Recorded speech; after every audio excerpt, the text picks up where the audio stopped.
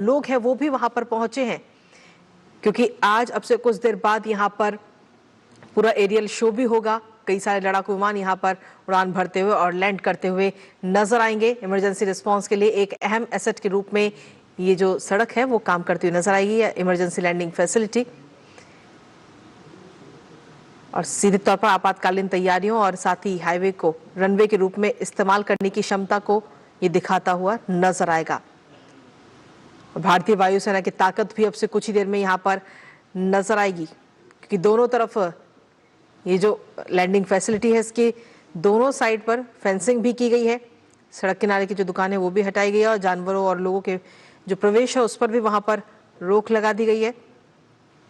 तो अपने आप में काफी खास है इमरजेंसी लैंडिंग फैसिलिटी, जहां पर प्रधानमंत्री नरेंद्र मोदी इस समय पहुंच चुके हैं, क्योंकि सीधे तौर पर ये भारत की आत्मनिर्भर और स्ट्रेटेजिक इंफ्रास्ट्रक्चर विकास की दिशा में एक महत्वपूर्ण कदम के तौर पर भी इसे देखा जा रहा है, जहां पर जो सड़कें हैं वो सिर्फ ट्रैफिक के लिए नहीं है बल्कि डिफेंस के लिए भी अब तैयार की जा रही हैं, जिससे कि आपात स्थिति में इन सड़कों पर लड़ाकू विमानों को भी उतारा जा सके, या फिर अगर नागरिक विमान है और इमरजेंसी में अगर उन्हें लैंड कराना पड़े तो वो उन्नयनेर বাবে সদা তৎপৰ মাননীয় प्रधानमंत्री महोदय विपुल हाथ सापरेरे आमी स्वागतम जनाइছো। तालियों की गड़गड़ाहट से हम माननीय प्रधानमंत्री जी का फिर से स्वागत करते हैं।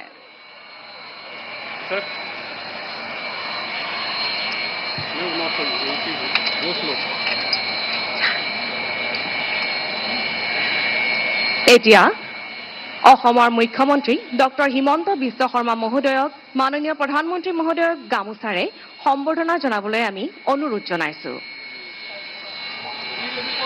असम की संस्कृति के प्रतीक गामोछा से माननीय प्रधानमंत्री जी का अभिनंदन किया जा रहा है। এয়া গামোচাৰে মাননীয় প্ৰধানমন্ত্ৰী মহোদয়ক আমি সম্বৰ্ধনা জনাইছো। এইবাৰ অসমীয়া সংস্কৃতিৰ আন এক প্ৰতীক জাপিৰে আদৰণি প্ৰধানমন্ত্ৰী মহোদয়ক সম্বৰ্ধনা জনাব माननीय मुख्यमंत्री महोदय। असम के संस्कृति के प्रतीक है ये जापी, जो माननीय प्रधानमंत्री जी को भेंट किया जा रहा है।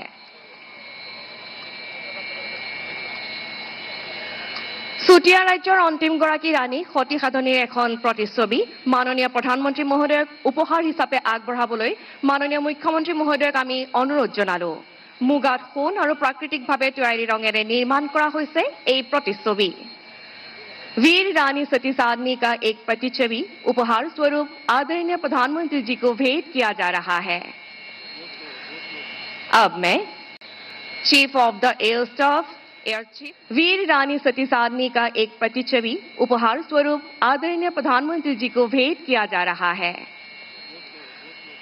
अब मैं chief of the air staff air chief marshal AP Singh ji से हमारे परम आदरणीय प्रधानमंत्री जी को अभिनंदन करने के लिए अनुरोध करती हूं।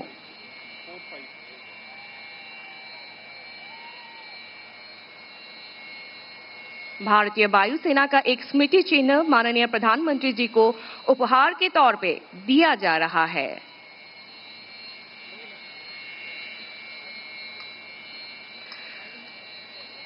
माननीय प्रधानमंत्री जी को आसन ग्रहण करने के लिए मैं अनुरोध करती हूँ। अब वो पल आ रहा है जहां नीले आसमान में भारतीय वायुसेना अपनी शक्ति प्रदर्शित करते हुए नजर आएगी। এতিয়া নীল আকাশত ভাৰতীয় বায়ুসেনাৰ শক্তি সামৰ্থ্য আহক আমি সকলোৱে প্ৰত্যক্ষ কৰো। সাক্ষী হৈ ৰওঁ অভূতপূৰ্ব এয়াৰ শ্ব'ৰ।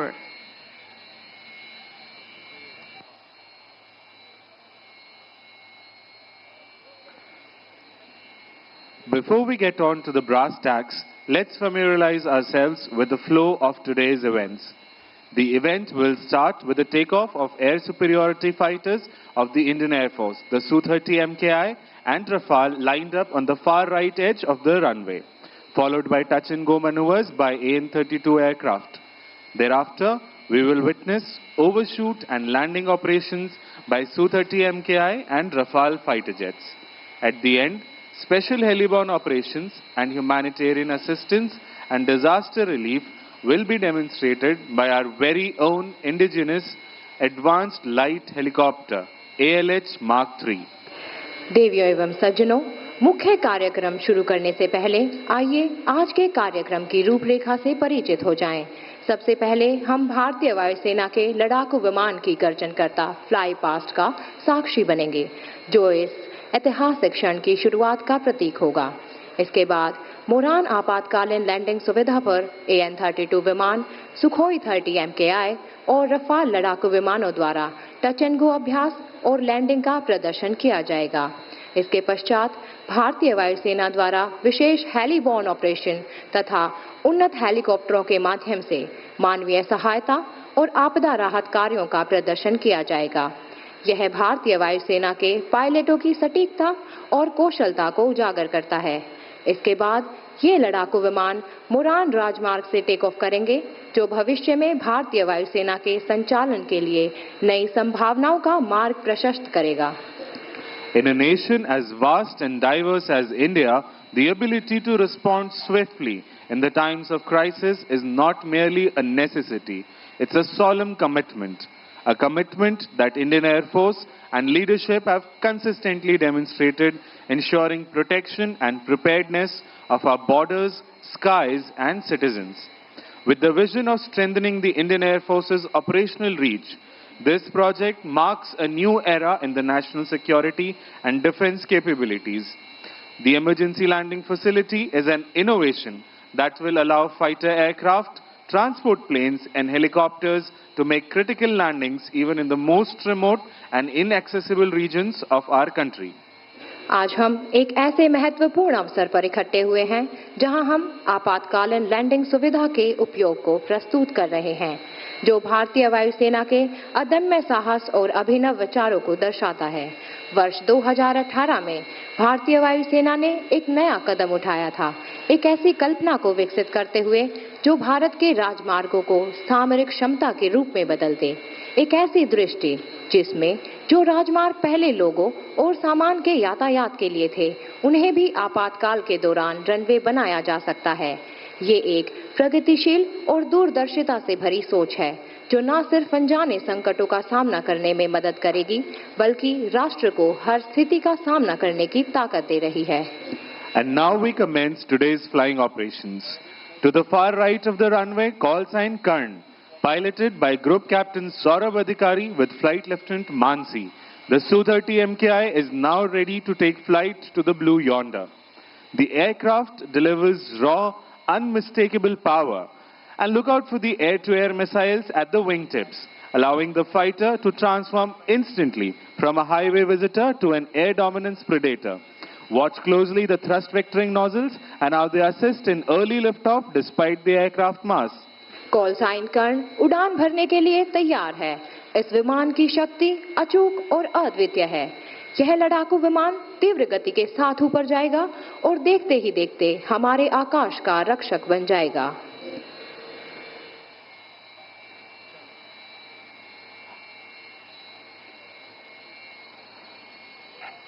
And notice the aircraft is now opening full power.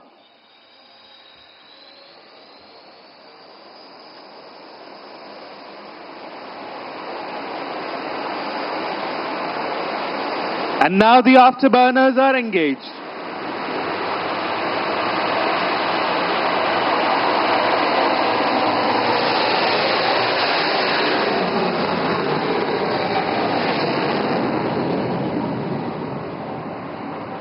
And now call sign Eklavya, piloted by SCON leader Masand. The Rafale aircraft is now lined up for departure. You'll now witness the aircraft getting airborne in less than 500 meters and being combat ready within seconds of leaving the ground. Call sign Eklavya Rafale विमान अब उड़ान भरने के लिए तैयार है। आक्रामक तरीके से ऊपर चढ़ते हुए यह विमान जमीन छोड़ने के कुछ ही क्षण में युद्ध के लिए तैयार हो जाता है।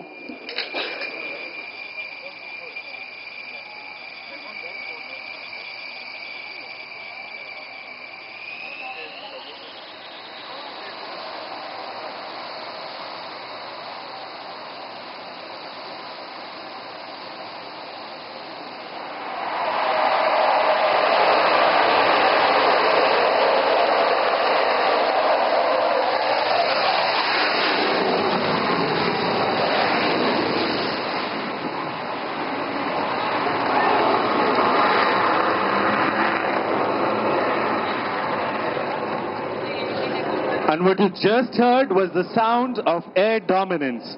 And now from the horizon on your right emerges a bird of steel, a symbol of strength and reliability, Indian Air Force's stalwart, the AN-32 aircraft, call sign Balram, flown by Group Captain Dagar with Wing Commander Rakshit. AN-32 विमान भारतीय वायुसेना का work horse यानी सबसे भरोसेमंद विमान माना जाता है। उत्तर पूर्वी क्षेत्रों में तैनात सुरक्षा बलों को हवाई मदद देता है। Look at the precision. The pilot is aligning a massive transport aircraft.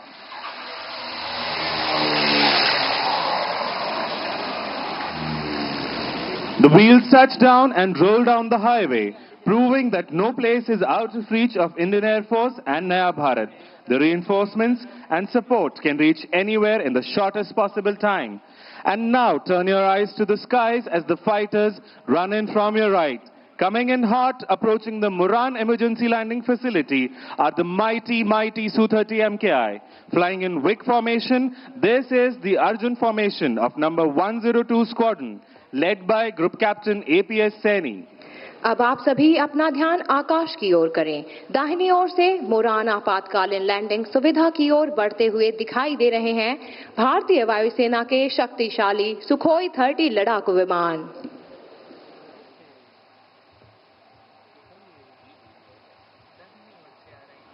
In a short while, the Wick formation will emerge tearing through the clouds. Ladies and gentlemen, be on the lookout for the mighty Su-30 MKI.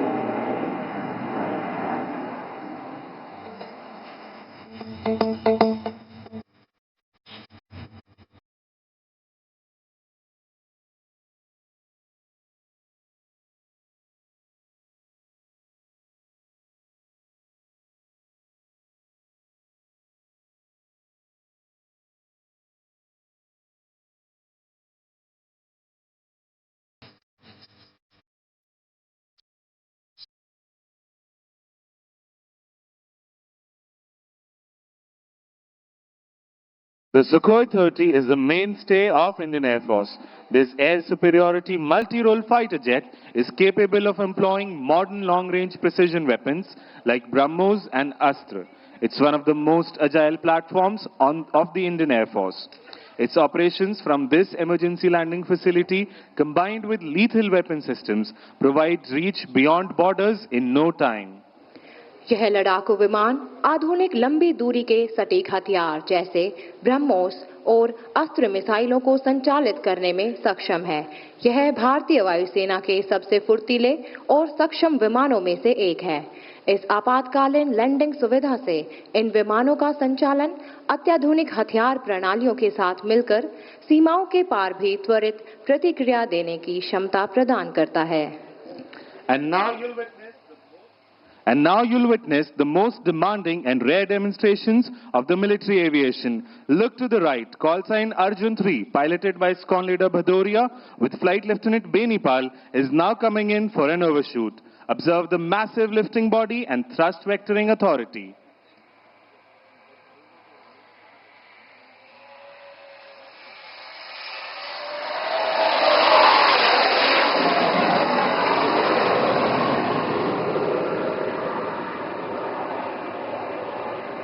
कृपया अपनी दाहिनी ओर देखें। Call sign Arjun 2, जिसका संचालन wing commander Saurabh Jaiswal और flight lieutenant यश पुनिया कर रहे हैं, अब ओवरशूट के लिए स्वयं को संरेखित कर रहा है।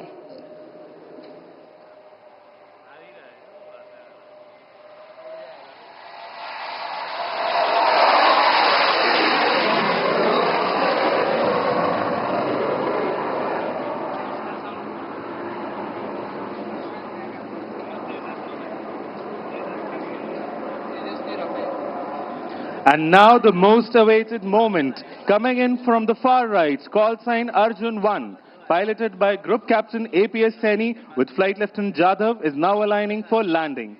Weighing over 38 tons, this twin-engine fighter demands nothing but absolute precision while landing on this highway.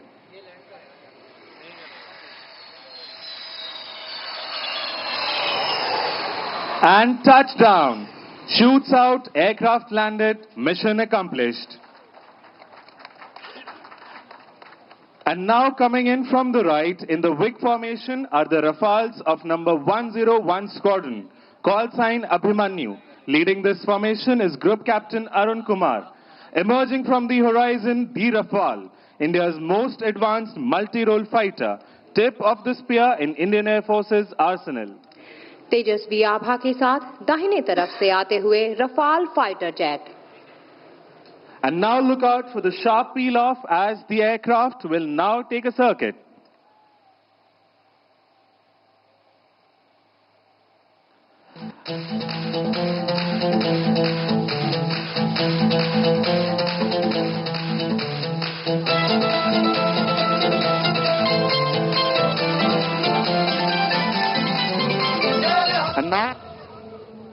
And now look out for the sharp peel off.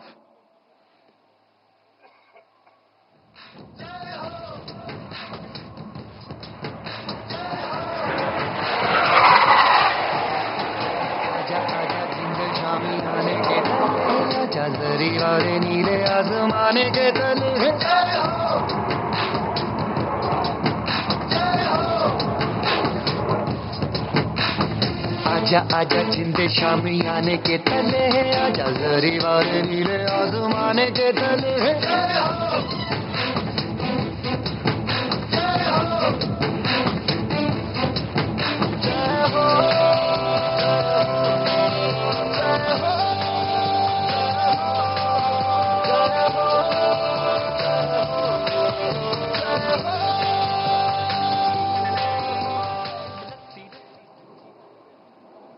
Against the backdrop of Jai Ho, the fighters proudly roar over the skies of Assam and the mighty Brahmaputra Valley.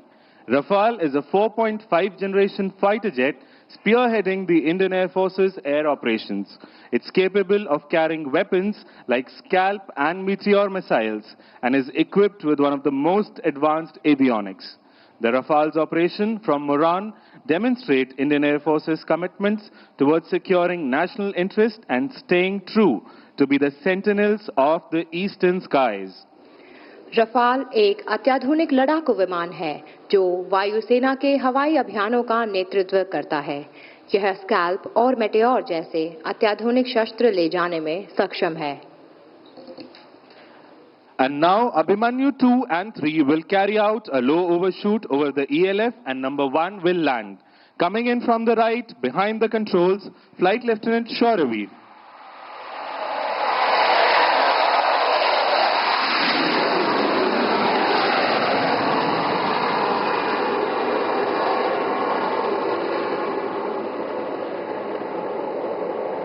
Call sign Abhimanyu 2 जिसका संचालन squad leader Chandgude कर रहे हैं, overshoot के लिए अग्रसर है. यह लड़ाकू विमान राष्ट्र की सुरक्षा का सशक्त प्रतीक बनकर हमारे साहस और आत्मनिर्भर भारत की ताकत को दर्शाता है.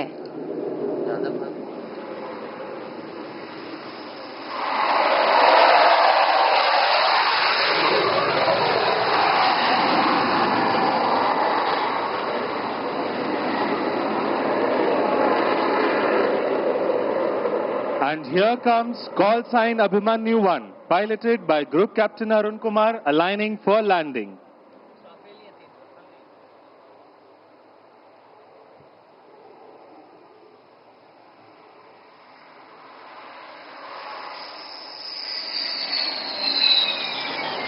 And touchdown. This is where Rafale excels. Short landing distance and high authority. Perfectly suited for dispersed operation from all types of landing strips.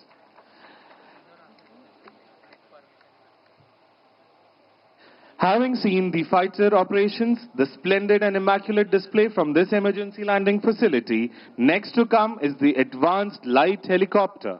This indigenously developed helicopter is not only a symbol of technological excellence, but a lifetime during times of crisis. एयरलैच helicopter स्वदेश में विकसित केवल तकनीकी उत्कृष्टता का प्रतीक ही नहीं बल्कि प्राकृतिक आपदाओं के समय एक जीवन रेखा भी है। कल्पना कीजिए उस परिस्थिति की जब बाढ़ या भूकंप के कारण हमारे देश का कोई हिस्सा दुर्गम हो जाता है, जब आपदा में फंसे लोगों की उम्मीद टूटने लगती है, तब यह विमान सबसे पहले सहायता के लिए पहुंचता है। आज हम इसके दोनों स्वरूपों के साक्षी होंगे।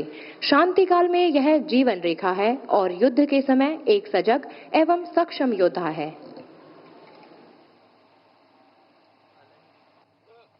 এতিয়া আমাৰ মাজলৈ আহি আছে ভাৰততে নিৰ্মিত শক্তিশালী হেলিকপ্টাৰ ALH। এই হেলিকপ্টাৰখন কেৱল এটা যন্ত্ৰই নহয়, এই বিপদৰ সময়ত আমাৰ বাবে এক আশাৰ ৰশ্মি।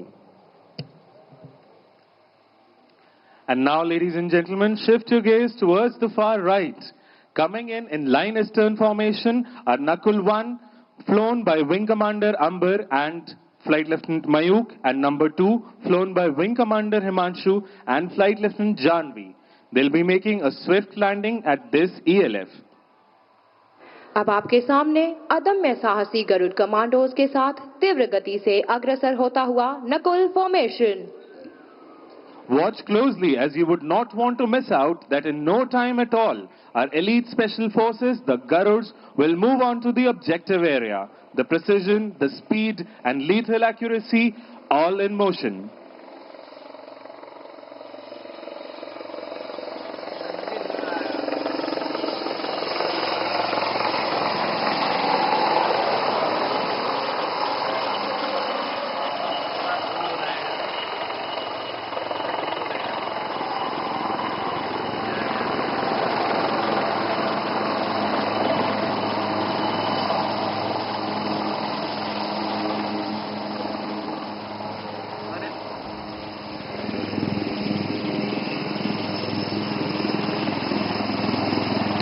Ladies and gentlemen, be on the lookout and see how swiftly the Garud commandos tread onto the objective area. Their planned and precise moves help them achieve tactical advantage, taking the enemy by surprise.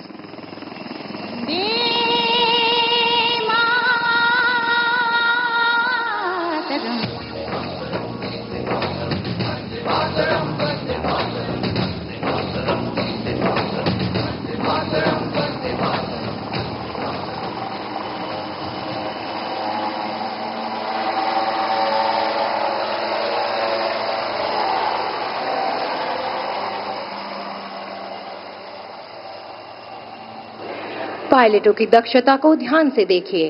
अपने mission को सफल करने के पश्चात शत्रु क्षेत्र से सुरक्षित दूरी स्थापित कर चुके हैं और पीछे छोड़ जाते हैं एक ऐसी टुकड़ी जो पूर्णतः सजग और शत्रु की सीमा के भीतर कार्यवाही के लिए तैयार है।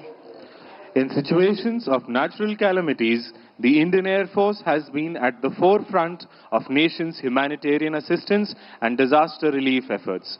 In such eventualities, citizens do need immediate medical attention irrespective of availability of the airfield. Look up once again. Here you see call sign Sehdev 1, piloted by Wing Commander Chandan and Squadron Leader Ashwant, and number 2, piloted by Squadron Leader Anil and Flight Lieutenant Shashank, coming in configured as casualty evacuation platform. Be on the lookout as Sehdev sweep in for humanitarian assistance to rescue the citizens, ensuring they receive immediate medical attention while being airlifted to safety.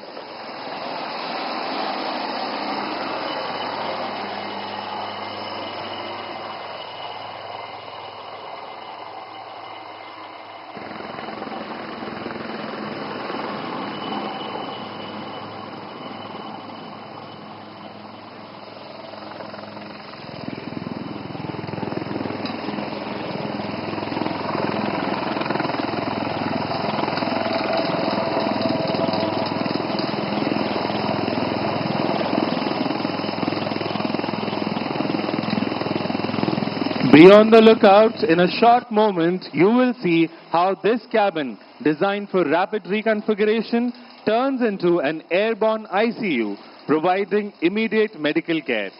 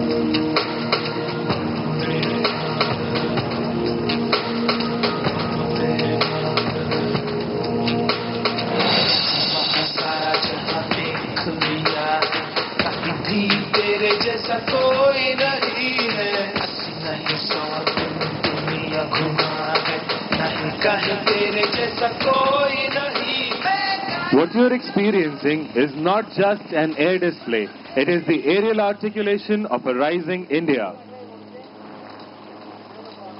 This indigenous marvel stands as a testament to India's vision of Atmanirbhar Bharat.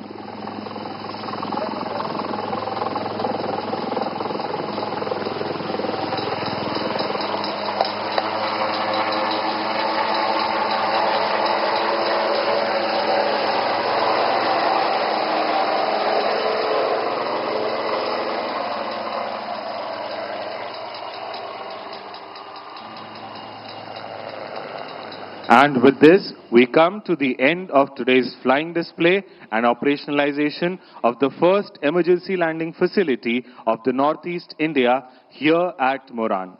We now prepare to bid farewell to our Honorable Prime Minister, Shri Narendra Modi ji. He is now departing from this venue, carrying with him pride and aspirations of the nation.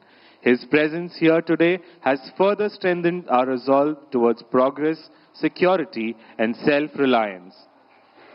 हमारे माननीय प्रधानमंत्री श्री नरेंद्र मोदी जी का कुशल नेतृत्व आज भारत को नई ऊर्जा, आत्मविश्वास और नई दिशा की तरफ ले जा रहा है।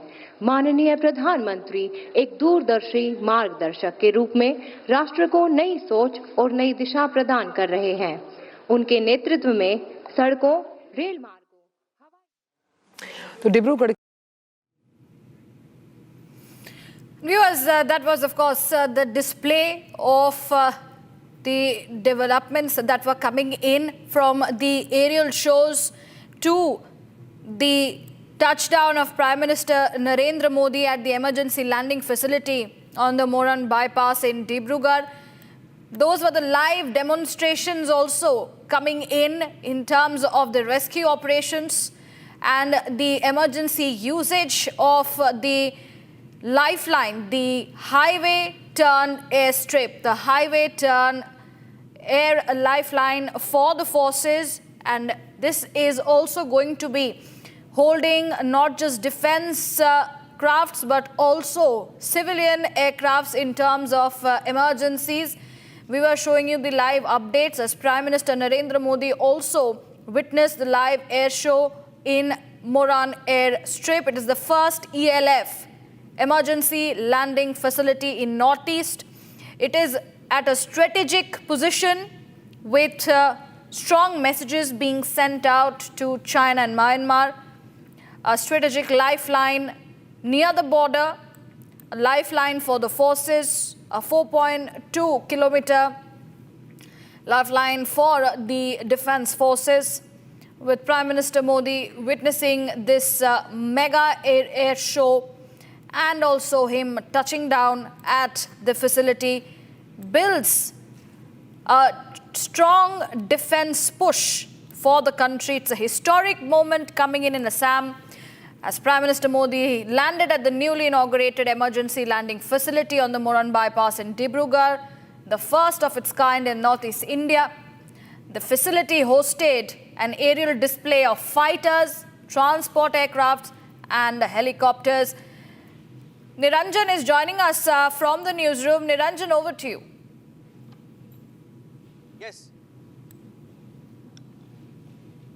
Yes, if you can hear me, this is extremely critical. You saw the full air show And this is a very significant and a symbolic airstrip. And what the Prime Minister did this morning is a strategic messaging very close to the China border, very close to the Myanmar border. And this is a full air show. In fact, this is for the first time that we have an official landing. Let's stay with the pictures full frame. This is about roughly 200 to 300 kilometers from the China border.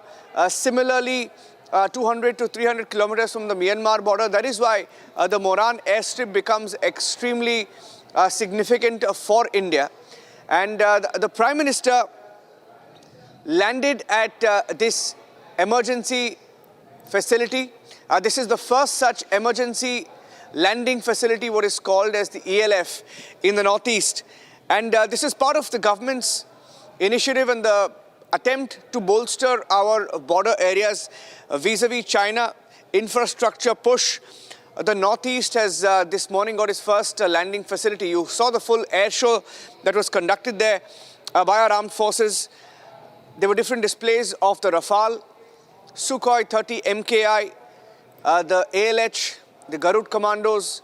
Now this is an airstrip which is roughly about 4.3 kilometers in length. It will be used, or rather it can be used by both fighter jets, by our armed forces and also by civilian aircraft. It is designed for both, for use in emergency situations. Now why is this critical? Because in case of any war-like situation, if any of the airstrips or any of the airports are hit, this can be used as an alternative airstrip by our forces. So it becomes significant on that front. And as far as India's eastern sector is concerned, we know the kind of threat that we now face with, just last evening we were discussing the threat vis-a-vis Bangladesh and radical forces and radical parties that have won the elections in Bangladesh, namely the Jamaat, etc. So we are on the lookout. There have been very, very, insightful statements that have come in from people in Bangladesh in the last few months who've tried to target India. So we are on the watch out, we're on the lookout. We have to keep our guard up, and that is why, while bolstering our defenses, this emergency landing facility becomes critical. Now, in case of a border skirmish or a border build-up, either with China or Myanmar or even Bangladesh for that matter, this becomes significant. It bolsters our offensive and defensive capability. So this is strategic on that front. Okay, we have KK Sinha, Major General KK Sinha joining us on the broadcast. General Sinha, your takeaways of the airstrip that was launched this morning. The Prime Minister was personally there, witnessed a live show. Your takeaways, sir? Good morning, Jahan. I think it is historical in the sense that this is the first emergency landing facility, we call it, in military, which is in Northeast on Moran. Moran is a bypass from Dibrugarh district. It is 4.2 kilometers long strip on which this facility has been created. It is very, very strategically important to have the redundancy. We know we have got Chabua nearby. Chabua is the air base of Indian Air Force. Guwahati, Jorhat, Tejpur, these are all there, Kalai Kunda and Barakpur in the Northeast. But this is the first facility which has there, and it is a very long strip, 4.2 kilometer, where you can have your fighters, you can also land your logistic planes over there. It gives you a tremendous boost, not only militarily, but also the disaster relief which takes place in this area. This is the extreme, as you know, Moran Hat, actually it is called. Moran Hat is the bypass from Dibrugarh. It goes toward the Namrup, which is very, very important. Strategically, very, very important area, because next to that is the Chabua Air Base.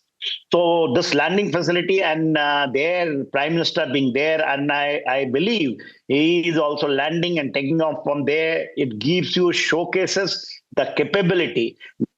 Now, I can see on your screen that map of the Northeast is coming. That shows that strategically, because it is very important against China, it is very important against Bangladesh, and it is also towards the Northeast, further Northeast side. And all this, when we say look east and act east policy, it becomes the backbone for that. Pictures from the Moran airstrip. The Prime Minister is still at the Moran airstrip, accompanied by the Air Force Chief. The Air Chief, we're cutting across live to the commentary coming in on DD Live. Let's go across through that. साथ प्राकृतिक आपदा या मुख्य airport अगर मान लीजिए काम नहीं कर रहा, उस स्थिति में वैकल्पिक लैंडिंग साइट की सुविधा प्रदान करता है। साथ ही साथ पूर्वोत्तर क्षेत्र में चीन और अन्य पड़ोसी देशों की सीमा के करीब होने की वजह से जब हम नेशनल सिक्योरिटी की बात करते हैं तो यानी कि राष्ट्रीय सुरक्षा के लिहाज से भी ये जरूरी है। वहीं हाईवे को जब हम सिविल और मिलिट्री इंफ्रास्ट्रक्चर की उपयोगिता बढ़ाने के लिहाज से भी बात करते हैं, तब भी इस एल्फ का अहम, हम मान सकते हैं, अहम जरूरत है और ये भारत की आत्मनिर्भर और स्ट्रेटेजिक इंफ्रास्ट्रक्चर के विकास की दिशा में एक अहम कदम माना जा रहा है। तो आप देख सकते हैं कि स्ट्रेटेजिक आवश्यकताओं और प्राकृतिक आपदाओं से निपटने के लिए ये अवलोकन बेहद जरूरी है और इमरजेंसी रिस्पांस के लिए एक अहम एसेट के तौर पर ये काम करेगा, एक विकल्प देगा उस लिहाज से। और डिब्रूगढ़ में जिस तरह से इस इमरजेंसी लैंडिंग की शुरुआत की गई और आज असम के लिहाज से पूर्वोत्तर के लिए हम इसे एक बड़ा दिन मान रहे हैं, क्योंकि इसके निर्माण में इमरजेंसी के दौरान मिलिट्री और सिविल एयरक्राफ्ट की लैंडिंग और टेक ऑफ करने में मदद मिलती हुई नजर आएगी। और इसीलिए आज का ये ऐतिहासिक पल रहा जब प्रधानमंत्री नरेंद्र मोदी डिब्रूगढ़ में मोरन बाईपास पर इमरजेंसी लैंडिंग फैसिलिटी पर उतरे, जहां उन्होंने फाइटर ट्रांसपोर्ट और हेलीकॉप्टर्स का हवाई प्रदर्शन देखा और एल्फ नॉर्थ ईस्ट इंडिया में अपनी तरह का पहला माना जा रहा है। तो इमरजेंसी में एक तरीके से हम समझ सकते हैं कि ये लाइफलाइन बनेगी ये सुविधा जब हम बात करते हैं इमरजेंसी लैंडिंग फैसिलिटी की, और इसका निर्माण भविष्य की जरूरतों को देखते हुए किया गया है। इस सुविधा को इंडियन एयरफोर्स के साथ मिलकर खास तौर पर डिजाइन किया गया। साथ ही इमरजेंसी रिस्पॉन्स के लिए ये जरूरी एसेट साबित हो सकता है किसी भी ऐसे पर्टिकुलर मौके पर जहां पर जरूरत होती है वैकल्पिक अलग अलग रास्तों की। और इससे नॉर्थ ईस्ट की जो प्राकृतिक आपदाएं हैं या तमाम स्ट्रेटेजिक जरूरतें हैं, उस दौरान बचाव और राहत ऑपरेशन बहुत तेजी से शुरू किया जा सकेगा। और एल्फ 40 टन तक के फाइटर एयरक्राफ्ट और 74 टन तक के मैक्सिमम टेक ऑफ वेट वाले ट्रांसपोर्ट एयरक्राफ्ट को हैंडल करने में सक्षम है। तो बड़ा कदम हम मान सकते हैं जब हम रक्षा क्षेत्र में आत्मनिर्भरता की बात करते हैं। टेक्नोलॉजी ट्रांसफर के लिहाज से ये अहम कदम कि कैसे इमरजेंसी लैंडिंग फैसिलिटी जो है वो देश की रक्षा प्रणाली को और मजबूत बना रहा है।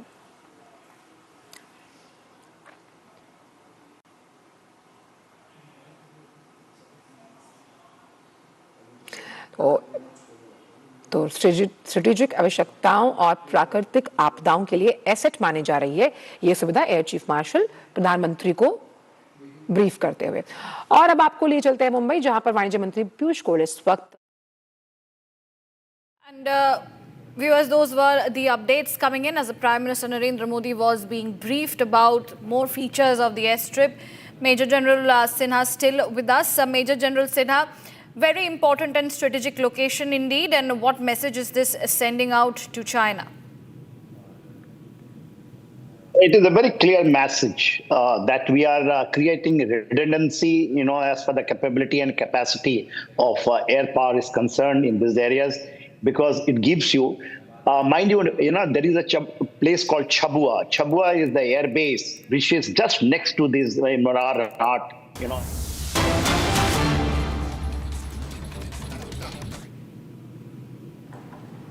सामूहिक प्रतिबद्धता है, उसको फिर एक बार उजागर करता है। कल ही सेवा तीर्थ के उद्घाटन के अवसर पर माननीय प्रधानमंत्री श्री नरेंद्र मोदी जी ने नागरिक देवो भव,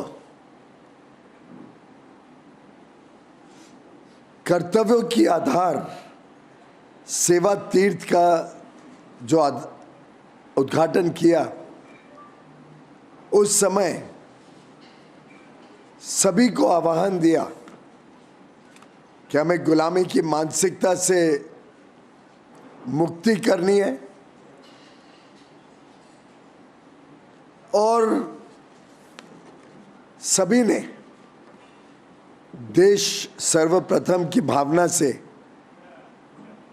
अपने अपने कर्तव्यों का निर्वहन करना है।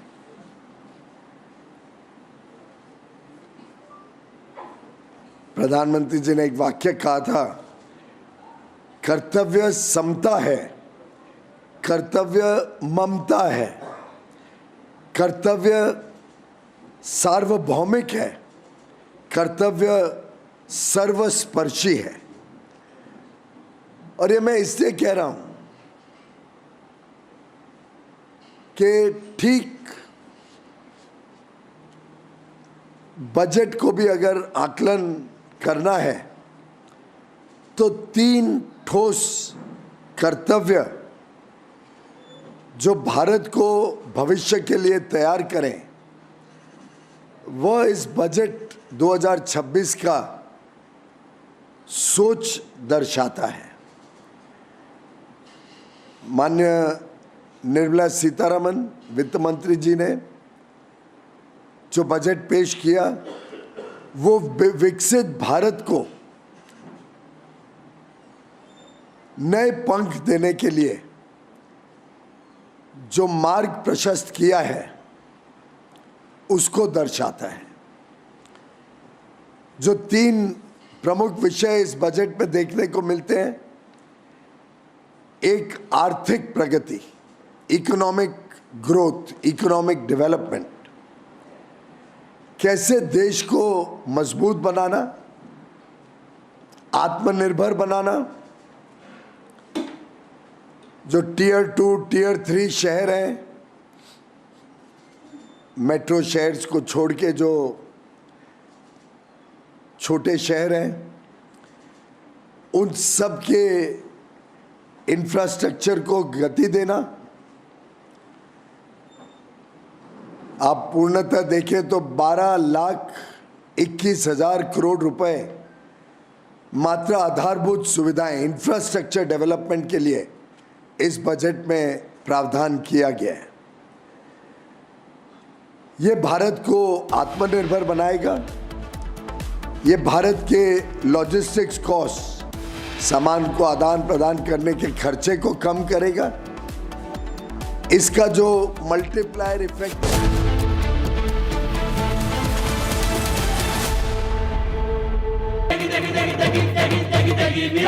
MDH की देगी मिर्च, देगी मिर्च का तड़का, अंग अंग फड़का। MDH की देगी मिर्च। यानी इस घर में कुछ है जो टूटता नहीं। ये पिलर कभी नहीं टूटेगा। रुंगटा स्टील TMT से बना। रुंगटा नहीं तो घर स्ट्रॉन्ग नहीं। रुंगटा स्टील TMT बार एकदम solid.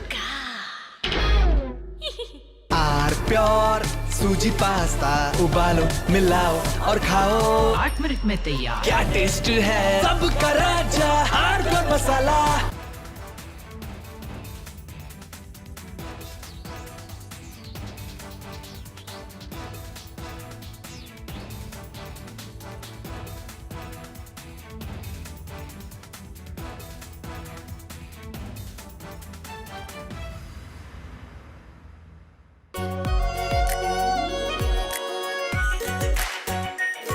Pure shahi paneer masala, delicious, healthy, every day. Himanta Biswa Sarma, good evening. Good evening. And everyone across the country has watched your press conference yesterday. Yes. Now, you see, now that you've done the press conference, you've made some very, very damning allegations against Gaurav Gogoi. Yes. Are you doing it? First question, let's have it out of the way. Are you doing this because you're facing a huge test in your political career with the Assam elections coming up, and he's the person Rahul Gandhi is putting up against you? Arnab, you know Assam. Even I produce a picture of Asim Munir and Gaurav Gogoi. Congress is not going to lose a single vote because whomever the vote, the section of people who vote for Gaurav Gogoi or Rahul Gandhi in Assam, in any case they will vote only Congress.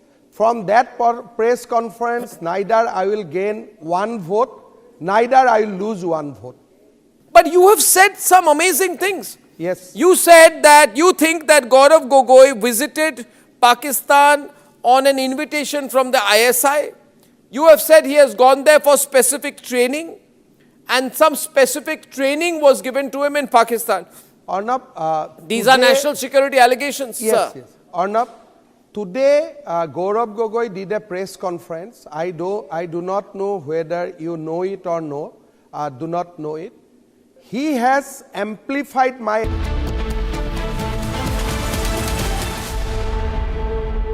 Are pure सूजी pasta उबालो मिलाओ और खाओ 8 minute में तैयार। क्या taste है सबका राजा आर प्योर मसाला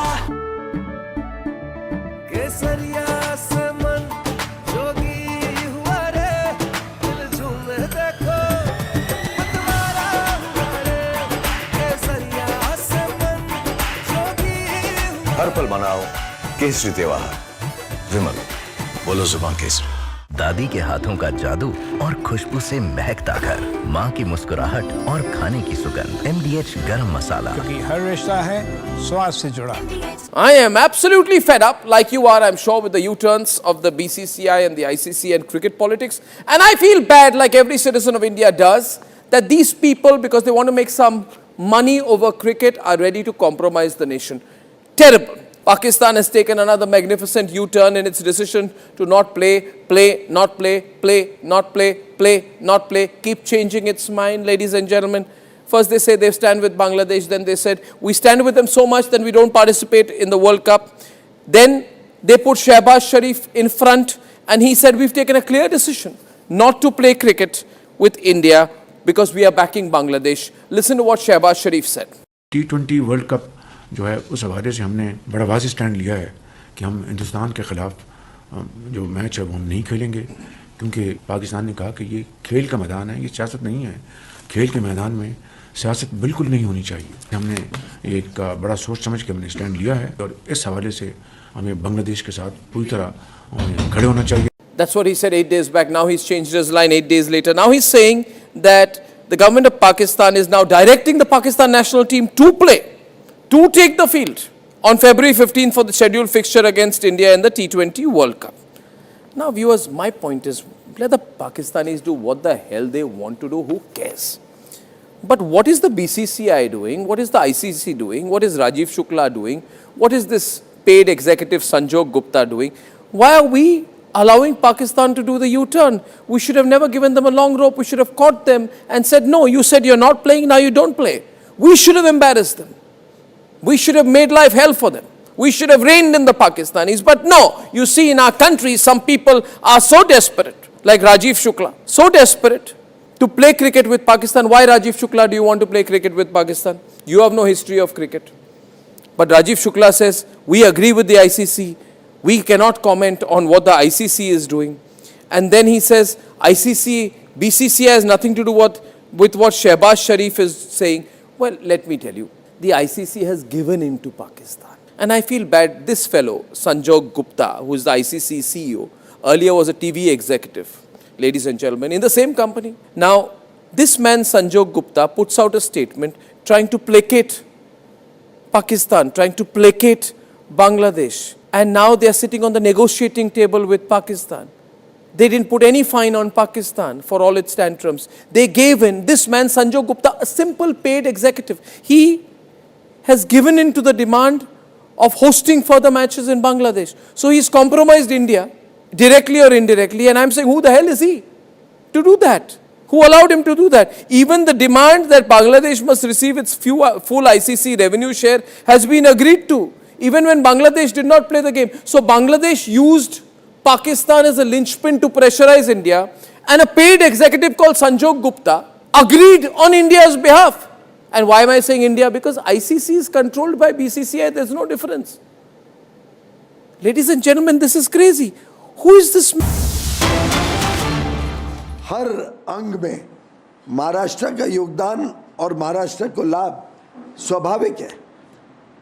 जब दिल्ली से मुंबई एक्सप्रेसवे बनेगा तो स्वाभाविक है महाराष्ट्र का बहुत बड़ा लाभ होगा। जब हाई स्पीड रेल मुंबई से अहमदाबाद शुरू होगी तो स्वाभाविक है महाराष्ट्र का लाभ होगा। जब वधावन पोर्ट तेज गति से तैयार होगा तो स्वाभाविक है महाराष्ट्र का लाभ होगा। जब मुंबई का तीसरा एयरपोर्ट वधावन पोर्ट और मेरे खुद के उत्तर मुंबई के क्षेत्र के बीच बनेगा तो स्वाभाविक है महाराष्ट्र का लाभ होगा। जब पर्यटन को बल दिया जाएगा तो स्वाभाविक है हमारे छत्रपति शिवाजी महाराज के सब किलों पे लोग और आकर्षित होंगे, जाएंगे। ढेर सारा लाभ मुंबई महाराष्ट्र को इस बजट और मोदी सरकार की अन्य योजनाओं से मिलने जा रहा है। लगातार मिला है, आगे भी मिलेगा। और प्रधानमंत्री नरेंद्र मोदी जी का जो रिफॉर्म एक्सप्रेस है उस पर सवार जो बड़े बड़े बदलाव इस देश में लाए जा रहे हैं, जिस प्रकार से 9 फ्री ट्रेड एग्रीमेंट 38 विकसित देशों के साथ प्रधानमंत्री मोदी जी के नेतृत्व में तय किए गए हैं। भारत को आत्मनिर्भर बनाने के लिए भारत आत्मविश्वास के साथ इन समझौतों में अपने हितों की रक्षा करके आगे बढ़ रहा है। बड़ी बड़ी मार्केट आज लगभग 70% अंतर्राष्ट्रीय ट्रेड, ग्लोबल ट्रेड का 70% आज भारत के लिए खुला है, जिसमें हमें प्रेफरेंशियल एक्सेस यानी दूसरे देशों से कंपेयर करें तो हमें लाभ देने वाला ऐसा फ्री ट्रेड जोन्स के माध्यम से, फ्री ट्रेड एग्रीमेंट्स के माध्यम से सुनिश्चित किया गया है। और जब फ्री ट्रेड एग्रीमेंट किए तब जो भारत के सेंसिटिव सेक्टर्स हैं जहाँ पे हमें संवेदनशीलता है, जैसे डेयरी है, जैसे हमारे किसानों के अलग अलग उत्पाद हैं, जीएम फूड्स हैं, इन सब चीज़ों को बाहर रख के हमारे किसानों के हितों को भी सुरक्षित रखा है। हमारे लेबर इंटेंसिव सेक्टर्स जैसा कि टेक्सटाइल्स, फुटवेयर, चमड़ा का व्यापार, हैंडलूम, हैंडीक्राफ्ट, जूते, engineering industry, electronic component manufacturing, auto components, गाड़ियाँ, ढेर सारे ऐसे लेबर इंटेंसिव सेक्टर्स जो भारत को और आगे बढ़ाने में नई मार्केट खोल के हमारे निर्यात को बढ़ाएंगे, रोजगार को बढ़ाएंगे, निवेश को बढ़ाएंगे। ये प्रधानमंत्री नरेंद्र मोदी जी के नेतृत्व में भारत के आगे आने वाले दिनों में अमृत काल में विकसित भारत 2047 तक। All right, viewers, now the current parliament session has witnessed much uproar over the India-US trade deal. Now, leader of opposition Rahul Gandhi has been alleging a compromise on India's agriculture sector and farmers' security in the trade deal with the US. And following the massive face-off in parliament and Nishikant Dubey even raising a substantive motion against Rahul Gandhi, Union Minister Piyush Goyal has again hit back. Listen into what he has said. Mr. Rahul Gandhi has once again rolled out a stage-managed, most artificial and fake narrative. This time, he's shooting from the shoulders of a few Congress party activists who are pretending to be farmer leaders in a completely artificial and baseless conversation. You can see them taking the microphone around.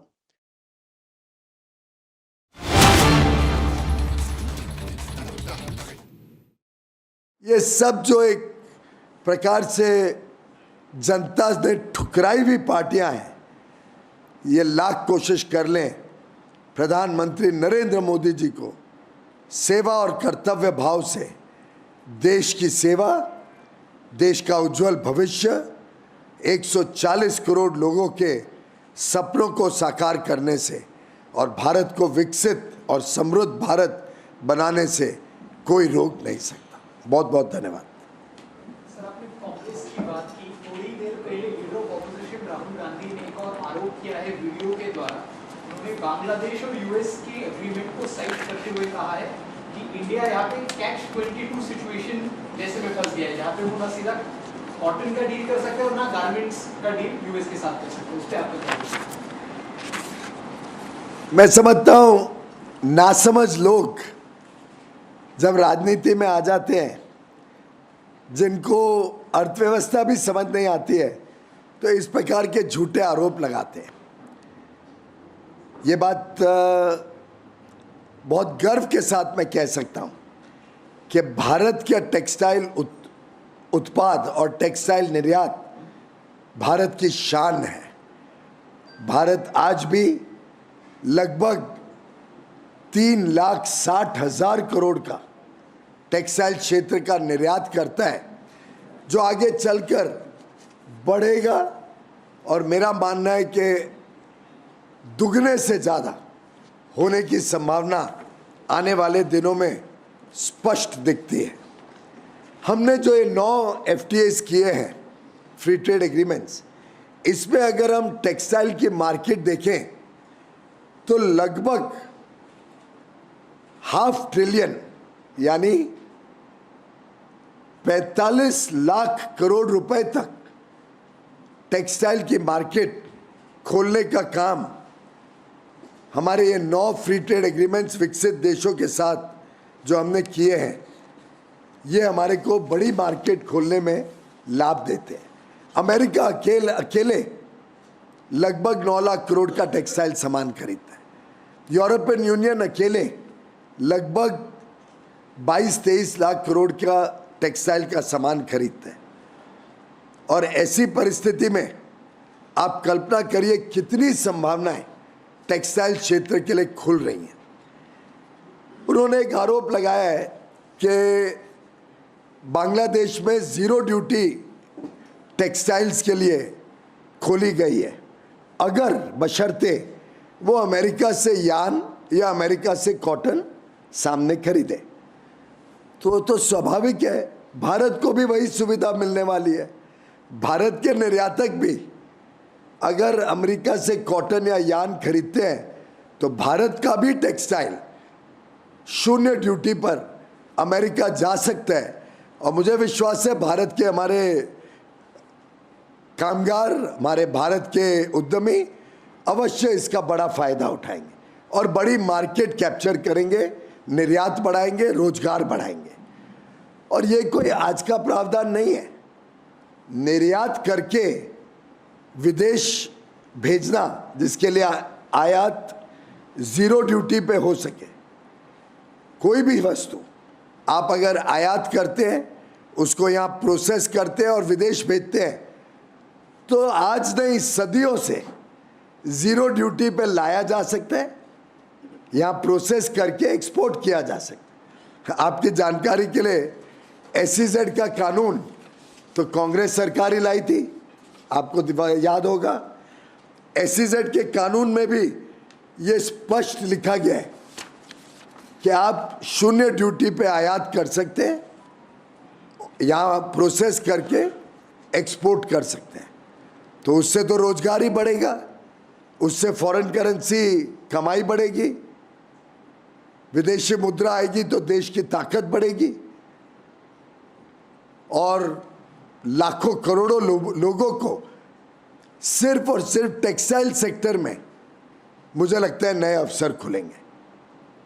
और ये जो उसके सामने जो झूठा आरोप लगाया जा रहा है कि कॉटन अगर बाहर से आएगा तो कॉटन फार्मर्स का, हमारे किसानों का क्या, उसके लिए मैं उनको बता दूं कि जब इतनी बड़ी मार्केट, विश्व की 45 लाख करोड़ की मार्केट खुल रही है भारत के लिए, तो भारत का तो कॉटन डिमांड इतना बढ़ने वाला है कि मैं तो चाहता हूं कि और हमारे किसान कॉटन का उत्पादन बढ़ाएं और प्रोडक्टिविटी बढ़ाएं, उत्पादकता बढ़ाएं, क्योंकि कपास की जो ज़रूरत है भारत में वो लगातार बढ़ने वाली है। पूरा अमेरिका का जितना कॉटन है वो सब कॉटन भी देख लें तो भारत का 10% भी जो रिक्वायरमेंट है, जो ज़रूरत है, उसको पूरा नहीं कर पाएगा। तो मैं आज तक ये समझ नहीं पाया हूँ कि राहुल गांधी जी को इतने नासमझ व्यक्ति को लीडर ऑफ ऑपोजिशन कैसे बनाया गया, कैसे कांग्रेस पार्टी इस बात को नहीं समझ पा रही है कि एक ऐसा व्यक्ति जिसको ना अर्थव्यवस्था की समझ, सिर्फ झूठ और फरेब के अलावा और वक्तव्य ट्वीट करने के अलावा उनके पास कुछ बताने के लिए है नहीं, सच्चाई से हजारों मील दूर रहते हैं। भारत की तो कॉटन की क्षमता भी बढ़ेगी, कॉटन की रिक्वायरमेंट भी बढ़ेगी, और ये जो नीति है आयात करके प्रोसेस करके निर्यात करना, ये फॉरेन ट्रेड पॉलिसी में सदियों से चले आ रही है, कोई नई नहीं है। एसईजेड पॉलिसी जो, और ये दोनों चीज़ें foreign trade policy, SEZ policy, Congress के ज़माने से यही है कि आप कुछ भी चीज़ आयात कर सकते हैं, यहाँ प्रोसेस करके एक्सपोर्ट करें तो ज़ीरो ड्यूटी पे आती है। तो वहाँ तो कोई नुकसान नहीं है, उल्टे लोगों को रोज़गार मिलेगा, किसानों के बच्चों को भी रोज़गार मिलेगा और किसानों को अपार अवसर मिलेंगे, क्योंकि टेक्सटाइल क्षेत्र अब पूरे विश्व का 70% मार्केट में भारत के लिए खुल गया है। भारत को मैंने अभी अभी एक लिस्ट भी निकाली किस प्रकार से अलग अलग टेक्सटाइल क्षेत्र को एफटीएस में बेनिफिट मिला है। अब यूरोपियन यूनियन को ले लीजिए, जैसा मैंने बताया कि यूरोपियन यूनियन अकेले की मार्केट करीब करीब 22-23 लाख करोड़ रुपए की है, टेक्सटाइल मार्केट। उसमें हर एक वस्तु, हर एक टेक्सटाइल का प्रोडक्ट भारत से 0 ड्यूटी पे जाएगा। उसका कॉटन कोई किधर से लाना नहीं पड़ेगा, भारत का ही कॉटन होगा। न्यूजीलैंड को ले लीजिए, हर एक जो टेक्सटाइल प्रोडक्ट है 0 ड्यूटी पे जाएगा। ब्रिटेन को ले लीजिए, यूनाइटेड किंगडम, टेक्सटाइल के प्रोडक्ट्स 0 ड्यूटी पे जाएंगे। यूनाइटेड किंगडम अकेला, इंग्लैंड अकेला लगभग 27 बिलियन यानी करीब करीब 2.5 लाख करोड़ का कॉटन, 2.5 लाख करोड़ का टेक्सटाइल खरीदता है। तो ऐसे कुल मिला के जब 45 लाख करोड़ की मार्केट खुल रही है, तो आप कल्पना करिए भारत के लिए कितनी बड़ी सौगात है, कितना बड़ा व्यापार हम बढ़ा सकते हैं।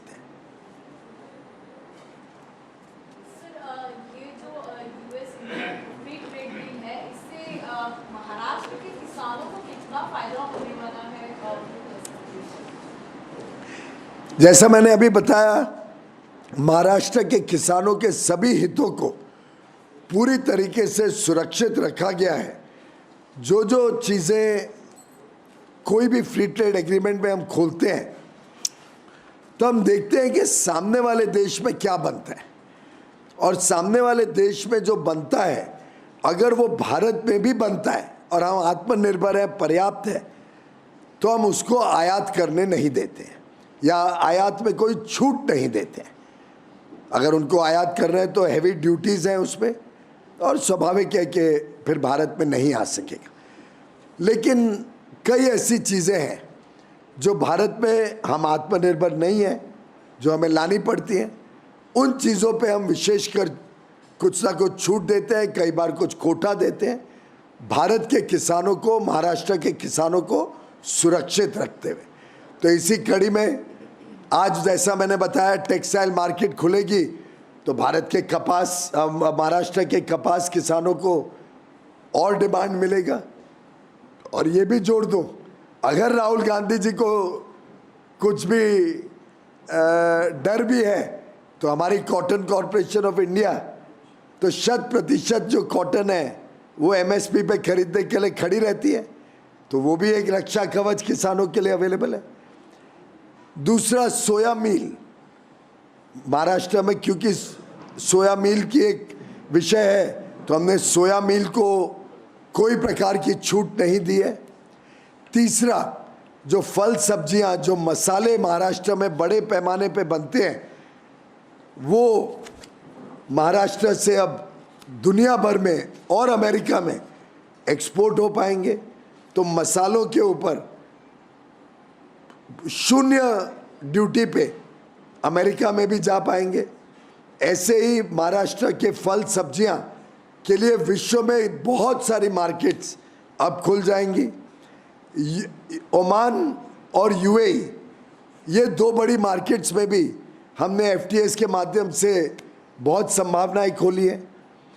अब जो 6 देश है खाड़ी के, सऊदी अरेबिया, बहरीन, कतार और कुवैत, ये 4 और ओमान, यूएई, 6 देश का एक संयुक्त फ्री ट्रेड एग्रीमेंट की बातचीत भी शुरू कर दी है। और ये 6 देशों में ही महाराष्ट्र से देखें तो लाखों करोड़ रुपए का सामान महाराष्ट्र से निर्यात हो सकता है, विशेषकर क्योंकि उनकी खाद्य सुरक्षा के लिए वो भारत के ऊपर निर्भर है। तो मुझे लगता है कि आज किसानों के पास ढेर सारे अवसर हैं। हमारे युवा युवती अगर इसको फूड प्रोसेसिंग भी करें, जैसे आलू है, आलू को हम यहाँ पे प्रोसेस करके एक्सपोर्ट करते हैं तो कई गुना ज़्यादा दाम मिलता है। जो वस्तु हमारे किसान बनाते हैं वो कच्चा माल भी जा सकता है और प्रोसेस करके अगर प्रोसेस फूड जाता है तो बड़े पैमाने पे रोजगार भी महाराष्ट्र में निर्माण होगा। India signed trade agreement with 38 countries in the past 1 year. How different is the trade pact with the US compared to EU? Well, all the trade pacts are very good for India. All the 9 free trade agreements that Prime Minister Narendra Modi's government has finalized protect all the sensitive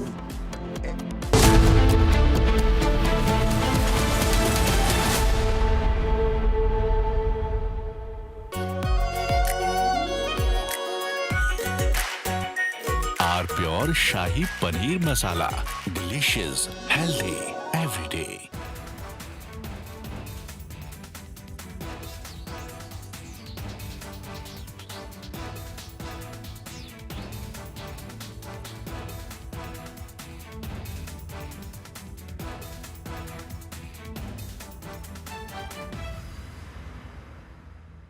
MDH की हल्दी मिर्ची धनिया करे कमाल, ये रंग दे, ये खुशबू दे, ये तीखा, ये कम पड़े, क्या निराला MDH masala. Himanta Biswa Sarma, good evening. Good evening. And everyone across the countries watched your press conference yesterday.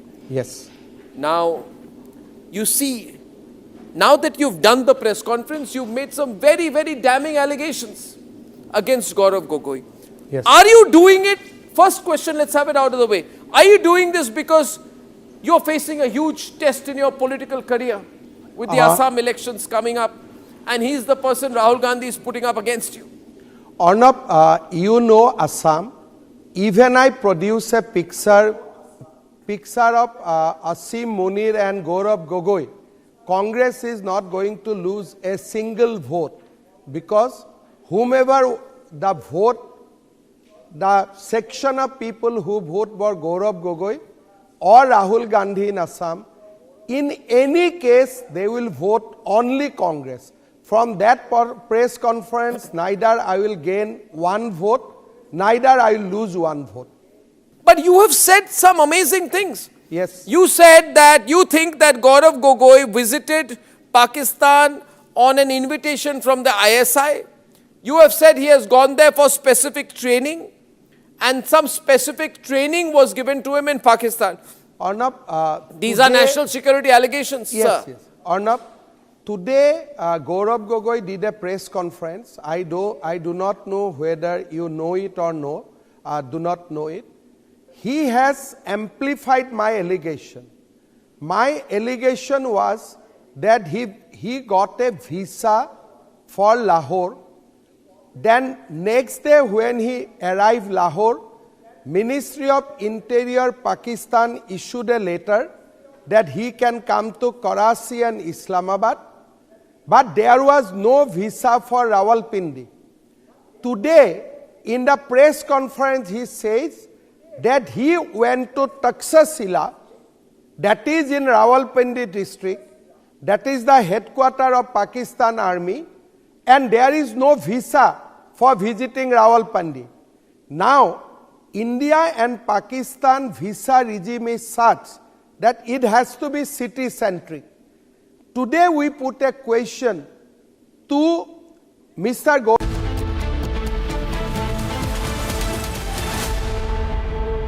ये है सीक्रेट रेसिपी MDH का जीरा सिप जल जीरा मसाला। सिप सिप जीरा सिप जीरा सिप MDH का जल जीरा सिप MDH का जल जीरा सिप। केसरिया से मन जोगी हुआ रे, दिल झूमे देखो मतवारा हुआ रे। केसरिया से मन जोगी हुआ। हर पल मनाओ केसरी त्योहार, विमल बोलो जुबान केसरी। थोड़े में ज्यादा स्वाद ये ही तो है इसकी खास बात। वाओ मामा क्या स्वाद है, अरे मेरे राजा। I am absolutely fed up, like you are, I'm sure, with the U-turns of the BCCI and the ICC and cricket politics. And I feel bad, like every citizen of India does, that these people, because they want to make some money over cricket, are ready to compromise the nation. Terrible. Pakistan has taken another magnificent U-turn in its decision to not play, not play, not play, keep changing its mind, ladies and gentlemen. First they say they stand with Bangladesh, then they said we stand with them so much that we don't participate in the World Cup. Then they put Shehbaz Sharif in front and he said we've taken a clear decision not to play cricket with India because we are backing Bangladesh. Listen to what Shehbaz Sharif said. T20 world cup जो है उस हवाले से हमने बड़ा वाज़ी stand लिया है कि हम हिंदुस्तान के ख़िलाफ़ जो मैच है वो हम नहीं खेलेंगे, क्योंकि पाकिस्तान ने कहा कि ये खेल का मैदान है, ये सियासत नहीं है। खेल के मैदान में सियासत बिल्कुल नहीं होनी चाहिए। हमने एक बड़ा सोच समझ के हमने स्टैंड लिया है और इस हवाले से हमें बांग्लादेश के साथ पूरी तरह खड़े होना चाहिए। That's what he said 8 days back. Now he's changed his line 8 days later. Now he's saying that the government of Pakistan is now directing the Pakistan national team to play, to take the field on February 15th for the scheduled fixture against India in the T20 World Cup. Now viewers, my point is, let the Pakistanis do what the hell they want to do, who cares? But what is the BCCI doing? What is the ICC doing? What is Rajiv Shukla doing? What is this paid executive Sanjog Gupta doing? Why are we allowing Pakistan to do the U-turn? We should have never given them a long rope. We should have caught them and said, no, you said you're not playing, now you don't play. We should have embarrassed them. We should have made life hell for them. We should have reined in the Pakistanis. But no, you see in our country, some people are so desperate, like Rajiv Shukla, so desperate to play cricket with Pakistan. Why, Rajiv Shukla, do you want to play cricket with Pakistan? You have no history of cricket. But Rajiv Shukla says, we agree with the ICC. We cannot comment on what the ICC is doing. And then he says, ICC, BCCI has nothing to do with what Shehbaz Sharif is saying. Well, let me tell you, the ICC has given in to Pakistan. And I feel bad, this fellow, Sanjog Gupta, who is the ICC CEO, earlier was a TV executive, ladies and gentlemen, in the same company. Now,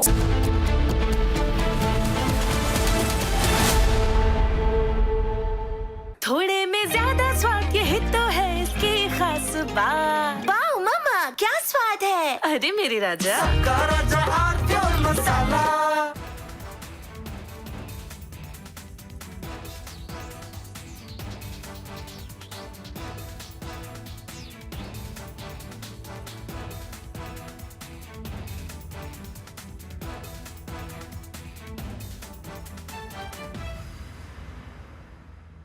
ये है secret recipe MDH का जीरा SIP जल जीरा मसाला। SIP SIP जीरा SIP MDH का जल जीरा सिप MDH का जल जीरा SIP. Himanta Biswa Sarma, good evening. Good evening. And everyone across the country has watched your press conference yesterday.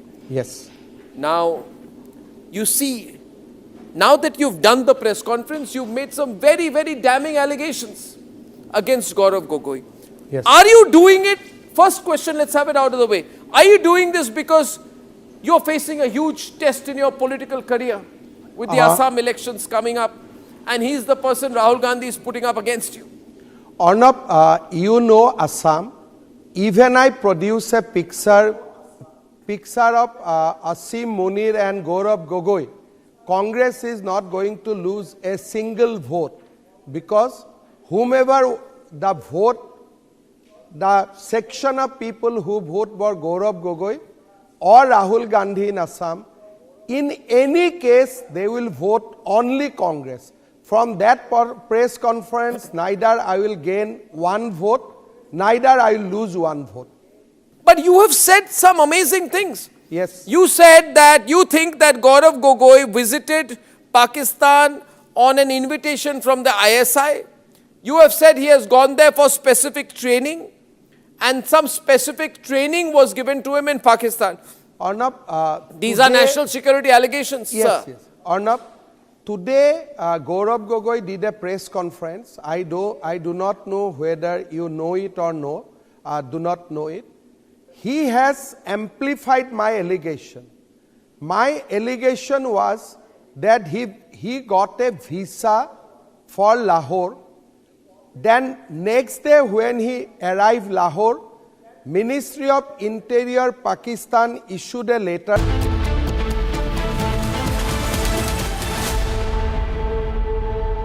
MDH की हल्दी मिर्ची धनिया करे कमाल, ये रंग दे, ये खुशबू दे, ये तीखा, ये कम पड़े, क्या निराला MDH masala.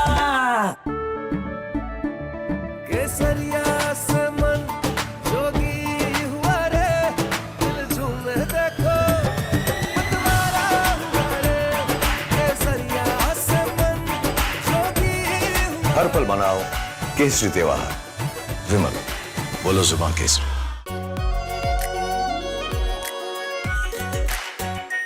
Our pure Shahi Paneer Masala. Delicious, healthy, every day. I am absolutely fed up, like you are, I'm sure, with the U-turns of the BCCI and the ICC and cricket politics. And I feel bad, like every citizen of India does, that these people, because they want to make some money over cricket, are ready to compromise the nation.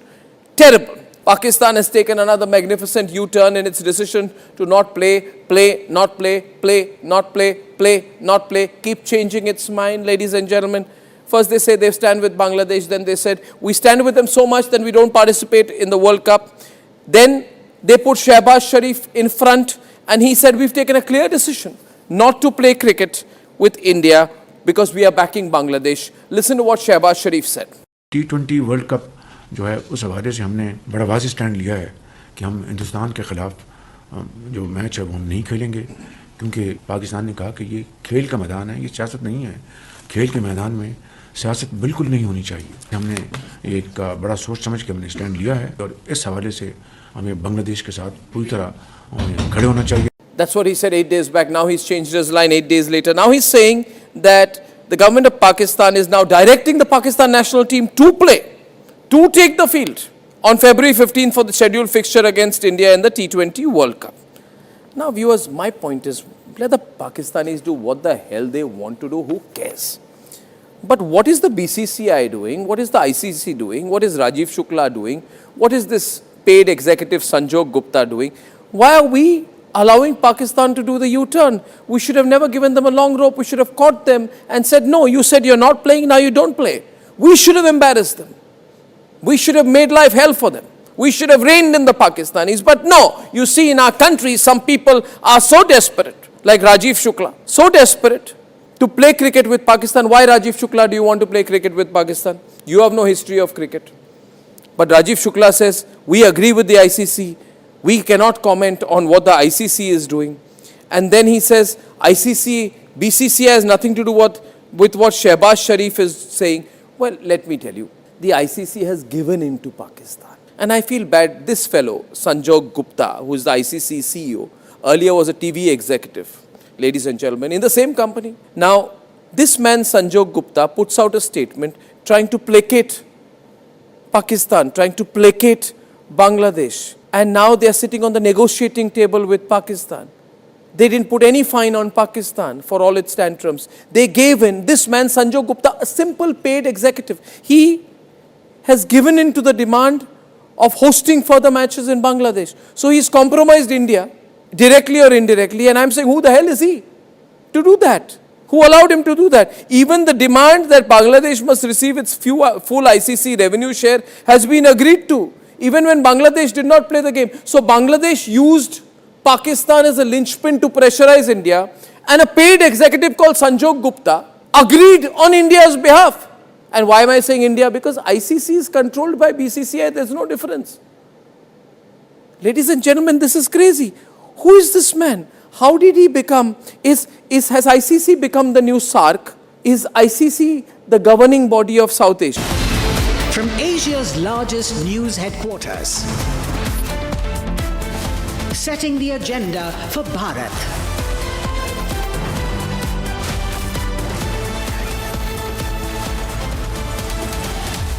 You're watching Republic.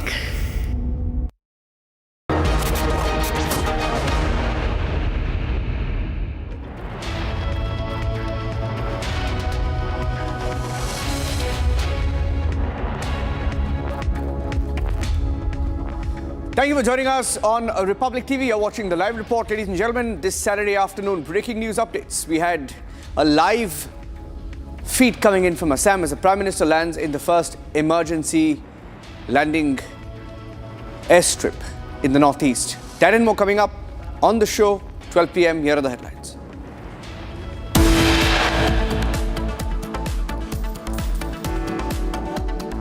Prime Minister lands at the Moran airstrip, a 4.2-kilometer lifeline in the northeast, becomes the first airstrip in the northeast for emergency use by both military and civilian aircraft.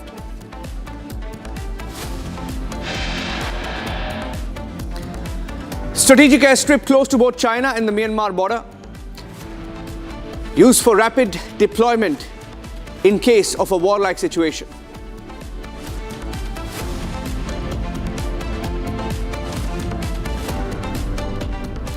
Trade deal face-off, unusual attack on Rahul Gandhi by top ministers. Piyush Goyal leads the charge, releases a 4-minute video attacking Rahul Gandhi. Shivraj Singh Chauhan, Agriculture Minister, Commerce Minister, Agriculture Minister, take on Rahul Gandhi on his claims on the US trade deal.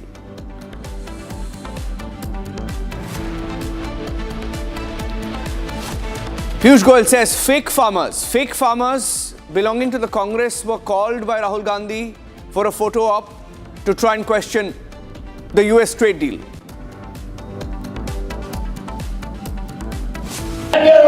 SP Kurukshetra. How you write to DGP? Sir, SP Kurukshetra. अरे you write to DGP. मैं कह रहा हूँ उसको suspend करो. Sir मैं DG sir को. मैं कह रहा हूँ उसको सस्पेंड करो. आपने खाली एग्जीक्यूट कर रही है मेरा. On camera, Anil Vij, Haryana Minister, facing off with an IPS officer over suspension of a policeman accused of fraud.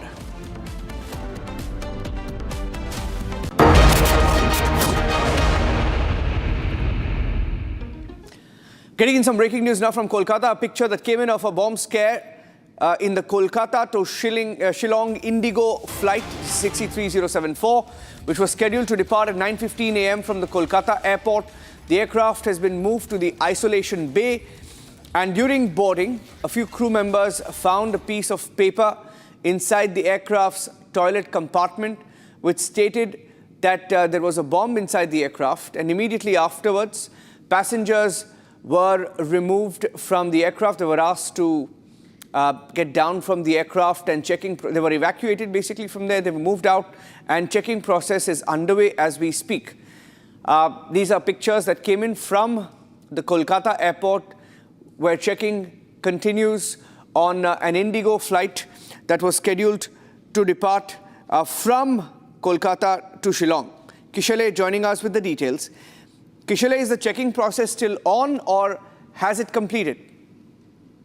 Well, as we speak, Niranjan, the latest reports are coming that the check-in process is still on, but it is almost concluding. I'll give further details to our viewers. Kolkata to Shillong Indigo flight number 6E3074, which was scheduled to departure at 9:15. Now, in this aircraft, there was a piece of paper inside a toilet, it is being said, which crew members found out that there is a bomb inside this aircraft. Immediately, the aircraft was isolated, the passengers were evacuated, and check-in process was on. And still now, we are hearing that the check-in process almost is complete and no bombs have been found yet. However, the authorities are taking extra precautions to ensure that no lapses are there in the checking process.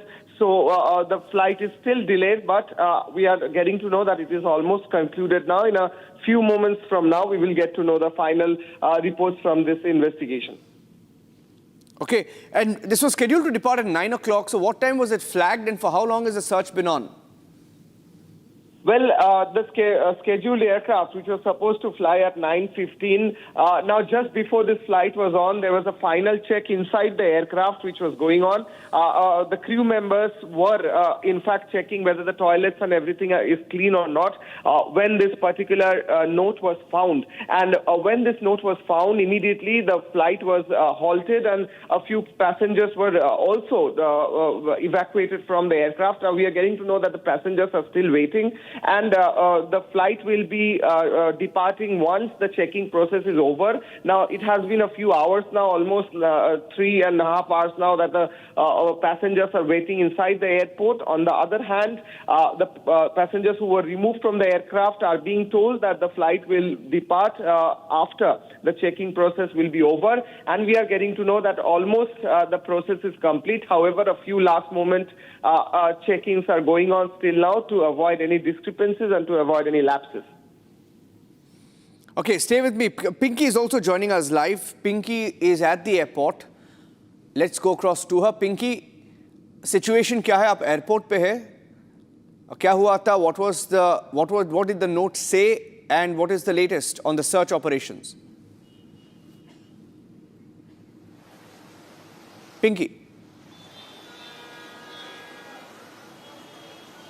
देखिए 9 बजे कोलकाता से शिलोंग में एक flight जाने के बात चल रही थी, फ्लाइट जाने के बाद था और उस फ्लाइट जो अटेंडेंट है वो टॉयलेट से एक चिरकुट उनको मिलता है, एक नोट मिलता है, एक सादा जो सफेद एक चिट्ठी जैसा, और वहां पर लिखा रहता है कि इस जो फ्लाइट जो कोलकाता से शिलोंग जाने वाला है उस फ्लाइट में बॉम्ब रखा हुआ है। इस मैसेज को मिलते ही वो लोग एटीसी को खबर देते हैं, एटीसी से खबर जाता है सीआईएसएफ को, सीआईएसएफ से खबर भी जाता है बिधननगर पुलिस स्टेशन में भी। आपको ये बता दूं अभी तक सर्च ऑपरेशन चल रहा है, 12 बजने को है, 3 घंटे लगभग हो गया है, मगर अभी तक सीआईएसएफ की तरफ से जो dog squad, bomb squad, CISF का पूरा फोर्स जो चेकिंग चल रहा था आइसोलेशन बे में, इस फ्लाइट पे अभी तक कोई भी ऐसा विस्फोटक या कोई कुछ नहीं मिला है। इसमें जो 167 पैसेंजर्स थे उनका भी जो लगेज है पैसेंजर्स का, उन लोगों का भी स्कैन किया गया है, चेक किया गया है, मगर ऐसा कुछ नहीं मिला है। बॉम्ब थ्रेट असेसमेंट कमेटी की तरफ से अभी तक बैठक चल रहा है कि जो लिस्ट है इस फ्लाइट को पहले जहां पर जिस पैसेंजर्स ने बोर्ड किया था उस पैसेंजर्स लिस्ट अभी मिल चुका है कमेटी को। और आपको ये भी बता दूं जो फ्लाइट अटेंडेंट है, क्रू मेंबर्स है, पायलट्स है, उन लोगों का भी एक लिस्ट तैयार किया है ये कमेटी। कैसा एक चिरकुट या नोट इस टॉयलेट में आया था ये भी देखने का बात और इन्वेस्टिगेशन चल रहा है। आपको बता दूं कि 1 बजे तक ये फ्लाइट छोड़ दिया जाएगा। ऑल क्लियरेंस अभी तक नहीं मिला है, अभी भी सर्च हो गया है, मगर ऐसा कुछ अभी भी नहीं आया है। ऑल क्लियरेंस मिलते ही ये जो फ्लाइट है जो शिलोंग जाने वाला है वो फ्लाइट छोड़ दिया जाएगा। मगर आपको ये बता दूं कि कोलकाता जो कोलकाता एयरपोर्ट है उसमें पहले भी ऐसा थ्रेट मैसेज आया होगा, ईमेल आया है, फोन आया है, मगर कभी भी ऐसा चिरकुट में या नोट में या सफेद चिट्ठी में टॉयलेट में रखा गया हो, ऐसा बहुत रेयर केसेस में हुआ है। इसीलिए इस घटना को एकदम से ही लाइटली ले नहीं रहा है अथॉरिटी। अभी तक बैठक चल रहा है और उसके बाद आपको बता दूं सर्च ऑपरेशन खत्म होने को है। We'll leave it at that. Thank you for joining us with those inputs. That's Pinky live at the Kolkata airport. She's giving us a live update. Let's move on now to the pictures that came in this afternoon of the Prime Minister. 10 o'clock, a little after 10 o'clock, the Prime Minister landed on the Moran Emergency Landing Facility. It's a strategic airstrip. Geographically speaking, this emergency landing facility is about 300 kilometers from China, about 200 kilometers from Myanmar. And in case of a war-like situation, it will be activated. Can be used. You had the Rafales, Sukhoi 30 MKIs, and other aircraft, including the ALH helicopter, also on display, along with the Garud commandos, displaying what the capabilities are, and if need be, how this airstrip can be used. We have Air Marshal Sanjeev Kapoor joining us on the broadcast. Air Marshal, the location, it's all about the geographic, strategic location. And India is paying more attention to these airstrips of late. Sir, in your view, how critical is it? Good afternoon to you and to your viewers. Good afternoon, sir. It's a very important day for the Northeast air power projection capabilities for the services. This highway demonstrates the capability to integrate various facets of, firstly, the agencies that are involved, that is the National Highway Authority, the state administration, district administration, and the Indian Air Force. Also, it has exhibited that all types of platforms, be it the frontline fighters to transports to helicopters, can operate with ease from here. The strategic location that you have mentioned, these emergency landing strips are as a backup to the main runway, because in any conflict, the first targets are the runways. So in case of any eventuality where your runway is not available for some reason, you have a standby option with these emergency landing strips. Not only that, in Northeast, there are a large number of floods, large number of natural calamities that come in. So these strips can act now as the emergency relief supply provisions, wherein the C-17s, the C-130s, the C-295s, the N-32s can bring in the National Disaster Team relief material, and it can directly be pushed. Also, in case of any conflict, we could have these runways with the army reinforcement coming in with BMPs, small tanks, gypsies, artillery guns, and can make a front. The location which you mentioned across in China, we have Lunze, we have Nigechi, we have Shannon. These are all Tibetan area airfields of China. Also, Hoping, Pangta, Kyongza, all these airfields can now be well covered with this strip which we have close to Chabua. And strategically, not only China, we could have this in operation for anything which is coming up from the Myanmar side also. So all in all, the Northeast is developing. The ALGs have now been operationalized. Pasighat, Along, Tuting, Zero, Vijayanagar, all these are now being expanded to take on. The Pasighat had C-17 operations going on, the fighter operations going on. So the infrastructure development all across the Northeast is being spruced up, and I'm sure you will find some sort of a comment coming tomorrow after this operational demonstration from the Chinese side. And another point I would like to make, the aircrafts which are flying today on this highway are carrying weapons on, be it R-73 missiles, be it other air-to-air missiles. So this is also more than that, a posturing in which the Prime Minister was himself available to see the operationalization of this emergency landing field. So it is both strategically, important, and also it will convey a message to our adversaries. This is my take. Air Marshal Sanjeev Kapoor. It was a display that lasted about 15 to 20 minutes of some of the best aircraft which is in a part of our Indian Air Force, and we'll play out excerpts of that in a short while from now. Very well put, sir. Thank you for speaking to us and our viewers and explaining the significance of this. The fact that the Prime Minister himself landed on this airstrip is symbolic. I'm moving on now on the live report from Moran to Mumbai. Let's move on now and get you the next breaking news update on Republic TV.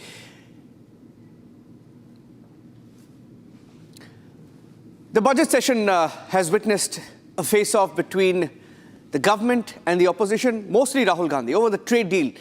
And since the last 2 days, the BJP, if not the government, has shown an intent to escalate the fight against Rahul Gandhi.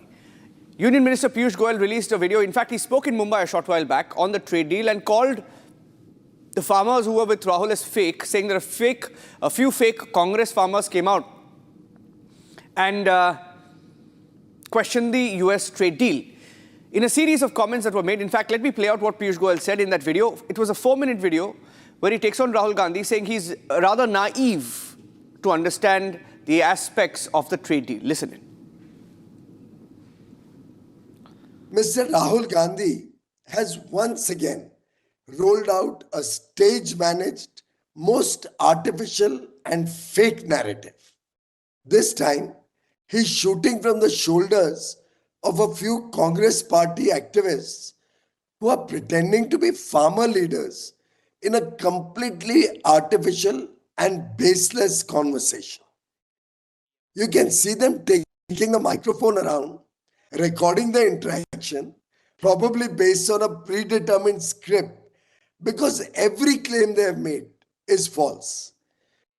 Let me now do a reality check on Rahulji's fakery and expose him and his friends for misguiding our innocent, hardworking Annadatas whose interests have been fully protected by the Modi government in the India-US trade deal. When I say fully protected, I say it on record and with full responsibility. We have protected the interests of all our farmers, and this is an agreement that will help our farmers, fishermen, hardworking youth, MSMEs, startups, artisans, and Vishwakarmas. I've already announced many times that soya meal and maize, that is corn, has not been given any concession whatsoever, and hence does not hurt any farmers' interests. By repeating it again and again, they are only trying to scare the farmers with their lies. Similarly, on apples, I have categorically explained many times since 7th February how our apple farmers are fully protected. India already imports 550,000 tons of apple every year. The demand is much more than production. In fact, the person in Rahulji's video is also saying that. We have not allowed unlimited import of apples in this agreement. We have only given a small quota, much less than our current imports, and that too will be allowed at a minimum import price of 80 rupees per kilo, on which a duty of 25 rupees will be charged.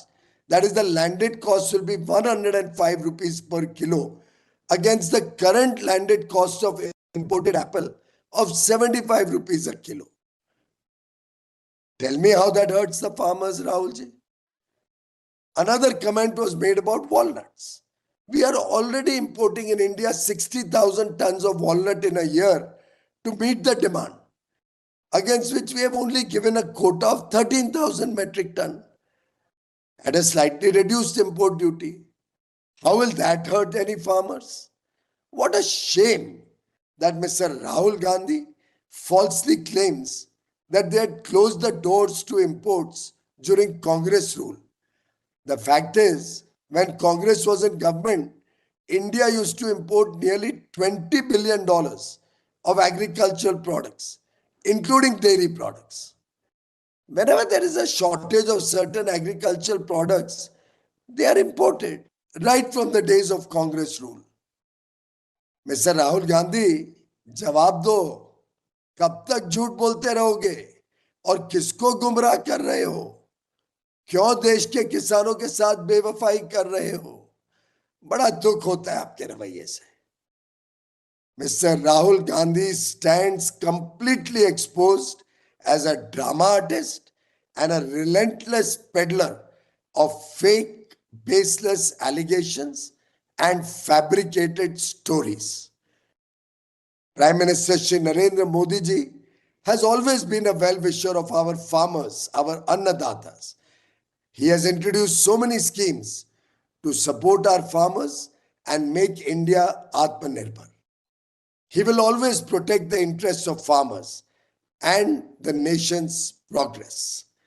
Kisan Surakshit, Desh Viksit. In fact, Piyush Goyal even held a news conference today to question Rahul Gandhi. The entire news conference was on the budget, but towards the end, when questions were asked, he called Rahul Gandhi naive, unable to understand the aspects of the trade deal. Moving on next to a video that came in from Haryana, where a minister, Anil Vij, during a grievance meeting in the state, this meeting turned extremely tense following an exchange between the minister, Anil Vij, where he tries to pull up a police officer. This is the district superintendent of police. This video, after a local resident raised allegations against a police officer over a land sale dispute, currently under investigation. Anil Vij directed that the police officer be suspended immediately. However, the SP on stage fought back, saying that he belonged to another district and she could not suspend him. Here's what happened, the full exchange between Anil Vij and the SP. Suspension का order SP को मैं कह रहा हूं SP Kurukshetra अब you write to DGP sir SP Kurukshetra अरे you write to DGP मैं कह रहा हूं उसको सस्पेंड करो सर मैं डीजी सर को मैं कह रहा हूं उसको सस्पेंड करो आपने खाली एग्जीक्यूट कर दिया मेरा ऑर्डर सर मेरी पावर ही नहीं है आपकी जब मैं कह रहा हूं सर वो एसपी कुरुक्षेत्र या डीजी सर की पावर आप फिर आपकी कोई पावर सर मेरे जो आपने ये लिखना है कि अनिल विज ने ये कहा है कि इसको सस्पेंड मैं लिख दूंगी सर मैं लिख सकती हूँ तो लिखो मेरे लेकिन मैं कर नहीं सकती सर कमाल करो मैडम जी आप पहले वाला केस में भी ऐसे कर रहे हो आप भी ऐसे कर रहे हो पावर नहीं है मैं वो यूज कर पावर एक बात बताओ आपके सामने मंत्री बैठे हैं मंत्री जी से ज्यादा कोई पावर है तो फिर मंत्री जी से ज्यादा कोई पावर नहीं है फिर क्यों रिवाइज का काम करें मंत्री जी बोल रहे हैं फिर मंत्री जी की पावर नहीं है मैडम ये कहना चाह रहे हैं कि ये बीजेपी साहब को लिख ये कैंसिलेशन नहीं कर सकते क्योंकि उनकी जुरिडिक्शन से बाहर है तो लिखे ना उन्होंने थोड़ा लिखना है मेरा ऑर्डर लिखना है कि ग्रीवेंस कमेटी मीटिंग के चेयरमैन अनिल विज ने ये आदेश दिए इसको सस्पेंड किया आपने मेरे ऑर्डर ओबे करने आपने ऑर्डर थोड़ा देना मैं कह रहा हूँ you write to the DGP कि मैंने ये ऑर्डर करे हैं इसको सस्पेंड किया है मैं देखूंगा रिपोर्ट नहीं करता सस्पेंशन का ऑर्डर एसपी को मैं कह रहा हूं एसपी कुरुक्षेत्र अब you write to DGP sir SP Kurukshetra अरे यू राइट टू डीजीपी मैं कह रहा हूं उसको सस्पेंड करो सर मैं डीजी सर को मैं कह रहा हूं उसको सस्पेंड करो आपने खाली एग्जीक्यूट कर दिया मेरा ऑर्डर मेरा ऑर्डर सर मेरी पावर ही नहीं है आपकी जब मैं कह रहा हूं सर वो एसपी कुरुक्षेत्र या डीजी सर की पावर फिर आपकी कोई पावर सर मेरे जो आपने ये लिखना है कि अनिल विज ने ये कहा है कि इसको सस्पेंड मैं लिख दूंगी सर मैं लिख सकती हूँ तो लिखो मेरे लेकिन मैं कर नहीं सकती सर कमाल करो मैडम जी आप पहले वाला केस में भी ऐसे कर रहे हो आप भी ऐसे कर रहे हो पावर नहीं है मैं वो यूज कर पावर एक बात बताओ आपके सामने मंत्री बैठे हैं मंत्री जी से ज्यादा कोई पावर है तो फिर मंत्री जी से ज्यादा कोई पावर नहीं है फिर क्यों रिवाइज का काम करें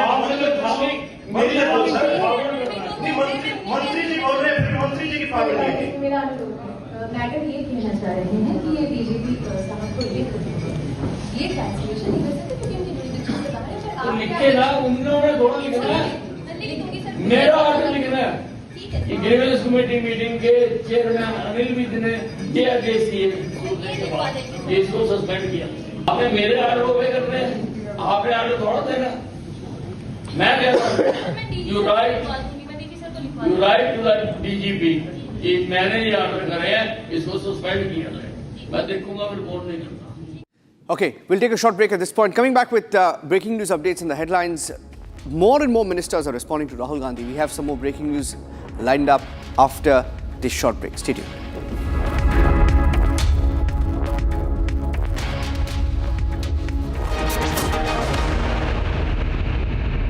थोड़े में ज्यादा स्वाद ये तो है इसकी खास बात। वाओ मामा क्या स्वाद है? अरे मेरे राजा रानी इस घर में कुछ है जो टूटता नहीं। ये पिलर कभी नहीं टूटेगा। रुंगटा स्टील टीएमटी से बना। रुंगटा नहीं तो घर स्ट्रॉन्ग नहीं। रुंगटा स्टील टीएमटी बार एकदम solid.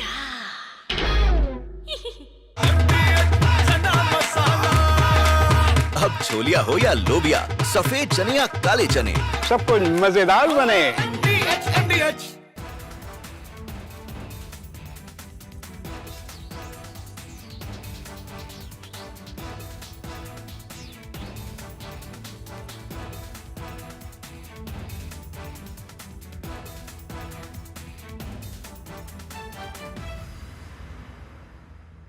Himanta Biswa Sarma, good evening. Good evening. And everyone across the country has watched your press conference yesterday. Yes. Now, you see, now that you've done the press conference, you've made some very, very damning allegations against Gaurav Gogoi. Yes. Are you doing it?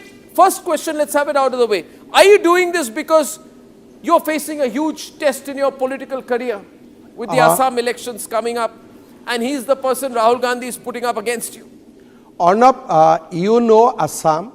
Even I produce a picture of Asim Munir and Gaurav Gogoi. Congress is not going to lose a single vote because whomever the vote, the section of people who vote for Gaurav Gogoi or Rahul Gandhi in Assam, in any case they will vote only Congress. From that press conference, neither I will gain one vote, neither I will lose one vote. But you have said some amazing things. Yes. You said that you think that Gaurav Gogoi visited Pakistan on an invitation from the ISI.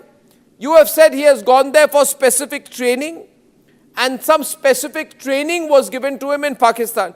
Arnab, these are national security allegations, yes, sir. Yes. Arnab, today Gaurav Gogoi did a press conference. I do not know whether you know it or no. Do not know it. He has amplified my allegation. My allegation was that he got a visa for Lahore.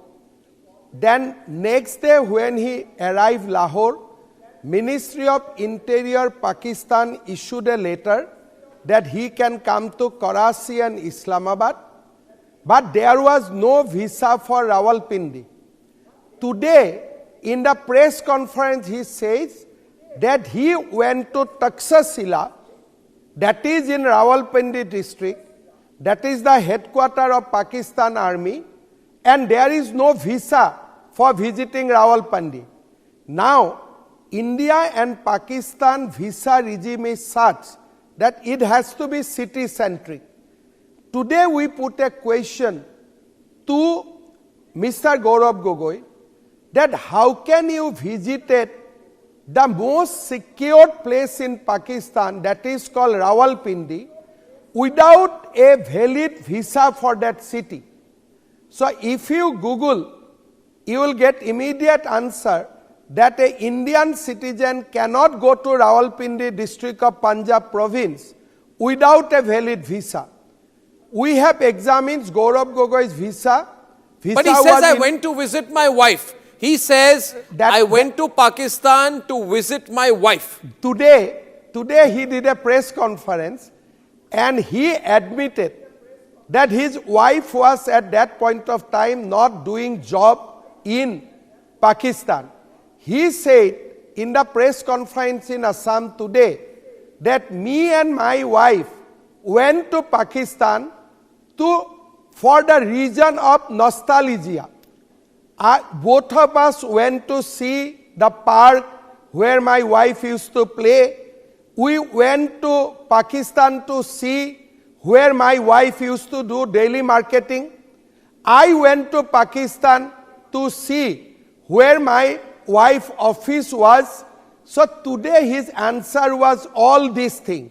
He today admitted that his wife was not in job at that point of time, and he went to Pakistan.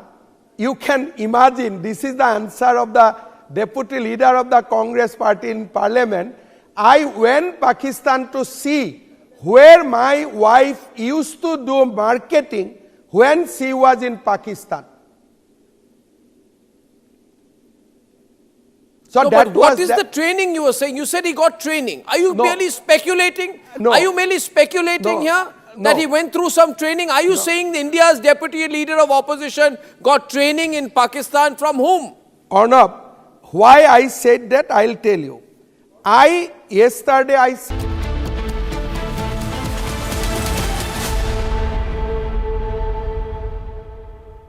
आधे bowl दही में 4 चम्मच MDH चटनी पुदीना मसाला डाला, stir करो, पुदीना चटनी तैयार। MDH चटनी पुदीना मसाला। केसरिया से मन जोगी हुआ रे, दिल झूमे देखो मतवारा हुआ रे। केसरिया से मन जोगी हुआ। हर पल मनाओ केसरी त्योहार। विमल, बोलो जुबान Kesari.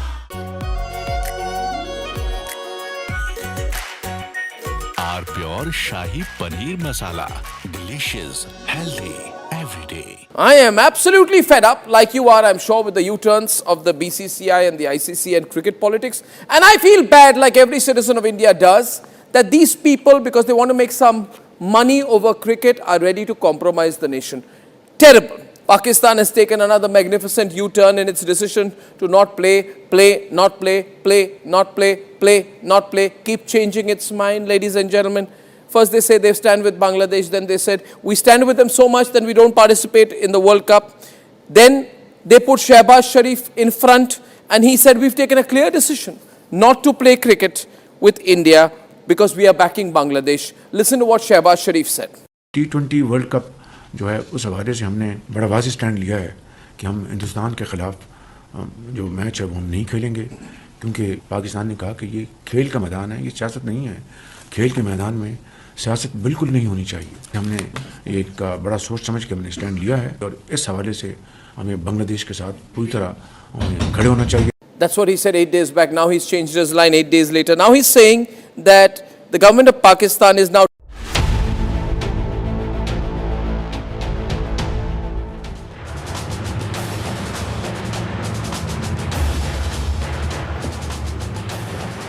A very warm welcome to the latest edition of Republic Defense. Ladies and gentlemen, I am Rakshita Mishra with you, bringing you the top stories from the world of defense and strategic affairs that we're tracking for you this edition.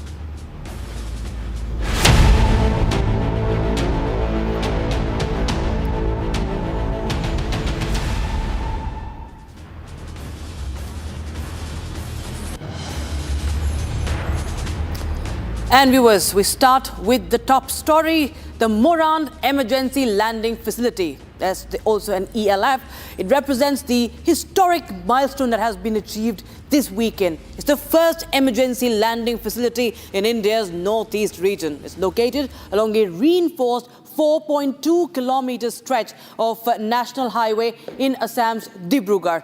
This dual-use infrastructure seamlessly functions as a regular highway under normal conditions, but transforms into a fully operational airstrip during contingencies. And Prime Minister Narendra Modi just this Saturday has landed aboard the C-130J Super Hercules aircraft on the Moran Bypass, marking the formal inauguration. Now, talking about the strategic importance of it, this ELF holds immense significance because of its position in Upper Assam. That's roughly 240 to 300 kilometers from the line of actual control with China and near the Myanmar border, in a region that has been marked by tense frontiers and China's own dual-use highway airstrips and advanced airfields in Tibet. The facility bolsters India's defense posture, providing rapid underway runway options for military aircraft, including fighters up to 40 tons. Just take a quick check of the inauguration and the display of our air power.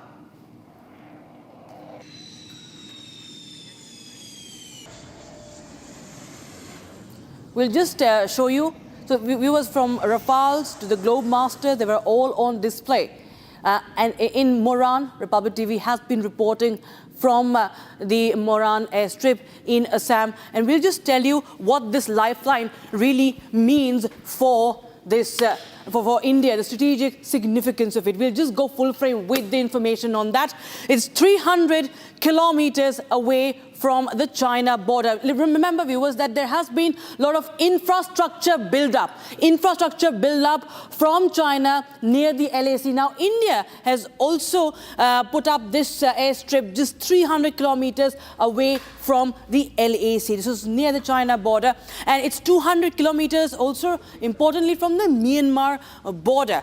And this is where, on Saturday, this airstrip has been inaugurated. It's an alternative runway in event of conflict. It's actually a highway that has been turned into a runway, and it enhances the rapid deployment in northeast region. There has been a lot of talk about securing northeast in the recent times, viewers, and this comes right in time. It's equipped for fighter jets, choppers, and the transport planes as well. And this is why we see that this is one of the first such in the region of Northeast. It also helps in airlifting relief material because in times of floods, in times of natural disasters, this airstrip will be very, very essential. And beyond the conflict also, another uses the evacuation efforts, building for security and disaster response, as we just told you. So that is the importance, and we'll just go across to our defense expert, Indian Air Force veteran, Group Captain Arnab Mathur, joining us on the broadcast. Very good afternoon to you, sir. And Group Captain Mathur, this is very much close to the China border and also to Myanmar border, a runway from a highway to a runway, sir. If you could just shed some light on the strategic importance of this. Hi, good afternoon, Rakshita. This is the Valentine's Day gift by the Indian Air Force and the Prime Minister to the country. The importance of this has to be ascertained in light of Op Sindoor also, because you understand that how Indian Air Force had taken out the airfields of Pakistani Air Force and they had rendered them unusable. Under these circumstances, it is extremely important for our fighters which are there in the air at any given time to have an emergency landing facility should such a situation arise in our context. The second aspect that has been brought out by you also is the help in terms of disaster relief. In disaster relief, not only should we have an airfield, equally important, we need helipads. So there is a proposal for putting on helipads in high areas so that even if there is flooded all around them, helicopters can safely land. We all know that Brahmaputra Basin every year has a flooding problem, and the help provided by the Indian Air Force is vital in ensuring that relief operations are carried out. As far as China is concerned, there are several dual-use airfields across the border, and India over the last decade has been making very strong efforts. There are a total of 9 emergency landing fields planned for in the Northeast region, including 5 in Assam, and this is just the start of the first one. So expect these to develop at regular intervals over the next decade as we fortify our defense posture in the Northeast. Absolutely, sir. That, of course, becomes very, very important as far as the strategic location of this is concerned, sir. Do you expect that some more of more such moves will be taken up in future? And if so, where you think is it important to provide such a boost? See, definitely, like I told you, 9 are being planned in the Northeast, and out of these 5 are in Assam. Doctrinally, right now we are referring to them as emergency landing fields. The phase 2 of using an emergency landing field, the moment you provide refueling facilities and arming facilities, it becomes a virtual airfield which can be prepared within a few days' notice. It would require logistical support to ensure that if an aeroplane lands there after a mission, you can refuel it. If the missiles have been expanded, you put the missiles on. If the bombs have been expended, you rearm it with those bombs. And once that is done, the aircraft is ready for the next mission. Right, it can ensure shorter turnaround times. It can ensure quick, what we call as TRS, or a turnaround servicing for the aircraft for the next mission. So that's the level 2 of the ELF. It does not remain an emergency landing facility anymore. It becomes a virtual subsidiary airfield. Right, sir. Many thanks, Group Captain Mathur, for joining us on the Republic Defence this afternoon. Thank you, Ramesh. And viewers, now on to one of the big stories from defence, viewers, the controversy surrounding the Army veterans, the Indian Defence Forces veterans. The tax exemption has made news following the Union Budget's finance bill. It revokes a century-old income tax exemption on disability pensions for the armed forces personnel who sustain disabilities but continue to be in service. First, we'll tell you what is this really about. Now, the disability pension for armed forces personnel has traditionally been fully exempt from income tax. This practice dates back to 1922 and continued under the Income Tax Act of 1961.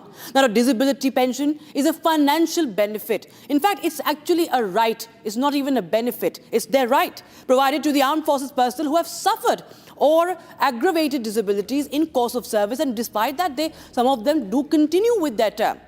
So it typically comprises of two parts: a service element based on the length of service and a disability element that's based on the percentage of disability accessed by a medical board. Now, over the years, this tax exemption has generally applied not only to the personnel who were out of service due to serious disability, but also to many who continued serving despite their injuries and they later retired.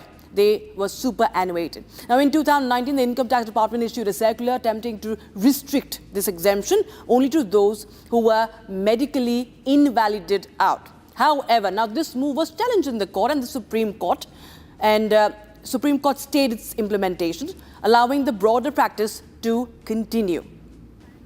Now, right now, if we talk about what's happening in the latest, is that the issue has resurfaced with the proposal once again seeking to limit the tax exemption only to those discharged on medical grounds.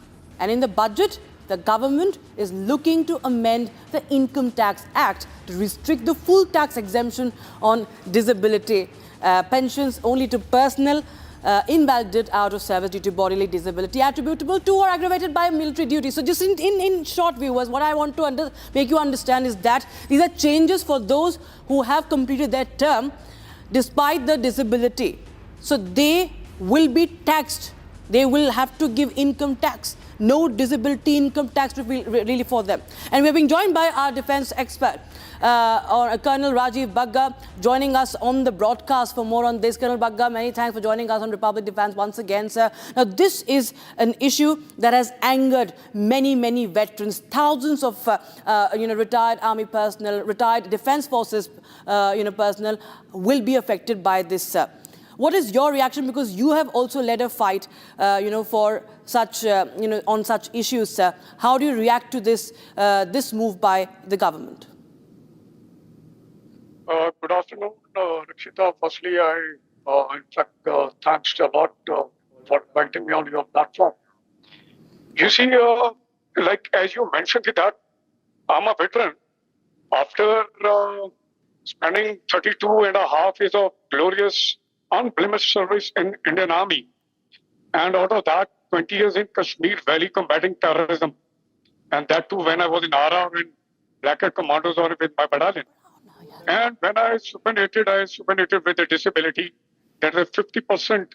I lost my hearing in the line of duty when I was there in the Kashmir Valley combating terrorism. Anyway, that's a different issue. I have also started getting my disability pension 3 months back only after the retirement of my 3.5 years. I fought for it. What surprises me that,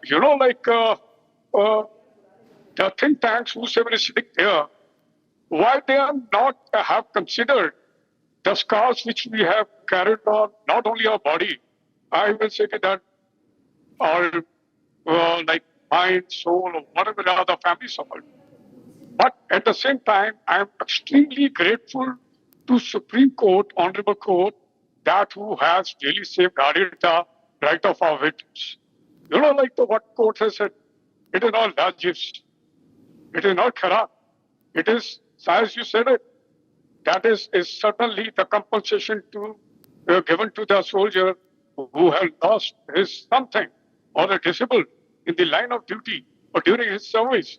A kind of a compensation to his sacrifices. Why the think tank is not able to, view it with their great vision before making a swift changes. And suddenly, one side we say we are blooming, we are having a kind of a supremo economy, And one side we are trying to curtail certain things from that to the people who are safeguarding our country. Okay. As a veteran, like sacrifices part I will talk about subsequently. I like to highlight as a, veteran, the veteran lobby, it has been seen as a punishing as a our loyalty and dedication, actually. Actually, we are very much hurt. Okay, why this like this? One year, we are today the 14th February, and we are remembering the Black Day, that Pulwama attack and all that. We also remember Kargil Day. And when it comes to payback, the things, we are start thinking in a different manner. I read somewhere the quote, when the country, they start forgetting the loyalty, sacrifices, valor of their soldier, there is something is wrong. As an army personnel, it's not me, there are thousands like me. If I give you example, General Ian Cardozo, who didn't think twice to cut his own limb. He told the Gurkha, he cut my limb because he got hurt in 71 war. That is the level of dedication. And the person thereafter proved his caliber. And, he proved that is still fit. These are the people who inspire the younger generation of the future forces.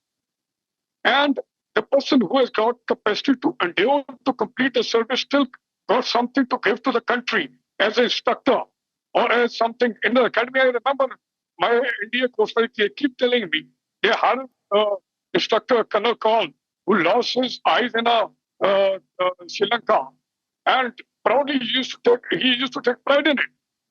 They are the inspiration. My question is, do you think that the great warrior, that tiger, Honorable Captain Yogendra Singh Yadav, Paramveer Chakra, who supernated, and that man, he flew 17 bullets. Now you're telling that we will, no, thank you very much. No, sir. Please recognize, what exactly we are lost, which we are not asking. The losses are there. 90% of our veterans have not seen their children growing in front of their eyes. The agony, that stigma, that kind of a pain which they have faced, their sons, like somebody's brother, somebody's husband, they are serving the combat zone. And whosoever is settling such type of formulating such policies, my sincere and that to how jod ke main bata raha hu that they should also 2 or 3 years or kind of a service in the combat zone, and then only first they need to walk through their bridge before posing such type of things. Right, sir. As a veteran, extremely, I am not very happy.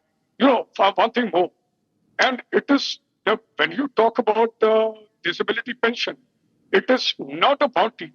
It is totally a vested property right as per Constitution 300 Alpha. The Constitution also. There is certain more things. When we talk about our regimental days and this day and this, that day, Kargil day and all that, please protect the pride of the soldier. They have come back with nothing. They lost a lot, but you are really trying to say, no, yes, your services are over here. Colonel Bagga, you feel that this is, because the veterans said that this is a very, very discriminatory move, and it somewhere, also, puts a burden on the loyalty of our defense forces who have continued. It includes even former army chiefs. It also includes someone like Field Marshal Sam Manekshaw, who continued despite taking bullets in his stomach, sir. And it sets the wrong kind of example. And it is somewhere demoralizing for our forces, isn't it? You see, that our Indian armed forces, definitely, Rakshita, I am telling you, don't pay me also. I'm a veteran, still ready to fight. We are not the same. We are just asking whatever is written. And suddenly, after 100 years, you make a swift change. Like I tell you about. Another part is, when you said no discrimination, why are you dividing that disabled soldier into categories? And you are again challenging the right of equality. That is again written in our Constitution, Para 30. I think there is something you need to really channelize. Right, Please. sir. That is what exactly my Absolutely. submission. That do not respect our soldiers, protect their pride. I think we are not asking for anything extra. We are just asking that whatever we are lost, it should be compensated. But if you are not in a position to compensate, kindly do not boast about our, economy. We are so and we are soldiers. Yes. We will protect our country without pay or whatever happens. But when it comes to protect our right and pride, we will fight. Right, sir. Colonel Rajiv Bagga, always a pleasure having you. Thank you so much for raising your voice on this matter and also speaking to us on Republic Defence once again. Shifting focus now to the other stories, ladies and gentlemen. The Defence Acquisition Council, DSC, chaired by Rajnath Singh, the Defence Minister, has given a green signal for defence procurement proposals that's worth 3.60 lakh crore rupees to strengthen the capabilities of our armed forces. And at the heart of this deal is the acquisition of 114 Rafale aircraft for the Indian Air Force. The fleet composition includes 88 single-seat fighters, 26 twin-seater trainer variants, and have all been configured for land-based operations. And once the full order is delivered, the Indian Air Force's Rafale inventory is expected to rise to nearly 150 aircraft. Rafale definitely was a hero, amongst other heroes. During Op Sindoor, there were a lot of other heroes also. Yes, Rafale is the buzzword. आपने वो word इस्तेमाल किया.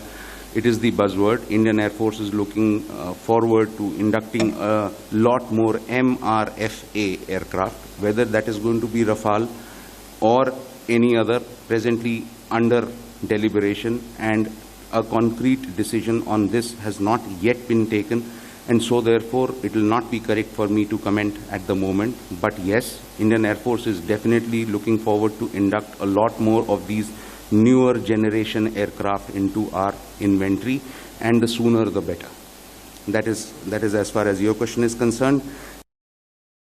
Viewers, why is it important is that India had previously inducted 36 Rafales under a 2016 agreement that marked the platform's first entry into Indian service. Now, under the current plan, the first 18 Rafale aircraft will be delivered in flyaway condition. That means they will be fully manufactured in France and handed over ready for operational deployment. Now, the remaining 96 aircraft will be made in India through licensed manufacturing. Now, the Rafale represents the most advanced combat aircraft in Indian Air Force service and is widely regarded as its primary force multiplier, played a key role in Operation Sindoor. And hence, now, this deal is very much important, not just in terms of imparting the firepower, but also enhancing made in India production. And as we understand, the DSC has cleared the deal for the procurement of these Rafales, with 80% of them to be manufactured in India. So there's going to be local production as well. And viewers, as we end with the visuals that have come in from Jammu Kashmir's Letpura, today is the 14th of February, viewers, and we remember our martyrs of Pulwama. The 185 CRPF battalion headquarters wreaths were laid as we remember the martyrs of Pulwama attack. 40 of our CRPF jawans sacrificed their lives in the attack by a suicide bomber and a convoy carrying our CRPF personnel. The cowardly attack is remembered today in the stories of braveries being remembered today. They are India's eternal heroes. Here's a tribute to them. Thanks for watching. Jai Hind.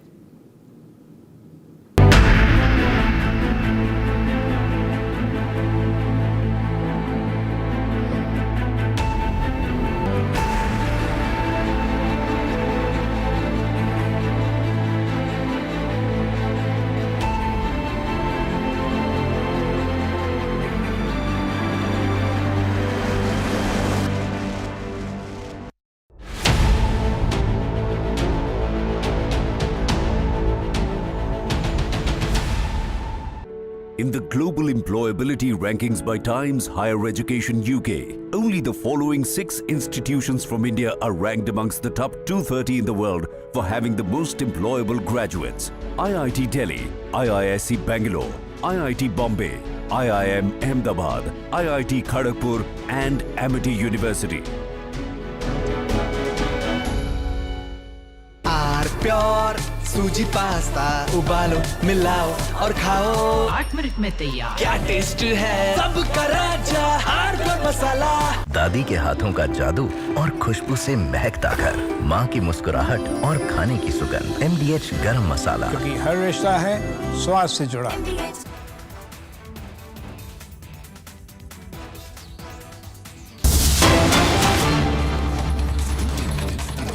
Bharat पर नजर उठाने की हिम्मत नहीं कर सकती। இன்று நம்முடைய பிரியமான மாண்புமிகு பாரத பிரதமர் நரேந்திர மோடி அவர்களின் அரசை பார்த்து எந்த ஒரு தீய சக்தியும் கண்ணெடுத்து கூட பார்க்க முடியாத நிலைமை நமக்கு ஏற்படுத்தியிருக்கிறார் நம்முடைய மாண்புமிகு பாரத பிரதமர் நரேந்திர மோடி அவர்கள்। मोदी जी ने भारत को समृद्ध करने के साथ साथ सुरक्षित करने का भी काम किया है। நம் பாரத நாட்டிற்கு மோடிஜி அவர்கள் வளமையை மட்டும் அளிக்கவில்லை, வலுவான பாதுகாப்பையும் அளித்திருக்கிறார்। मित्रों, पुडुचेरी की जनता ने एनडीए पर, बीजेपी पर, हमारे नेता रंगास्वामी जी पर और मोदी जी पर भरोसा जताया है।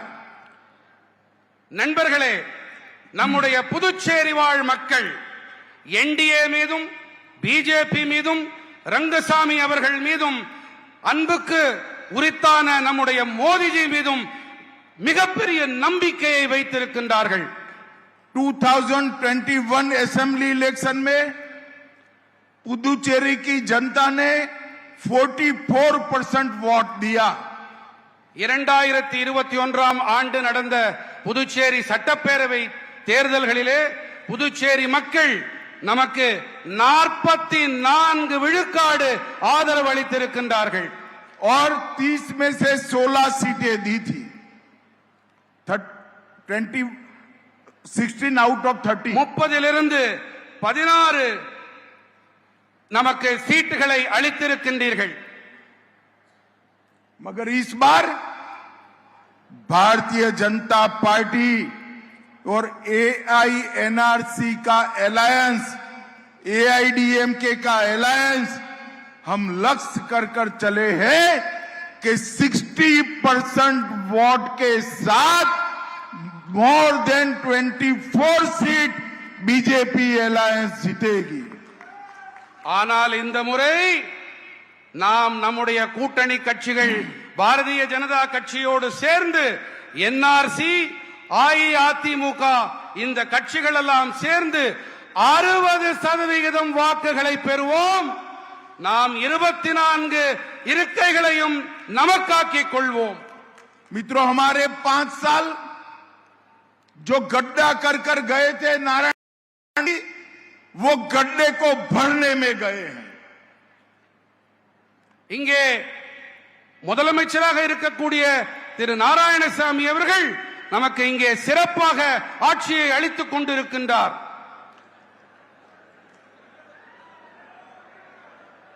रंगसामी அவர்கள் இங்கே மிகச் சிறப்பாக गलत बोल रहे भाई। रंगास्वामी ने नारायण स्वामी गड्ढा कर गए थे, मतलब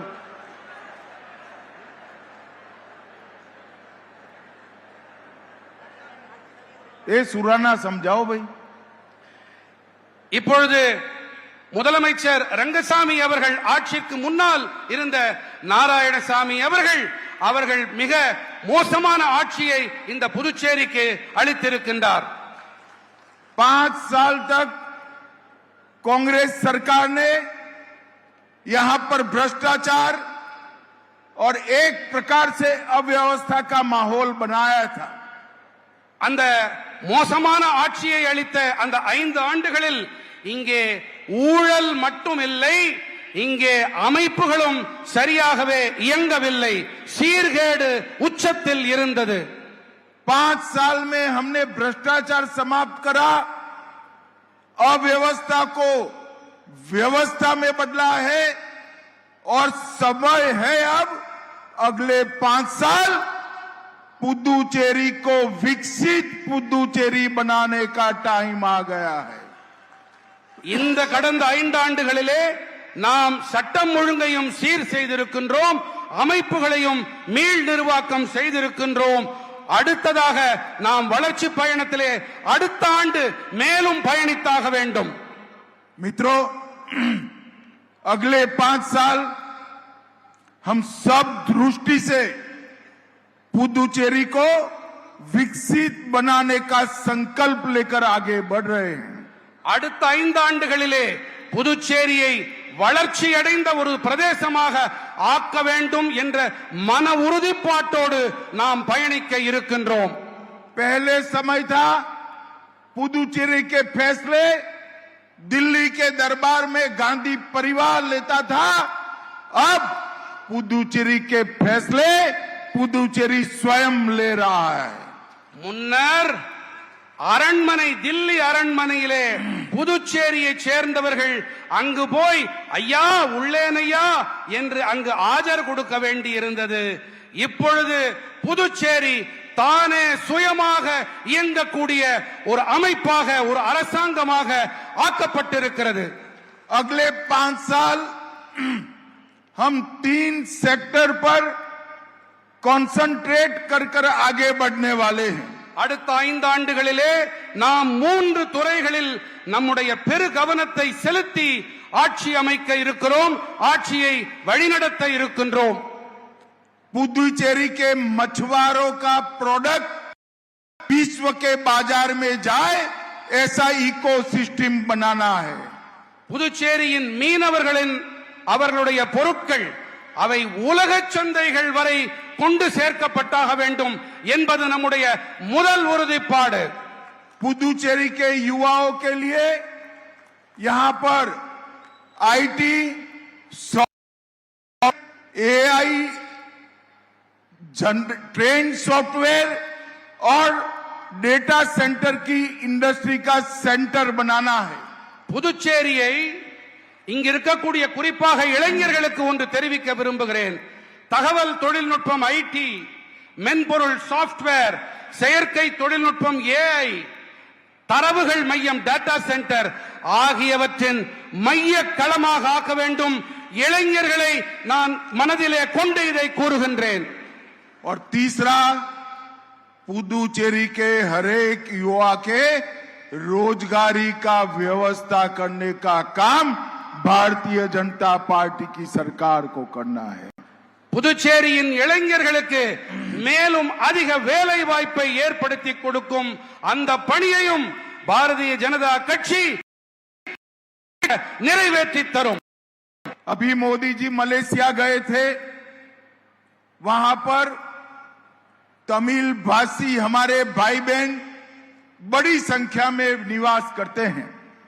वहां पर मोदी जी ने मलेशिया की यूनिवर्सिटी मलाया में तिरुवल्लुवर सेंटर बनाने की घोषणा. அண்மை காலத்திலே சில நாட்களுக்கு முன்பாக பாரத பிரதமர் நரேந்திர மோடிஜி மலேசியா சென்றிருந்தார். அங்கே மலேசிய மண்ணிலே நம்முடைய தமிழ் சகோதர சகோதரர்கள் நிறைய பேர் அங்கே வசிக்கின்றார்கள்.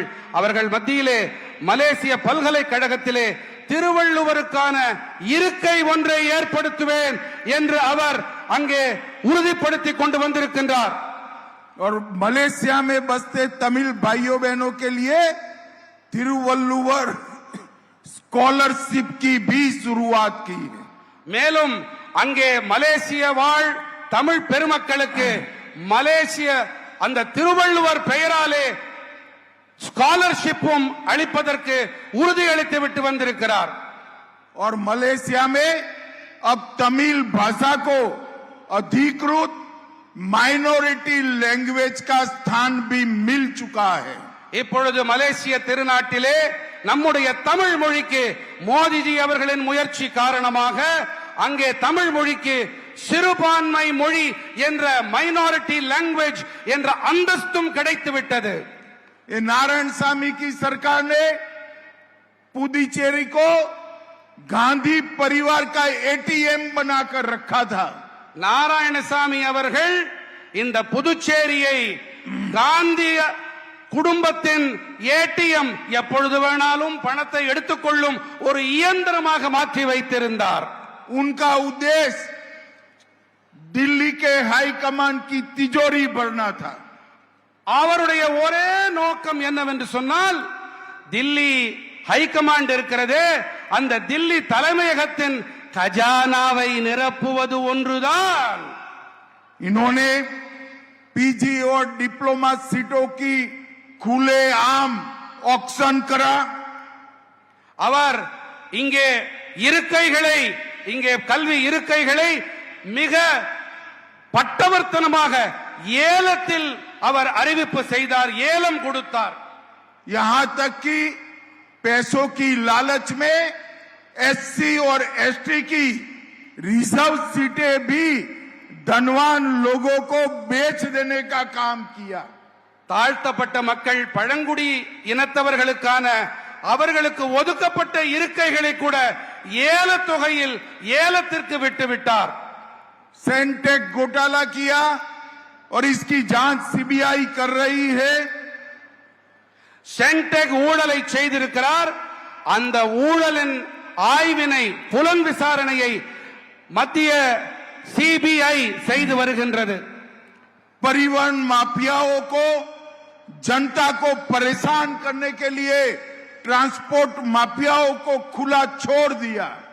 போக்குவரத்து மாஃபியா இருக்கிறது அல்லவா, அந்த டிரான்ஸ்போர்ட் போக்குவரத்து மாஃபியா தன்னுடைய பணியை எந்த ஒரு தங்கு தடையின்றி செய்ய அவர் அதற்கு ஒரு விடுதலை கொடுத்திருந்தார், அதற்கு லைசென்ஸ் கொடுத்திருந்தார், என்ன வேண்டுமானாலும் செய்து கொள்ளுங்கள் என்று। अभी सीएजी की रिपोर्ट आई है, 15,000 करोड़ का डेवलपमेंट फंड पूरा कांग्रेस की नारायण सामी सरकार चाव कर गई है, करप्शन किया है। இப்பொழுதுதான் அறிவிப்பு வெளிவந்திருக்கிறது, அறிக்கை வெளியாகி இருக்கிறது। சிஏஜி அது அந்த அமைப்பின் மூலமாக இங்கே வளர்ச்சி திட்டங்களுக்காக கொடுக்கப்பட்ட 15,000 கோடி ரூபாய் அதற்கான ஆய்வும் புலன் விசாரணையும் தொடங்கி இருக்கிறது। और 15,000 करोड़ का मतलब होता है Puducherry.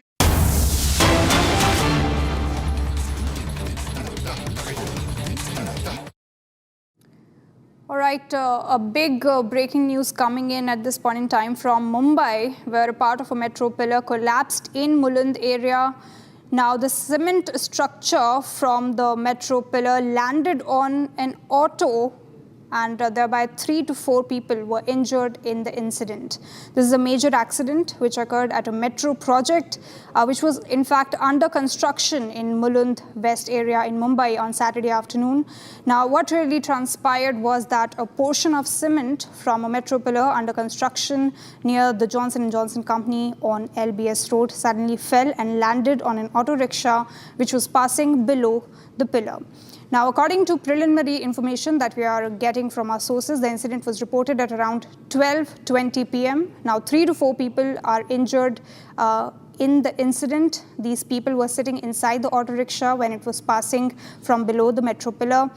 Now, detailed information about the condition of the injured is still awaited, and will continue to track this story. But upon receiving information about the incident which took place in Mumbai's Mulund, the Mumbai Fire Brigade, local police, Metro Authority personnel, ward staff and the 108 ambulance service also arrived at the scene to rescue the injured people. Now, relief and rescue operations are currently underway, and police and related agencies are currently also investigating what really transpired. How could this metro pillar collapse in the broad daylight? Well, of course, this pillar was under construction is what we are getting to know. You can see the visuals on your screen, how the auto is toppled on the road, and there are nearby passes by. We do not know currently what is the condition of the injured people, but you can see the visuals. The first visuals you are seeing on Republic TV, a huge crowd gathered. We do not know the condition of the injured, but we are given to understand that police personnel and rescue personnel are on their way to rescue the people. Seems like the people around are trying to take the injured people out of the auto, but we are still awaiting more information on this story. This is a developing story. You can see the visuals on your screen, how people are trying to pull out somebody from inside the auto. All right, I have my colleague Revati with me on the phone line. Revati, this is an incident which happened in Mulund area. What really happened? Can you break this down for us? And what is the condition of the injured people? Right, as you mentioned that a metro pillar has collapsed.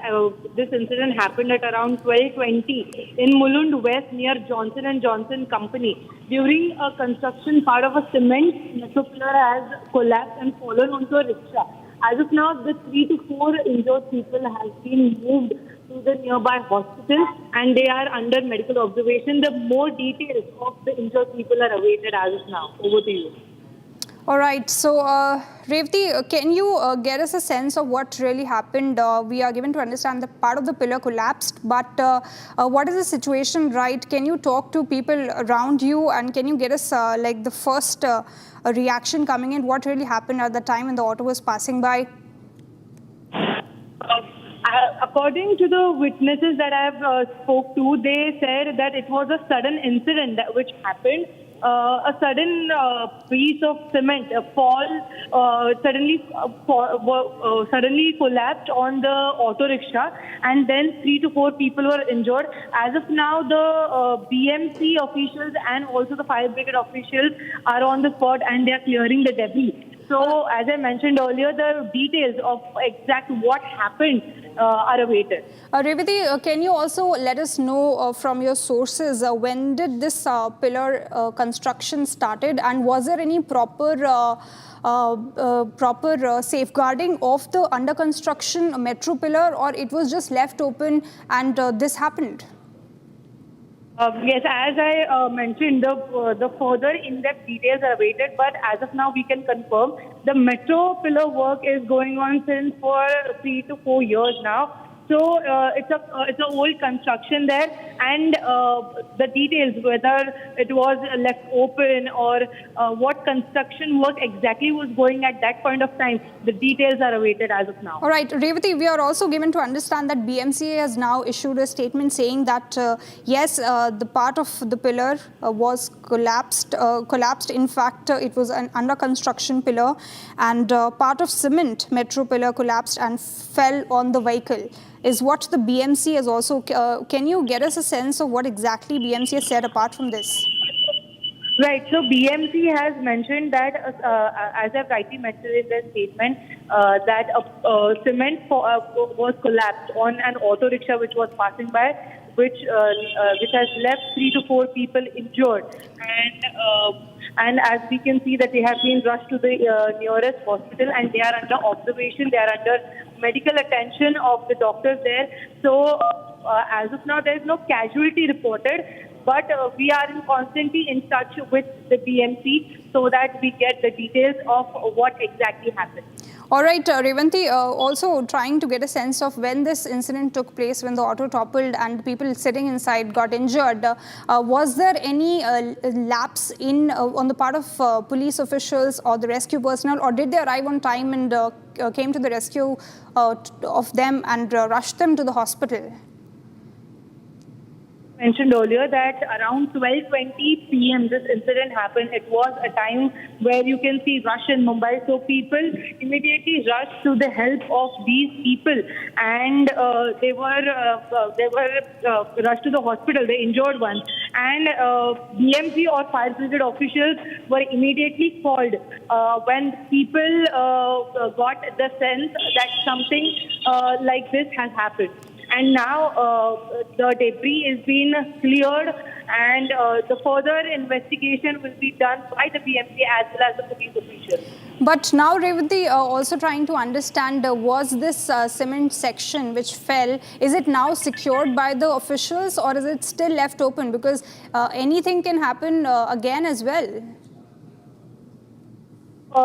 Just as I mentioned, that the debris is being cleared, and the cement that was fallen, that is also being cleared. So as of now, the operation of clearing the debris is underway.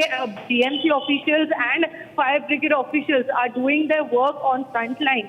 The team has reached the spot and it's clearing the debris which has fallen. It's clearing the part of cement which has collapsed from the metro pillar. All right. Do we also have police cordoning of the area where this incident took place, so that at least till the time we don't have a proper investigation done as to what really transpired? How could the cement part of the pillar fell on the auto? Is the area cordoned off, or is still you can see public all around? The exact incident happened. The area is as of now sealed by the police.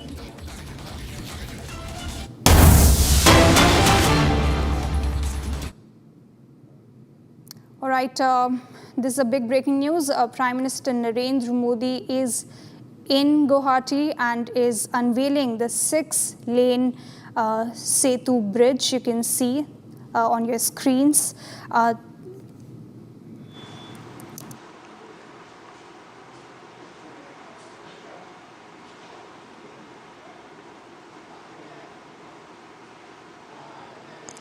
और बहुत ही hi tech तकनीक से इस पुल का निर्माण किया गया है। कई प्रमुख परियोजनाओं का उद्घाटन आज प्रधानमंत्री कर रहे हैं। यकीनन कनेक्टिविटी तेज होगी, इंफ्रास्ट्रक्चर मजबूत हुआ है और विकास की एक नई आधारशिला रखती हुई नजर आ रही है। ब्रह्मपुत्र नदी पर लगभग 3030 करोड़ रुपए की लागत से निर्मित ये कुमार भास्कर वर्मा सेतु तकनीक के लिहाज से देखें, निर्माण के लिहाज से देखें, एक बेहद शानदार उदाहरण यह प्रस्तुत करता है। ये 6 lane extradosed prestressed concrete bridge Guwahati को उत्तर गुवाहाटी से जोड़ता है और ये पूर्वोत्तर भारत का पहला एक्स्ट्रोडोज्ड पुल है। इस पुल के शुरू होने से गुवाहाटी और उत्तर गुवाहाटी के बीच का जो यात्रा है वो समय घटकर महज कहा जा रहा है कि सिर्फ 7 मिनट रहने वाली है। भूकंप संभावित क्षेत्रों को भी ध्यान में रखते हुए, नए भारत को ध्यान में रखते हुए, आने वाले भविष्य की चुनौतियों को ध्यान में रखते हुए इसका निर्माण किया गया है। और भूकंप संभावित क्षेत्र को भी ध्यान में रखते हुए इस पुल में फ्रिक्शन पेंडुलम बियरिंग्स के जरिए बेस आइसोलेशन तकनीक अपनाई गई है, जिससे पुल अधिक सुरक्षित और टिकाऊ बनाया गया है। साथ ही पुल की मजबूती और लंबे समय तक बेहतर प्रदर्शन सुनिश्चित करने के लिए हाई परफॉर्मेंस स्टे केबल्स भी इसमें लगाए गए हैं। सुरक्षा और समय रहते नुकसान की पहचान के लिए इसमें ब्रिज हेल्थ मॉनिटरिंग सिस्टम भी लगाया गया है, जिससे पुल की स्थिति की रियल टाइम निगरानी संभव हो पाएगी। यकीनन बेहद ऐतिहासिक है ये क्षण, जहां पर पूर्वोत्तर भारत को, असम को जो सौगात मिली है वो आज पूरा विश्व देख रहा है।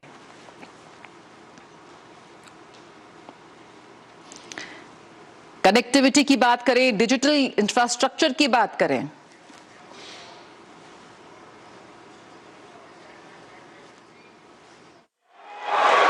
देवियों सज्जनों, आज का यह ऐतिहासिक अवसर हम सभी के लिए प्रेरणा और गर्व का प्रतीक है। हमारे बीच पधार चुके हैं राष्ट्र को नई दिशा और नई गति देने वाले यशस्वी नेता हमारे आदरणीय प्रधानमंत्री श्री नरेंद्र मोदी जी। आइए उत्साह, उमंग और अपार गर्व के साथ गगनभेदी करतल ध्वनि से हम उनका हार्दिक स्वागत व अभिनंदन करें।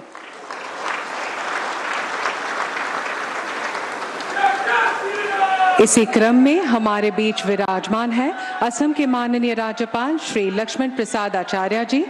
असम की विकास यात्रा को नई ऊर्जा और असम को वैश्विक पहचान देने वाले दूरदर्शी नेता माननीय मुख्यमंत्री डॉक्टर हिमंता बिस्वा शर्मा जी, भारत सरकार के बंदरगाह, नौ परिवहन और जलमार्ग मंत्रालय के माननीय मंत्री श्री सर्बानंद सोनोवाल जी एवं अन्य विशिष्ट अतिथिगण, नमस्कार।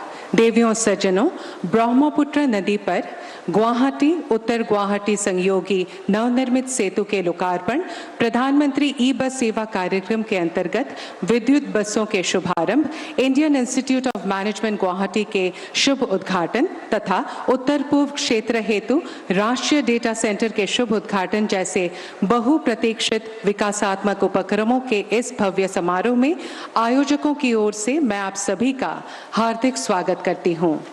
अब हम विकास और सुशासन के ओजस्वी नेता हमारे आज के मुख्य अतिथि आदरणीय प्रधानमंत्री श्री नरेंद्र मोदी जी का अभिवादन करते हैं। माननीय मुख्यमंत्री महोदय से निवेदन है कि वे कृपया उनका स्वागत एवं अभिनंदन करें।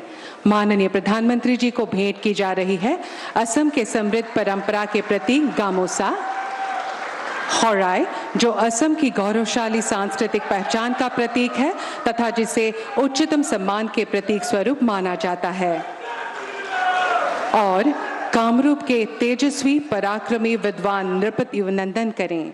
माननीय प्रधानमंत्री जी को भेंट की जा रही है असम के समृद्ध परंपरा के प्रतीक गामोसा हौराई, जो असम की गौरवशाली सांस्कृतिक पहचान का प्रतीक है तथा जिसे उच्चतम सम्मान के प्रतीक स्वरूप माना जाता है, और कामरूप के तेजस्वी पराक्रमी विद्वान नृपति कुमार भास्कर बोर्मा की एक खाम शैली पेंटिंग जो असम के स्वर्णिम कपड़े मूंगा पर बनाई गई है।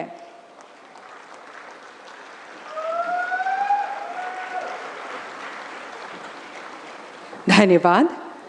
देवियों सज्जनों, आज का यह ऐतिहासिक क्षण हमारे लिए गर्व और प्रेरणा का स्रोत है, क्योंकि विकास की दिशा में नए अध्याय की शुरुआत करते हुए माननीय प्रधानमंत्री स्वयं कई महत्वपूर्ण प्रकल्पों और परियोजनाओं का लोकार्पण व शुभारंभ करेंगे। सर्वप्रथम मैं आदरणीय प्रधानमंत्री जी से अनुरोध करूंगी कि वे गुवाहाटी उत्तर गुवाहाटी को जोड़ने वाले सेतु कुमार भास्कर बोर्मा सेतु, जो ब्रह्मपुत्र नदी पर निर्मित है, उसके फलक का अनावरण रिमोट का बटन दबाकर शुभ उद्घाटन करने की कृपा करें।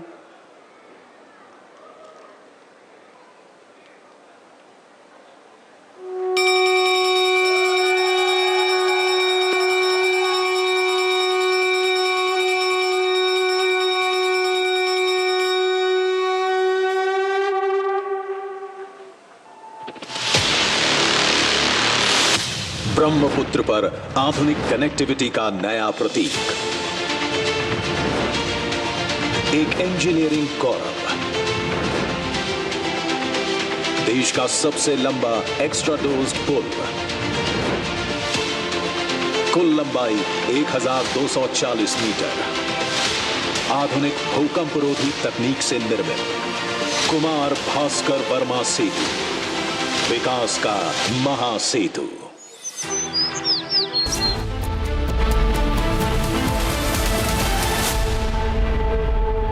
MDH की हल्दी मिर्ची धनिया करे कमाल, ये रंग दे, ये खुशबू दे, ये तीखा, ये कम पड़े, क्या निराला MDH मसाला।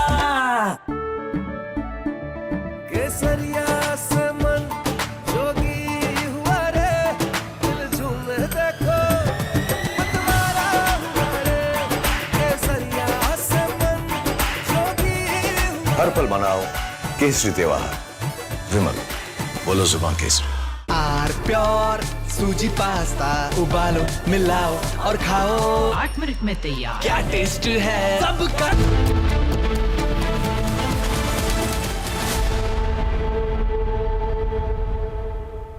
इस परियोजना को समयबद्ध रूप से पूरा करने की जिम्मेदारी स्वयं अपने कंधों पर ली। लगभग 3030 करोड़ रुपए की लागत से बने इस ऐतिहासिक सेतु के निर्माण में 53,000 मीट्रिक टन से अधिक स्टील का उपयोग किया गया है, जो लगभग 7 आईफिल टावरों में लगे स्टील के बराबर है। इसके साथ ही इसमें करीब 2.9 लाख घन मीटर कंक्रीट का इस्तेमाल किया गया है, जो इसकी भव्यता और मजबूती को स्पष्ट रूप से दर्शाता है। इस पुल की मजबूती सुनिश्चित करने के लिए आधुनिक तकनीकों के साथ कठोर परीक्षण किए गए हैं और इसके निर्माण से गुवाहाटी तथा उत्तर गुवाहाटी के बीच की यात्रा 1 घंटे से घटकर लगभग 5 मिनट रह जाएगी। कुमार भास्कर वर्मा सेतु केवल असम ही नहीं बल्कि पूरे पूर्वोत्तर भारत के लिए गर्व का प्रतीक है। माननीय प्रधानमंत्री श्री नरेंद्र मोदी जी द्वारा इस सेतु का उद्घाटन किया जाना असम और भारत के विकास इतिहास का एक स्वर्णिम और ऐतिहासिक क्षण है। इसके लिए हम हृदय से उनका आभार व्यक्त करते हैं। धन्यवाद महोदय। अब मैं माननीय प्रधानमंत्री जी से विनम्रता पूर्वक निवेदन करूंगी कि वे कृपया अपने कर कमलों से भारतीय प्रबंध संस्थान IIM गुवाहाटी का विधिवत उद्घाटन रिमोट का बटन दबाकर आभासी रूप से करें।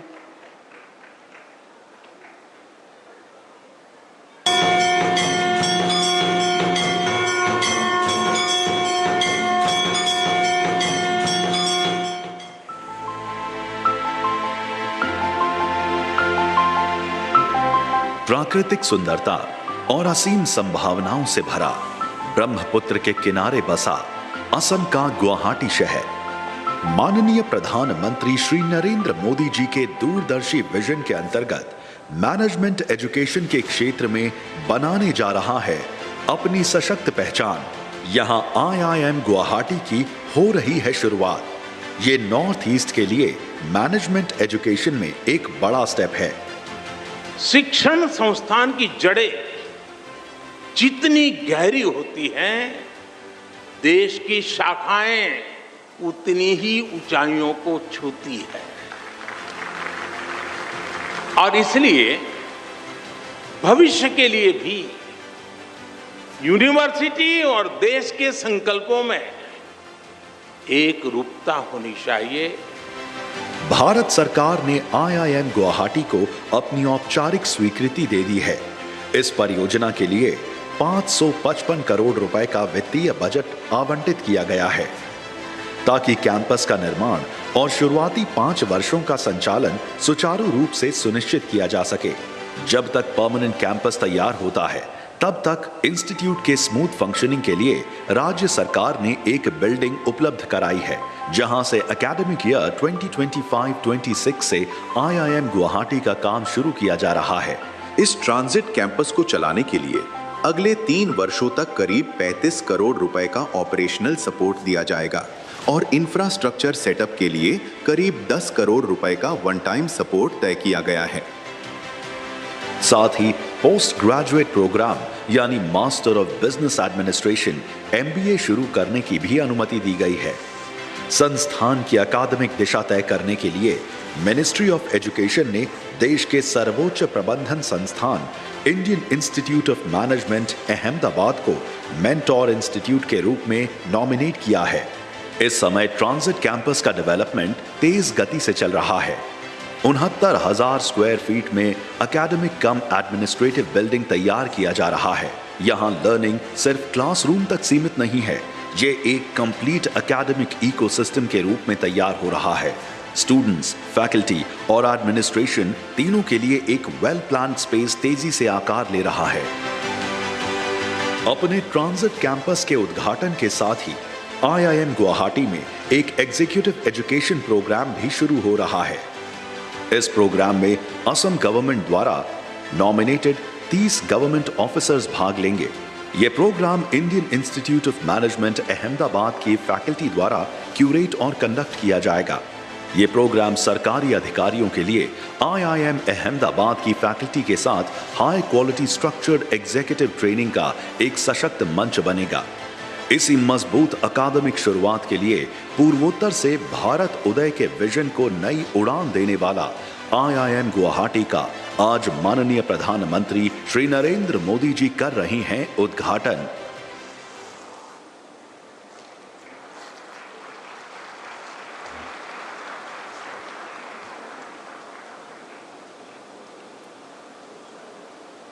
धन्यवाद महोदय।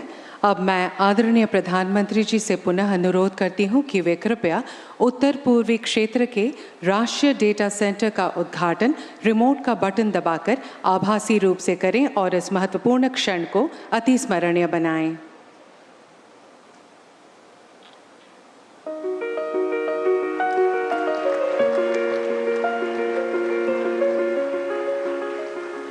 – 2018 में जब भारत सरकार ने डिजिटल नॉर्थ ईस्ट विजन की शुरुआत की थी, तब संदेश साफ था, डिजिटल तकनीक विकास को समावेशी बनाए। आज गुवाहाटी का यह नेशनल डेटा सेंटर उसी विजन को हकीकत में बदल रहा है। प्रधानमंत्री श्री नरेंद्र मोदी जी के दिशा निर्देश और मुख्यमंत्री डॉक्टर हिमंता बिस्वा शर्मा जी के मार्गदर्शन में पूरी हुई इस परियोजना के लिए असम सरकार ने आमिनगांव में भूमि आवंटित की है। इलेक्ट्रॉनिक्स और सूचना प्रौद्योगिकी मंत्रालय के निर्देशों के तहत 348.66 करोड़ रुपए के बजट से NIC ने इसे स्थापित किया है। अत्याधुनिक तकनीक से लैस 8.5 मेगावाट क्षमता और 400 रैक वाला यह डेटा सेंटर 70 पेटाबाइट से अधिक डेटा स्टोर कर सकता है। यह सिर्फ सर्वरों की इमारत नहीं, एक वादा है कि पूर्वोत्तर को भी वही गति और सुरक्षा मिलेगी जो दिल्ली या बेंगलुरु में उपलब्ध है। गुवाहाटी का यह केंद्र भविष्य के लिए तैयार है। साथ ही नागरिकों का डेटा भारतीय कानूनों और विश्व स्तरीय साइबर सुरक्षा के तहत पूरी तरह सुरक्षित रहेगा। डिजिटल खतरों के इस दौर में यही भरोसा हमारा सबसे मजबूत आधार है। 8 पूर्वोत्तर राज्यों के लिए यह डेटा सेंटर आकांक्षा और पहुंच के बीच एक मजबूत पुल है। NDC का मजबूत डिजिटल बुनियादी ढांचा उत्तर पूर्वी क्षेत्र के युवाओं को नवाचार को बढ़ावा देने और डिजिटल दुनिया में अपने करियर को आगे बढ़ाने में सक्षम बनाएगा।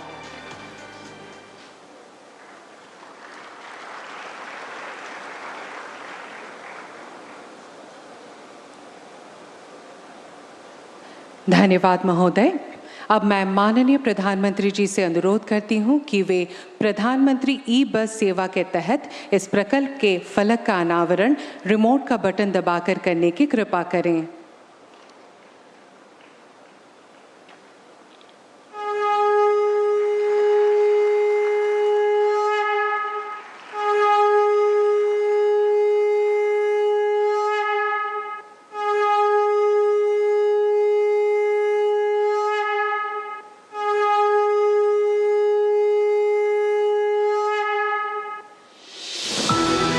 हर दिन लाखों भारतीय व्यवसाय, स्कूल, कॉलेज एवं रोजगार के लिए घर से निकलते हैं, लेकिन टियर 2, टियर 3 शहरों में भरोसेमंद एवं इको फ्रेंडली बस सेवाओं की कमी इस सफर को एक संघर्ष बना देती है।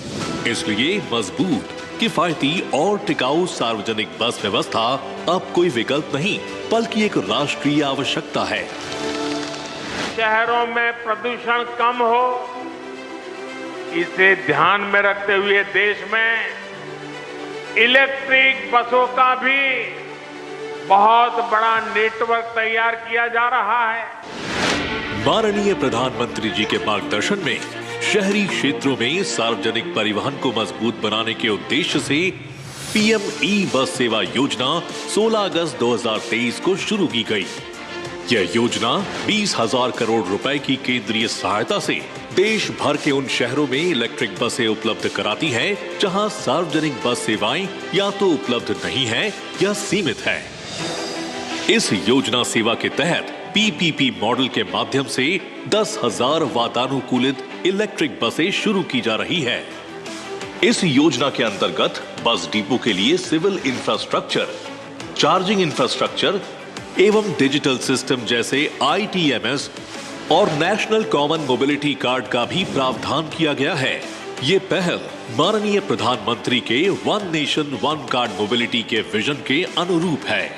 इस योजना में 3 से 40 लाख आबादी वाले टियर 2, टियर 3 और पहाड़ी शहरों को प्राथमिकता दी गई है। अब तक 19 राज्यों और 6 केंद्र शासित प्रदेशों में 10,000 इलेक्ट्रिक बसों को मंजूरी दी जा चुकी है। इससे 100 से अधिक शहरों में रहने वाले करीब 10 करोड़ नागरिकों को लाभ मिलेगा। आज प्रधानमंत्री श्री नरेंद्र मोदी जी के कर कमलों द्वारा गुवाहाटी, नागपुर, भावनगर एवं चंडीगढ़ में PM ई-बस सेवा का शुभारंभ हो रहा है। धन्यवाद महोदय। माननीय प्रधानमंत्री जी से मैं पुनः निवेदन करती हूं कि वे कृपया प्रधानमंत्री ई-बस सेवा कार्यक्रम के तहत इलेक्ट्रिक बसों का फ्लैग ऑफ करें। इस कार्यक्रम में गुवाहाटी के लिए 100, नागपुर के लिए 50, चंडीगढ़ के लिए 25 और भावनगर के लिए 50 बसें शामिल हैं।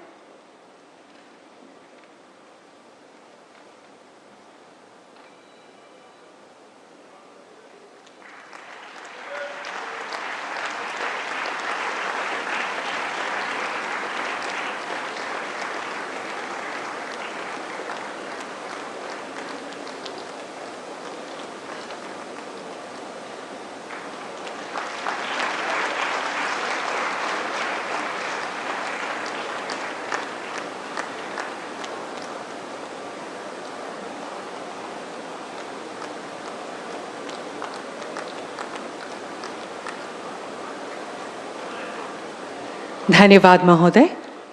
देवियों सज्जनों, इसी के साथ हम इस भव्य और ऐतिहासिक कार्यक्रम का समापन करते हैं और हम हार्दिक आभार प्रकट करते हैं माननीय प्रधानमंत्री श्री नरेंद्र मोदी जी का, जिन्होंने इस कार्यक्रम को अपने अमूल्य उपस्थिति से गौरवान्वित किया और इसकी महत्ता।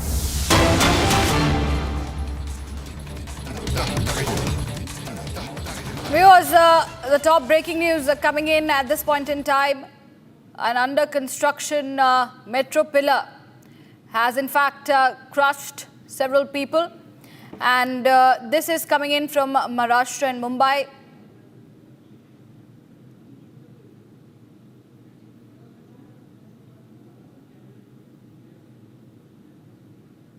An under construction metro pillar has collapsed in Mumbai, and we are bringing you those visuals also from the spot of the accident, where many people feared to be crushed under the debris. Rescue efforts are underway, as we can ascertain from the visuals that are coming in at this point in time, as a metro pillar collapsed in Mumbai. It's a metro tragedy that is coming at this point in time as a latest development. In this case, the rescue efforts are currently underway, as a metro pillar has collapsed in Mumbai, and several people are feared to be trapped under the debris of the under construction metro pillar that collapsed in Mulund.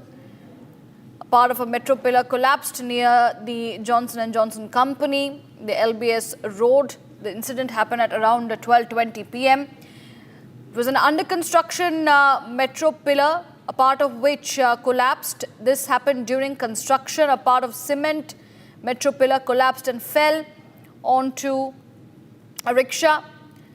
And the rescue teams are currently on the spot. The Mumbai Fire Brigade, the police, metro staff, ward staff, and the ambulance services are present at the spot. Revathi joins me on the phone line. Revathi, give us the details coming in. How far has the rescue operations reached? How many people are feared to be trapped and injured?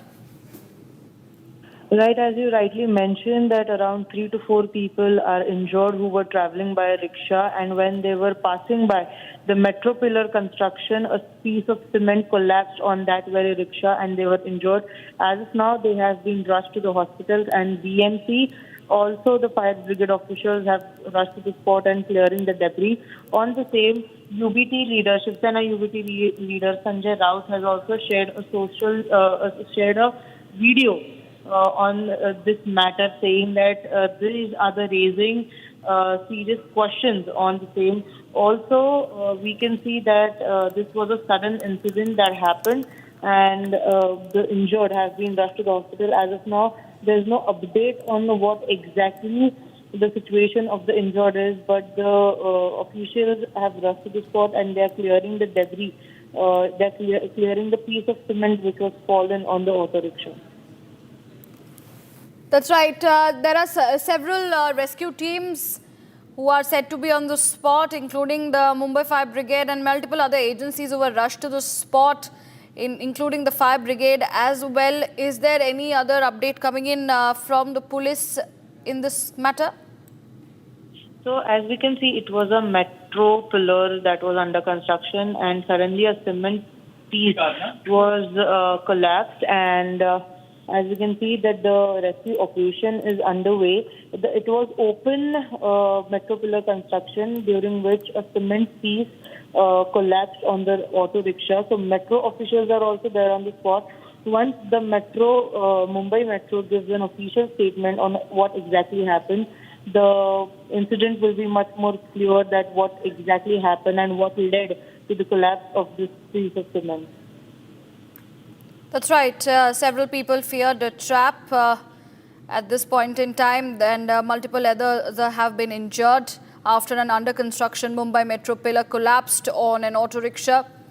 And the incident took place on the LBS road during metro construction work. Revathi also explained to us the road and the particular area where this has happened, the amount of traffic that this area sees on a regular basis, and whether this road is narrow or whether it is stretched, and how far in terms of the traffic congestion in this area is concerned.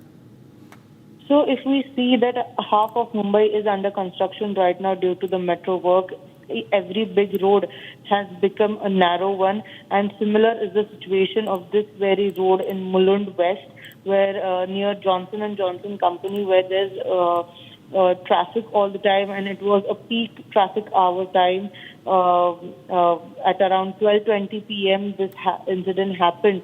As of now, no casualty is reported, but many are feared to be injured. So once the BMC officials or the fire brigade officials convey about what exactly the situation of injured is, we'll get to know that how many were injured or is there any casualty. Are there any precautionary measures being taken by the authorities? Because as you rightly mentioned, half of the Mumbai is currently under construction of these new metro lines that are being placed. Any precautionary measures which have been taken by the authorities prior to these construction, or any SOPs that were released before these construction began? So we can see that nearly a half of the meter road is covered by the tin shed. So except that, we can't see any security that has been followed at that particular point. If we carefully look at the video, the pillar is pretty much open, and the piece of cement which collapsed on the auto rickshaw was also a sudden incident. Now, what exactly and how exactly that piece of cement, whether it was dried or it was how did it fall? It is a big question as of now, and the security of the people who are working there is under question right now. So, as I said, that what exactly the incident happened, or how did the piece of cement collapse on the auto rickshaw, it will be cleared once the BMC or the metro officials give a statement on this. So there is no official word coming in from the authorities, whether it's the BMC or the metro construction authorities at this point in time. Also, as for the visuals are concerned, we are seeing how an auto rickshaw was trapped, and also a car can be seen trapped partially, and it was affected because of the collapse of the metro pillar. Any update coming in terms of the passengers of the car? It is roughly believed that they were evacuated. Yeah, so as of now, the people who are in the car, there's no official update about it, or no one is actually currently speaking on it, as we can see that officials are on the front line to clear the debris, to clear the auto rickshaw which is trapped there. So once we get to know from the officials that what has exactly happened, then only we can say anything about what exactly has happened, or who all was trapped and what has happened. That's right. Thank you for giving us the details. We are tracking the developments very closely at this point in time. And moving on from that, viewers, a political controversy has erupted in Maharashtra's Malegaon after a photograph of Tipu Sultan was displayed in the office of Deputy Mayor Shah-e-Hind Nihal Ahmed. The issue has triggered strong protests from Shiv Sena Shinde faction and several Hindu organizations who were demanding that the picture be removed immediately. The dispute has now snowballed into a full-blown political flashpoint. Here's a detailed report coming in. The political temperature in Malegaon has risen sharply after a photograph of Tipu Sultan was spotted inside the office of Deputy Mayor Shah-e-Hind Nihal Ahmed, who belongs to the Samajwadi Party. The image went quickly viral on social media, drawing sharp reactions from opposition leaders and local groups. Soon after, corporators from the Shiv Sena's Shinde faction reached the municipal commissioner's office to lodge a formal protest. Shiv Sena leaders have demanded the immediate removal of the photograph, warning that their agitation will continue until their demand is met. However, defending her decision, the deputy mayor said that Tipu Sultan was a freedom fighter who fought against British rule, and this is a historical fact. देखिए, जब अपने 4 mayor और deputy mayor ने अपनी अपनी office का संभाला, तो मैंने जब यहाँ आके अपना पद अपनी ऑफिस का चार्ज संभाला तो हमारे गठबंधन के कुछ मेंबरों ने जो कॉरपोरेटर्स थे उन्होंने मुझे ये सप्रेम भेंट दिया और उन्होंने ये लगा दिया। और वो लगाने पर मुझको कुछ एतराज़ नहीं है क्योंकि टीपू सुल्तान जो हैं वो हिंदुस्तान के फ्रीडम फाइटर है, ये सब ने माना। Meanwhile, Hindu organizations have announced further protests in Malegaon. BJP, on the other hand, slammed the move, saying that while holding a constitutional post, the deputy mayor has shown disregard for constitutional values. देख लिए तस्वीर deputy mayor Malegaon की, किस प्रकार से उनके office में टीपू सुल्तान की तस्वीर लगी हुई है, पर छत्रपति शिवाजी महाराज की नहीं, बाबा साहब आम्बेडकर जी की नहीं, महात्मा गांधी जी की नहीं, राष्ट्रपति द्रौपदी मुर्मू की नहीं। इनके लिए इनके जो आदर्श है, हीरो है, वो बाबर, गजनी, मुग़ल, औरंगज़ेब, टीपू सुल्तान ही है। इनके लिए APJ अब्दुल कलाम नहीं है, इनके लिए राष्ट्रपति द्रौपदी मुर्मू नहीं है, इनके लिए पटेल नहीं है, इनके लिए महात्मा गांधी नहीं है, इनके लिए छत्रपति शिवाजी महाराज इनके आइकॉन नहीं है। And viewers, moving on, let's get you a roundup of news that we are tracking from across the nation. We bring you Bharat in 1 minute.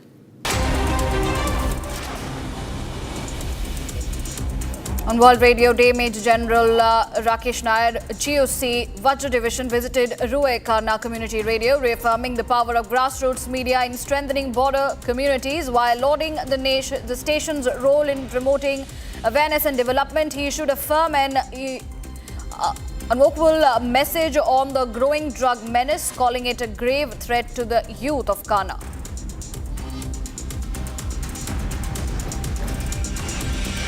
The 84th Battalion of the Central Reserve Police Force successfully organized the Shaheed Mushtaq Ahmad Memorial Volleyball Tournament in Chandrakot from 5th of February to 13th of February. Of the 8 teams, the Chenab Warriors, the Chandrakot, won the tournament.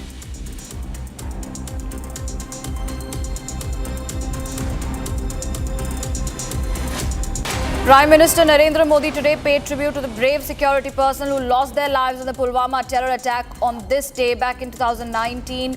In a message, the Prime Minister said that devotion, resolve and service of the martyrs remain forever etched in the nation's collective consciousness.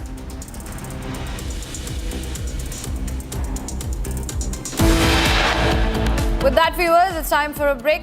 Coming up next, in a surprising move, Finance Bill seeks to revoke tax exemption on disability pensions for the armed forces.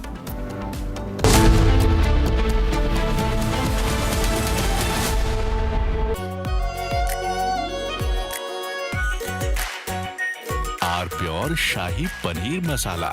Delicious, healthy, every day.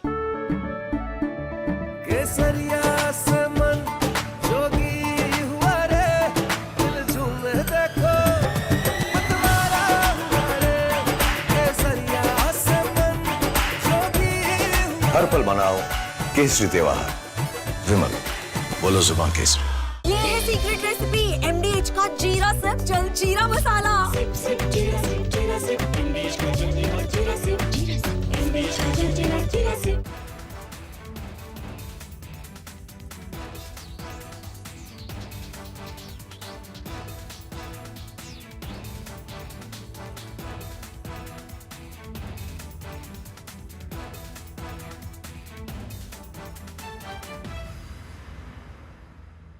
MDH की हल्दी मिर्ची धनिया करे कमाल, ये रंग दे, ये खुशबू दे, ये तीखा, ये कम पड़े, क्या निराला MDH masala. Himanta Biswa Sarma, good evening.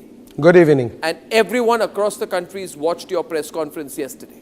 Yes. Now, you see, now that you've done the press conference, you've made some very, very damning allegations against Gaurav Gogoi. Yes. Are you doing it? First question, let's have it out of the way. Are you doing this because you're facing a huge test in your political career with the Assam elections coming up, and he's the person Rahul Gandhi is putting up against you? Arnab, you know Assam. Even I produce a picture of Asim Munir and Gaurav Gogoi. Congress is not going to lose a single vote because whomever the vote the section of people who vote for Gaurav Gogoi or Rahul Gandhi in Assam, in any case, they will vote only Congress. From that press conference, neither I will gain one vote, neither I will lose one vote. But you have said some amazing things. Yes. You said that you think that Gaurav Gogoi visited Pakistan on an invitation from the ISI. You have said he has gone there for specific training, and some specific training was given to him in Pakistan. Arnab, these are national security allegations, yes, sir. Yes. Arnab, today Gaurav Gogoi did a press conference. I do not know whether you know it or no. Do not know it. He has amplified my allegation. My allegation was that he got a visa for Lahore. Then next day when he arrived Lahore, Ministry of Interior Pakistan issued a letter that he can come to Karachi and Islamabad, but there was no visa for Rawalpindi. Today, in the press conference, he says that he went to Taxila, that is in Rawalpindi district, that is the headquarters of Pakistan Army, and there is no visa for visiting Rawalpindi. Now, India and Pakistan visa regime is such that it has to be city-centric. Today we put a question to Mr. Gaurav Gogoi.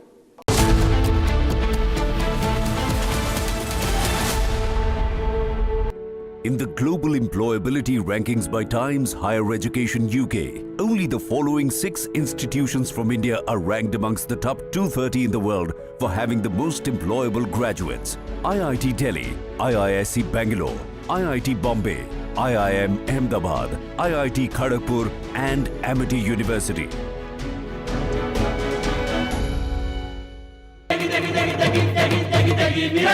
MDH की देगी मीरज, देगी मिर्च का तड़का, अंग अंग फड़का। MDH की देगी मीरज।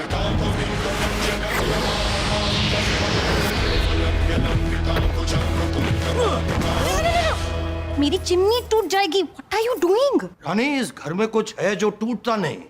ये पिलर कभी नहीं टूटेगा। रुंगटा स्टील TMT से बना। रुंगटा नहीं तो घर स्ट्रॉन्ग नहीं। रुंगटा स्टील TMT बार एकदम सॉलिड। थोड़े में ज्यादा स्वाद, ये तो है इसकी खास बात। वाओ मामा, क्या स्वाद है? अरे मेरे राजा। I am absolutely fed up, like you are, I'm sure, with the U-turns of the BCCI and the ICC and cricket politics. And I feel bad, like every citizen of India does, that these people, because they want to make some money over cricket, are ready to compromise the nation. Terrible. Pakistan has taken another magnificent U-turn in its decision to not play, not play, not play, keep changing its mind, ladies and gentlemen. First they say they stand with Bangladesh, then they said we stand with them so much that we don't participate in the World Cup. Then they put Shehbaz Sharif in front and he said we've taken a clear decision not to play cricket with India because we are backing Bangladesh. Listen to what Shehbaz Sharif said. T20 World Cup जो है उस हवाले से हमने बड़ा वाज़ेह stand लिया है कि हम हिंदुस्तान के ख़िलाफ़ जो मैच है वो हम नहीं खेलेंगे क्योंकि पाकिस्तान ने कहा कि ये खेल का मैदान है, ये सियासत नहीं है।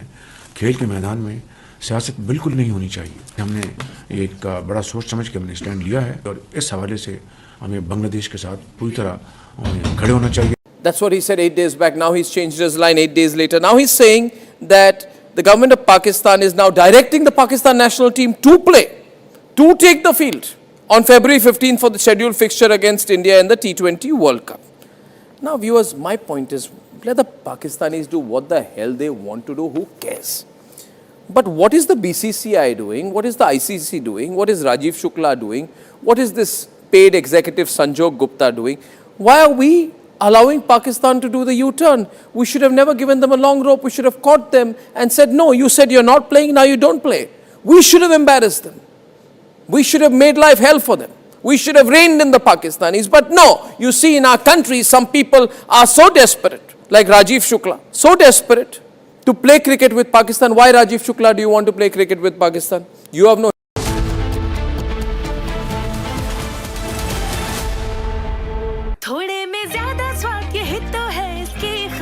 वाह वाह मामा क्या स्वाद है। अरे मेरे राजा मसाला।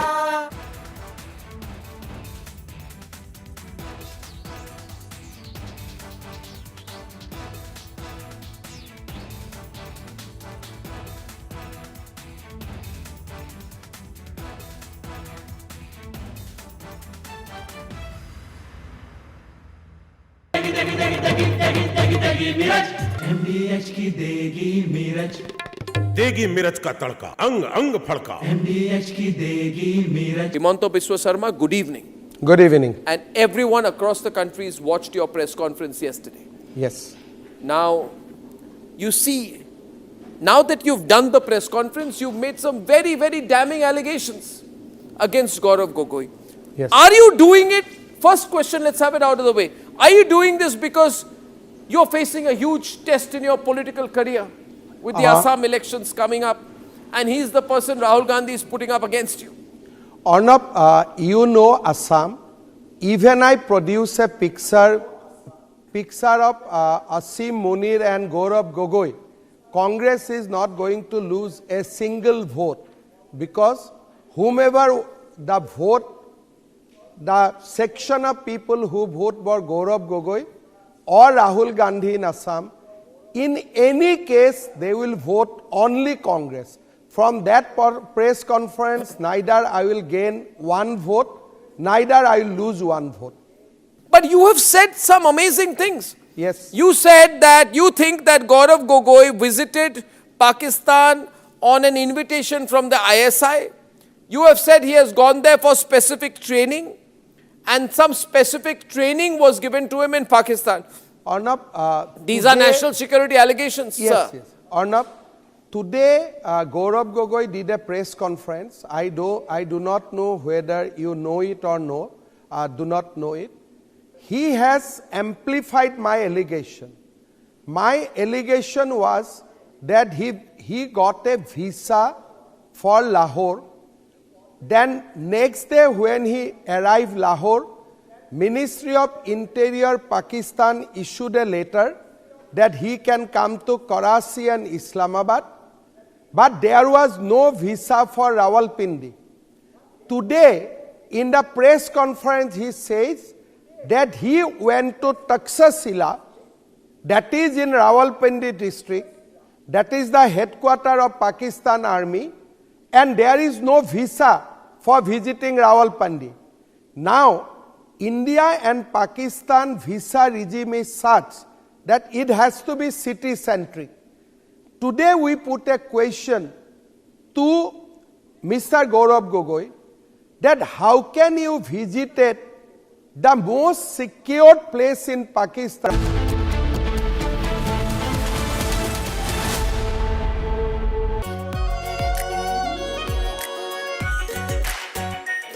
Are pure shahi paneer masala, delicious, healthy everyday.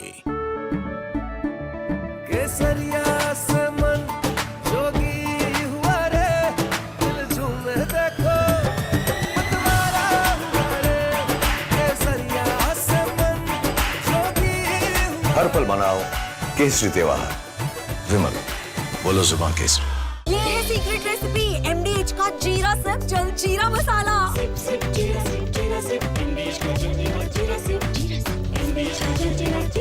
I am absolutely fed up, like you are, I'm sure, with the U-turns of the BCCI and the ICC and cricket politics. And I feel bad, like every citizen of India does, that these people, because they want to make some money over cricket, are ready to compromise the nation. Terrible. Pakistan has taken another magnificent U-turn in its decision to not play, not play, keep changing its mind, ladies and gentlemen. First they say they stand with Bangladesh, then they said we stand with them so much that we don't participate in the World Cup. Then they put Shehbaz Sharif in front, and he said we've taken a clear decision not to play cricket with India because we are backing Bangladesh. Listen to what Shehbaz Sharif said. T20 world cup जो है उस हवाले से हमने बड़ा वाज़ेह stand लिया है कि हम हिंदुस्तान के ख़िलाफ़ जो मैच है वो हम नहीं खेलेंगे, क्योंकि पाकिस्तान ने कहा कि ये खेल का मैदान है, ये सियासत नहीं है। खेल के मैदान में सियासत बिल्कुल नहीं होनी चाहिए। हमने एक बड़ा सोच समझ के हमने स्टैंड लिया है और इस हवाले से हमें बांग्लादेश के साथ पूरी तरह खड़े होना चाहिए। That's what he said 8 days back. Now he's changed his line 8 days later. Now he's saying that the government of Pakistan is now directing the Pakistan national team to play, to take the field on February 15 for the scheduled fixture against India in the T20 World Cup. Now viewers, my point is, let the Pakistanis do what the hell they want to do, who cares? But what is the BCCI doing? What is the ICC doing? What is Rajiv Shukla doing? What is this paid executive Sanjog Gupta doing? Why are we allowing Pakistan to do the U-turn? We should have never given them a long rope. We should have caught them and said, no, you said you're not. From Asia's largest news headquarters, setting the agenda for Bharat.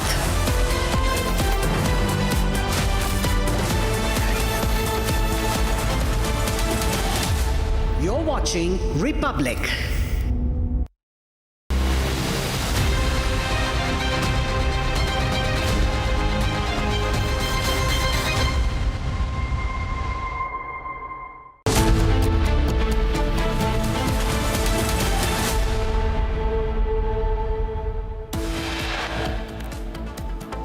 Part of under construction metro pillar collapses in Mumbai's Mulund, many feared injured. Government proposes tax blanket on pension for defence personnel if service continued even after disability.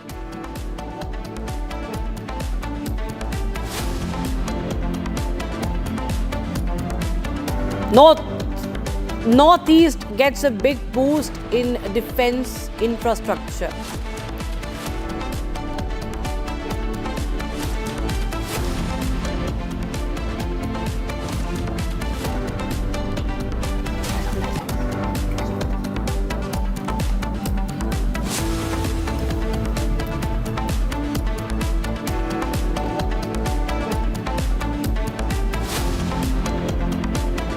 Viewers, we will be getting you the top stories in just a moment from now. We start with a breaking news right now. We are interrupted by a breaking news that is coming in on Bangladesh.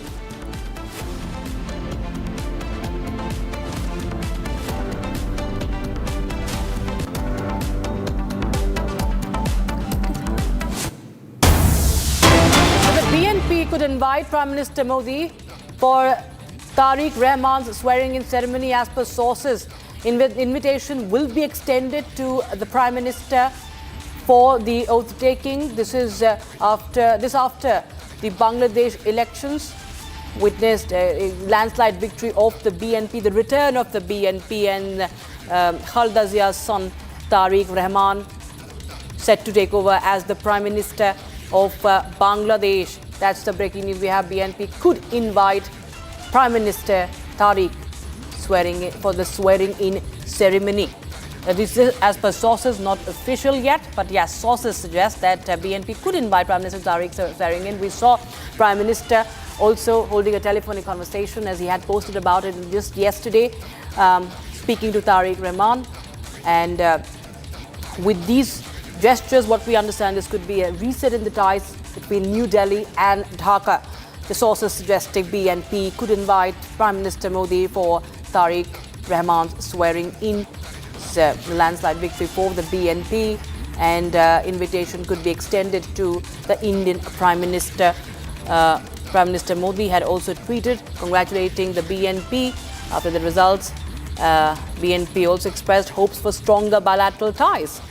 And Tariq Rahman, of course, is the son of former Prime Minister of Bangladesh, the late Khaleda Zia, is leading the charge for the party, and he'll be leading Bangladesh now as the Prime Minister. And what we understand is that Prime Minister Modi could be invited for the ceremony, Tariq Rahman's swearing-in ceremony in Dhaka. And that's the update we're getting in right now. BNP, in fact, had also thanked India and Prime Minister Narendra Modi yesterday for recognizing the verdict of Bangladesh's elections, hoping that the relations between the two countries will be strengthened under the new government. Breaking news coming in right now on this story, viewers, from Bangladesh. We are tracking as per sources. Is this a sign of the resetting? of ties. Could this push a reset in ties in New Delhi, Dhaka, the ties between New Delhi and Dhaka? Prime Minister Modi had congratulated Tariq Rahman on BNP's victory yesterday. And BNP in the latest has also thanked Prime Minister Modi for the wishes, saying that there's a shared commitment to peace, to stability, and appreciating the acknowledgement of leadership in securing BNP's decisive win in the national elections. And BNP also said in a statement yesterday that it looks forward to engaging constructively with India to advance the multifaceted relationship.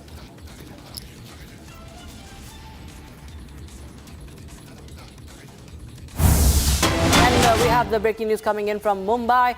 One person has been killed, one person dead, 5 injured in the Mumbai metro pillar collapse. It was under construction metro pillar that collapsed on vehicles, crushing 6. And what we know is that at least one person has died in this metro pillar collapse in Mumbai's Mulund. That's tragic news coming in from Mumbai. This was an under construction pillar, raising many questions about this construction. The portion of Mumbai metro pillar collapsed in Mulund. Several people have been injured and one person has died. What we understand is was reported around 12:20 p.m. near the Johnson & Johnson company on the LBS road. And my colleague Revati is joining us on the broadcast for more. Revati, tell us more details. One person has died in this metro pillar collapse. Right, as we can see that a sudden incident has occurred where there's a panic situation in Mulund West near Johnson & Johnson company where the metro construction work was going on. A sudden collapse of cement piece happened, and then around 5 people were left injured, and now the recent update is that 1 out of those have died and they have succumbed to the injuries. The person isn't identified yet as of now who has succumbed to his or her injuries, but there are 3 persons we know their name that they have sustained injuries due to the sudden collapse of the cement piece near metro construction work. Deepa Rui, who was inside the car, then in rickshaw, 2 people are identified as Bablu Rajkumar Yadav and Mahendra Yadav. These are 3 people as of now who are identified, but yet more 2 people are not identified, and it's not yet clear that who are the other 2 people who have sustained injuries. The work of removing the debris and removing the auto rickshaw which is strapped under the cement piece is underway by BMC and fire brigade officials. Also, the MMRDA has now given an official statement stating the facts about what exactly happened. But they have also mentioned that a thorough investigation of this very matter will be done, because it's an unfortunate incident that one person has lost his life, where other 4 are injured and they have been rushed to the nearby hospital. All right. They are under medical observation. Right, Revati, many thanks for joining us with those details coming in. We'll keep a close eye on the developments. Breaking news coming in. This is from Noida, Sector 39 in the NCR region, where bodies of a boy and a girl were found in a car. And both bodies have been recovered with gunshot wounds. According to the sources, preliminary investigation suggests that the boy shot the girl first and then himself. A pistol was found in the boy's hand, leading police to suspect that he fired on the girl first and then shot himself. Police team is investigating the incident on the scene. 2 bodies found inside a car in Noida, Uttar Pradesh, Sector 39, one of the prime locations. And this is a shocker that is coming in right now. 2 bodies found inside a car in Noida, Uttar Pradesh. And there are at least 2 bodies that have been found.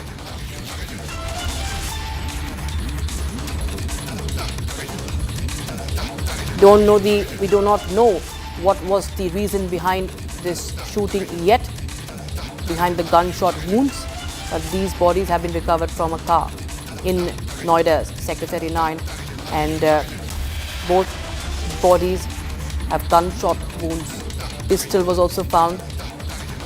In fact, the body recovered at the boy's hand with the pistol. The boy was, what we understand, seemingly holding the gun, and he's likely to have fired at this girl first and then he shot himself. Both have died. 2 bodies found from inside a car. All right, I will try and get more details from ground. 2 bodies have been found and we do not know the reason behind the death yet. What has led to this shooting? Was it an argument? We do not know. There is no information officially that has been given out by the police yet. What we understand is that pistol has been found inside the car and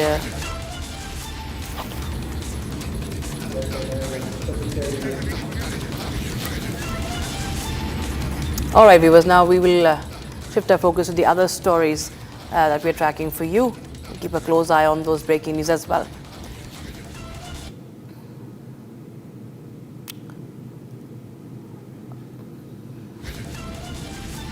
जातिन is joining us live in the broadcast from जातिन, हमें बताएं कि क्या जानकारी सामने आ रही है इस मामले को लेकर।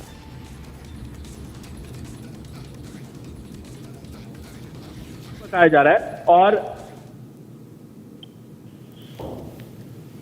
all right, we'll try and just fix that audio. I think we can just okay, these are visuals. Okay, the first visuals coming in right now, viewer. This is the car. That road has been sealed. What I understand is that is from outside. जातिन, आप क्या हमें सुन पा रहे हैं?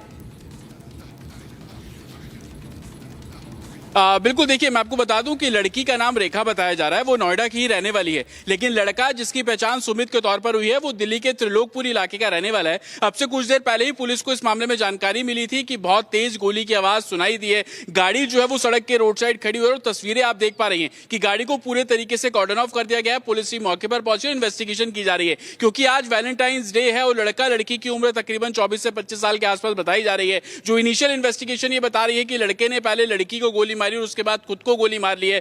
गाड़ी के अंदर से एक पिस्टल और कुछ लाइव कार्टेजेस भी बरामद हुए हैं, कुछ एम्प्टी कार्टेजेस जो कि 2 राउंड फायर किए गए हैं वो भी गाड़ी के अंदर से रिकवर किए गए हैं। हालांकि इनिशियल जो अभी तक की जांच में ये पता लगा है कि पहले लड़के ने गोली मारी और उसके बाद खुद सुसाइड कर लिया है, लेकिन तमाम जो बॉडीज हैं वहां पर उनको पोस्टमार्टम के लिए भेजा जा रहा है और आगे की जो इन्वेस्टिगेशन है वो इस पूरे मामले में की जा रही है क्योंकि लड़का दिल्ली का रहने वाला है। पिस्टल कौन लेकर आया और किस कारण से इस पूरे इंसिडेंट को अंजाम दिया गया ये अभी इन्वेस्टिगेशन का हिस्सा है। लेकिन आप तस्वीरों में साफ तौर पर देख पा रही है कि गाड़ी जो कि सड़क के बिल्कुल किनारे पे खड़ी हुई है और पीछे आप देखेंगे बहुत धूल मिट्टी भी है, तो इस बात की भी आशंका जताई जा रही है कि पर्पसली गाड़ी को उस जगह पर रोका गया और उसके बाद इस इंसिडेंट को अंजाम दिया गया। लेकिन अभी किसी कंक्लूजन पर पहुंचना बहुत जल्दबाजी है, ऐसा नोएडा पुलिस का कहना है। इन्वेस्टिगेशन इस पूरे मामले में की जा रही है, तमाम जो सीनियर ऑफिसर्स हैं वो मौके पर पहुंच रहे हैं। जो वेपन है वो रिकवर कर लिया गया है, कुछ लाइव कार्टेजेस वहां से रिकवर कर लिए गए हैं। लड़का जो कि दिल्ली का रहने वाला है वो नोएडा लड़की से मिलने गया या कोई और कारण था, कैसे वो सेक्टर 39 के रोड नंबर 107 पर पहुंचते हैं,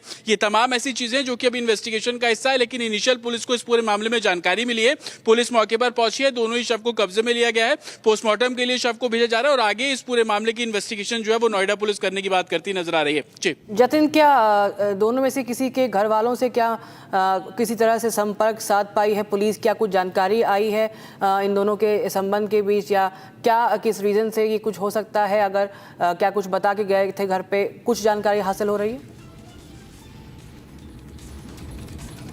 बिल्कुल, देखिए अब से कुछ देर पहले की ये कॉल है, जो उनके पास से डॉक्यूमेंट्स मिले हैं, ड्राइविंग लाइसेंस मिला है और दूसरे नंबर्स मिले हैं, उनके जरिए फैमिली को इन्फॉर्म किया गया है। फैमिली को बताया गया इस इंसिडेंट के बारे में क्योंकि लड़की जो कि नोएडा की रहने वाली है, वहीं से उसके एड्रेस के बारे में पता लगा और उसके ड्राइविंग लाइसेंस लड़के के सुमित के आधार पर यह पता लगा कि वो त्रिलोकपुरी का रहने वाला है। फैमिली को इन्फॉर्म कर दिया गया है, नियर बाय वो जल्द ही नोएडा पहुंचेंगे और उसके बाद वो इन्वेस्टिगेशन ज्वाइन करेंगे। लेकिन इनिशियल इन्वेस्टिगेशन जो कि सर्कमस्टांसेस अभी रोड पर नजर आ रहे हैं पुलिस को, उसमें बहुत क्लियर है क्योंकि जिस पिस्टल का इस्तेमाल किया गया गोली के लिए वो गाड़ी के अंदर से ही बरामद हुई, कुछ एम्प्टी कार्टेजेस गाड़ी के अंदर से बरामद हुए क्योंकि 2 राउंड फायर किया गया, एक लड़की के ऊपर, एक लड़के ने खुद के ऊपर, और उसके अलावा गन में कुछ बुलेट जो है वो लोडेड भी थी। पोस्टमार्टम के लिए भेजा जा रहा है और आगे इन्वेस्टिगेशन की जा रही है। बहुत बहुत शुक्रिया हमारे साथ जुड़ने के लिए Jatin. That was my colleague Jatin was getting us live details from the spot of the incident. We were shifting focus to the one of the top story that we're tracking for you today, the controversy surrounding the army, the defense forces veterans, defense forces personal tax exemption exemption on disability has made news following the Union Budget's finance bill, which revoked a century-old income tax exemption on disability pensions for the armed forces personnel who sustained disabilities but continued to be in service. Now, first up, we tell you what's this about. Disability pension for the armed forces personnel has traditionally been fully exempt from income tax. Now, the practice dates back to 1922, continued under the Income Tax Act of 1961, and a disability pension is a financial benefit that is provided to armed forces personnel who have suffered or aggravated disabilities in course of service. Now, it typically comprises of two parts: service element based on the length of the service and a disability element based on the percentage of disability assessed by a medical board. Now, over the years, this tax exemption has generally applied not only to personnel who have been out of service because of serious disability, because they could not basically continue serving, but this has also applied to those who continue serving despite their injuries, and then they retire. They are superannuated, they complete their term and they retire. Now, in 2019, the Income Tax Department issued a circular attempting to restrict the exemption only to those who were medically invalided out. However, the move was challenged in court, and the Supreme Court stayed its implementation, allowing the broader practice to continue. So, all in all, this is an exemption from the IT tax relief exemption that is for those who have been superannuated and have been disabled. Now, the issue has resurfaced with the proposal once again seeking to limit the tax exemption only to those who have been discharged on medical grounds, who have been out of service. They could not continue their service. But those who are superannuating, they will have to pay that income tax. Now, we will be joined by our guest on the broadcast, retired Major General Shashi Asthana, Colonel Rajiv Bagga joining us live on the broadcast. For more, I'll go across to Major General Shashi Asthana first. General Asthana, well, this is a raging debate that has been going on, and veterans have been opposing this move, sir. How do you see this announcement that was made by the Finance Minister? You feel that, how does it really affect the morale of our defense forces? It certainly affects, for the simple reason, because when a soldier is fighting, there are two risks. Either he will die or he will get injured. If you die, then there are enough provisions to look after the family. If you injure yourself, that is where the disability comes into place, and it is worse. And I have been Director General of Infantry, which has maximum disabilities in the army and in the country. And therefore, let me tell you in no uncertain terms, that if you cut out these concessions, the risk, we don't want a risk-avert army. Today you take a risk for the simple reason that even if my arm is amputed, I will be looked after.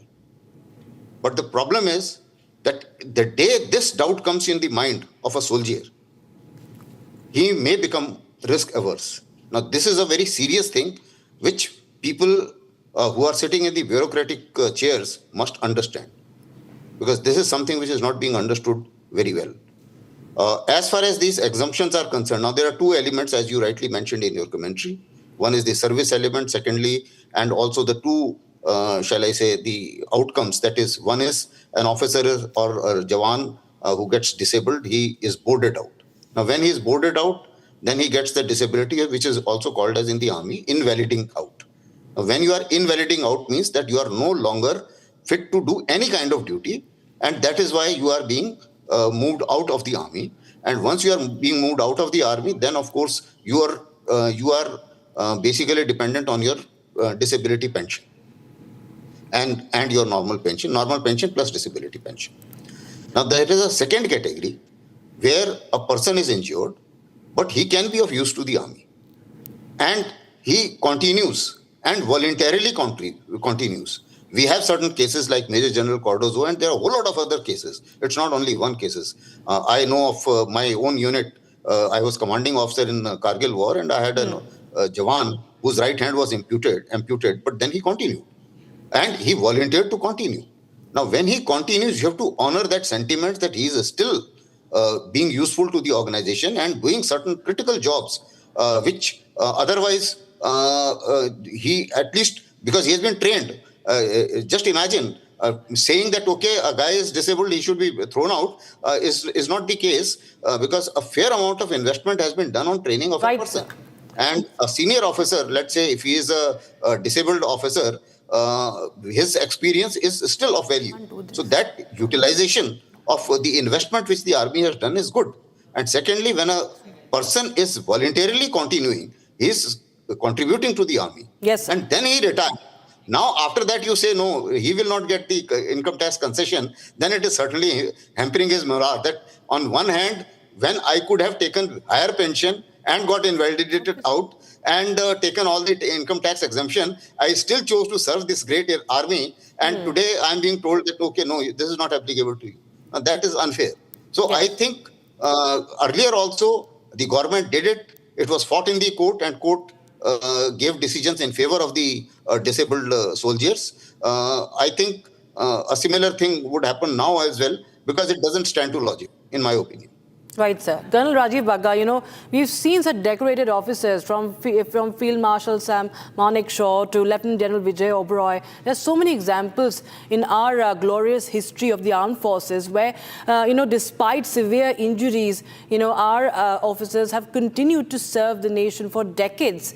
And, this becomes so demoralizing and also discriminatory. Literally it arbitrarily divides the veterans, divides our soldiers into two kinds of war-wounded soldiers.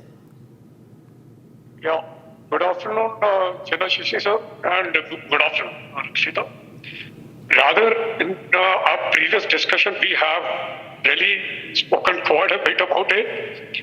The one thing more which I like to highlight, which I missed out, somebody was saying that at times this particular thing is misutilized. If that's somebody, who is that somebody? We will not allow income tax people, agencies to tell us this thing about. I think it is the job of army within our interior system. Are we sustaining our own internal system of army, whosoever go a medical system or a medical board and all? I'm talking about the doctors and all that. And it is not only one doctor, that also whosoever has suffered any kind of injury, he is repeatedly he undergoes a series of medical boards. Right. And at what time and thereafter he decides, yes, my services are still right. Now, if somebody has endured to serve so the entire service and still annexed to the service. I gave the example that there was an instructor in National Defense Academy, Indian Military Academy.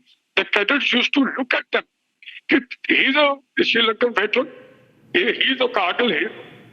And and suddenly the government decides or the agency decides, okay, you supernet, your testing is off.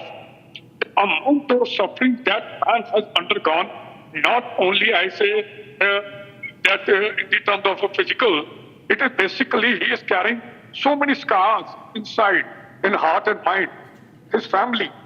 I still remember, I would like to give you one example of my own unit also, Direct Colonel Matthew Shorachakar, Sena Medal. That man went into coma and recovered. Thereafter he had shared big part to recover and volunteered to serve. And he was a kind of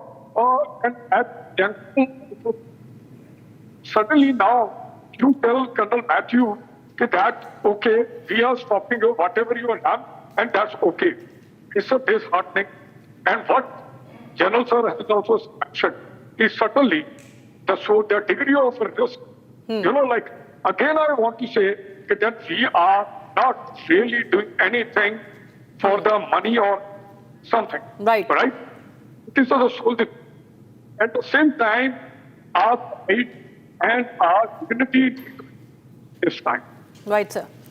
Colonel Rajiv Bagga and Major General Sashish Thana, many thanks for joining us. We will continue to keep a track of this story on Republic TV. Viewers, in the meantime, we have to step into a very, very short break, but we continue to get you more stories from across the country. This tragedy that's coming in from Mulund in Mumbai, where an under-construction metro pillar fell down and one person has died. Several others are injured.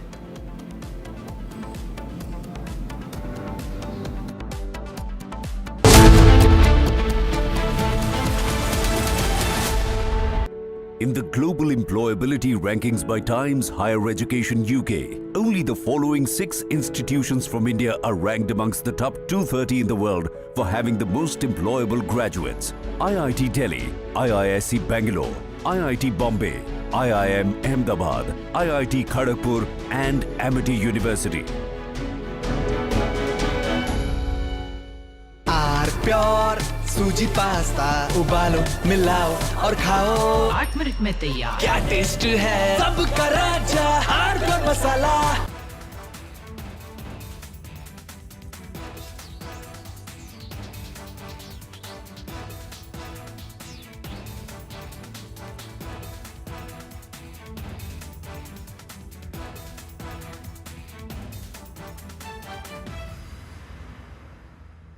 MDH की हल्दी मिर्ची धनिया करे कमाल, ये रंग दे ये खुशबू दे ये तीखा ये कम पड़े, क्या निराला MDH masala. Himanta Biswa Sarma, good evening. Good evening. And everyone across the countries watched your press conference yesterday. Yes. Now, you see, now that you've done the press conference, you've made some very, very damning allegations against Gaurav Gogoi. Yes. Are you doing it? First question, let's have it out of the way. Are you doing this because you're facing a huge test in your political career with the Assam elections coming up, and he's the person Rahul Gandhi is putting up against you? Arnab, you know Assam. Even I produce a picture of Asim Munir and Gaurav Gogoi.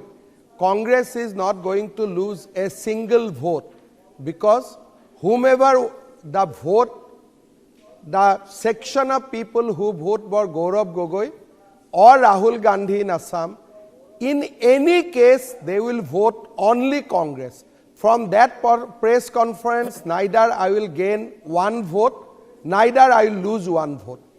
But you have said some amazing things. Yes. You said that you think that Gaurav Gogoi visited Pakistan on an invitation from the ISI.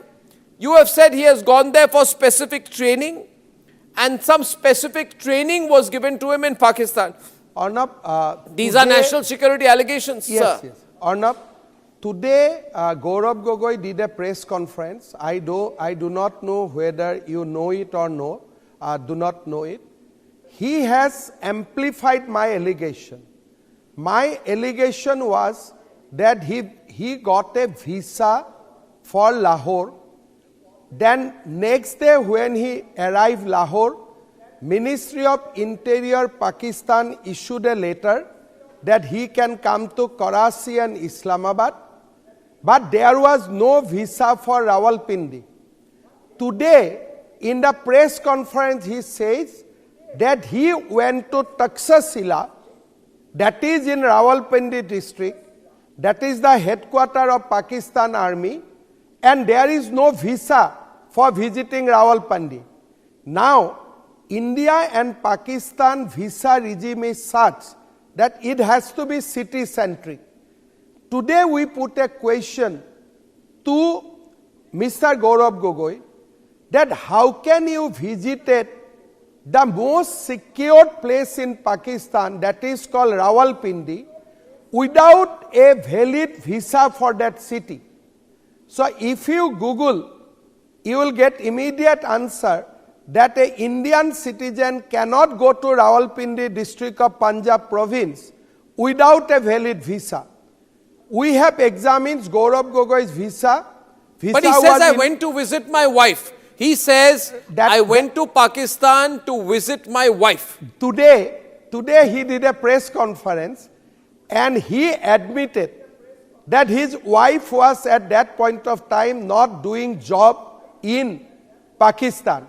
He said in the press conference in Assam today that me and my wife went to Pakistan for the reason of nostalgia.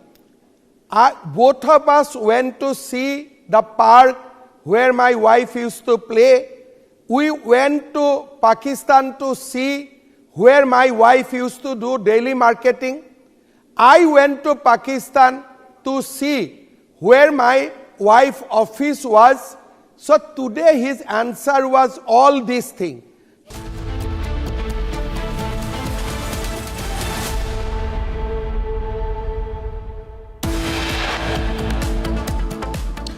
Part of under construction metro pillar collapses in Mumbai. 5 injured, 1 reported dead in pillar collapse.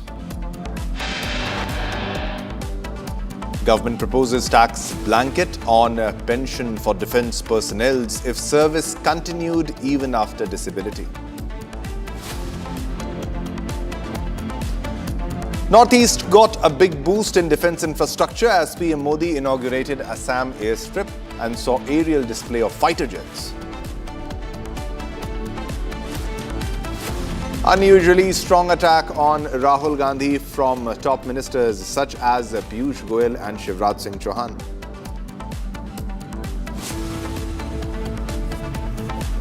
Shankaracharya नहीं लिख सकता। हर व्यक्ति हर पीठ के आचार्य के रूप में जाकर के जहां तहां वातावरण खराब नहीं कर सकता। उन मर्यादाओं का पालन सबको करना होगा। Uttar Pradesh Chief Minister Yogi Adityanath takes on Swami Avimukteshwaranand, says not every person can write as a Shankaracharya.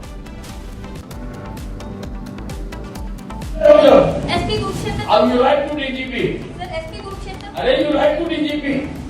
मैं कह रहा हूँ उसको सस्पेंड करो। सर मैं DG सर को। मैं कह रहा हूँ उसको सस्पेंड करो। आपने खाली एग्जीक्यूट कर लिया मेरा। Haryana Minister Anil Vij loses temper, argues with police superintendent over cops suspension.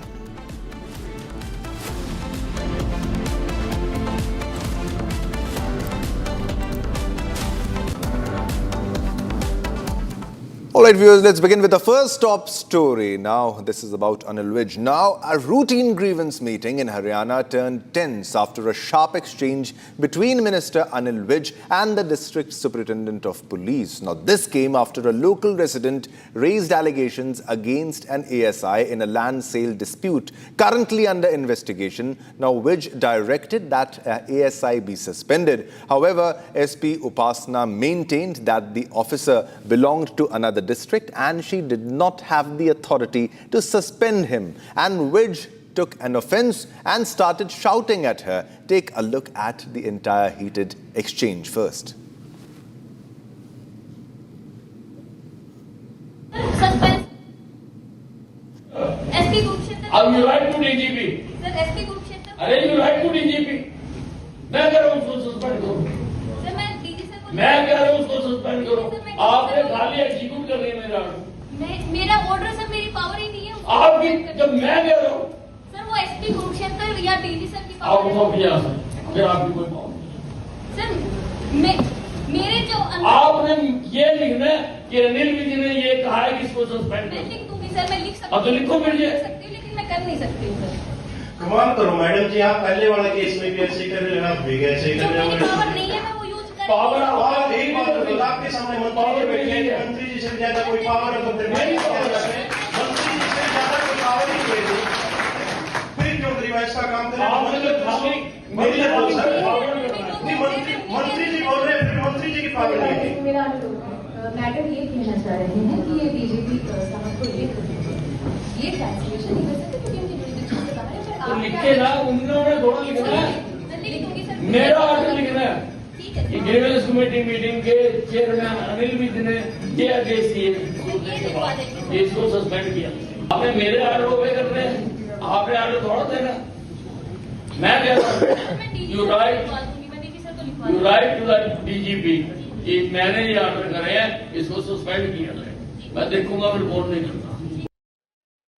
हम जो हैं, चाहे मैं हूँ चाहे कोई अधिकारी हैं, हम सब जनता के लिए हैं और जनता को इंसाफ मिले उसके लिए हम, और इसलिए उसी ढंग से हमें करना चाहिए कि भाई लोगों को इंसाफ मिले, फायदा मिले।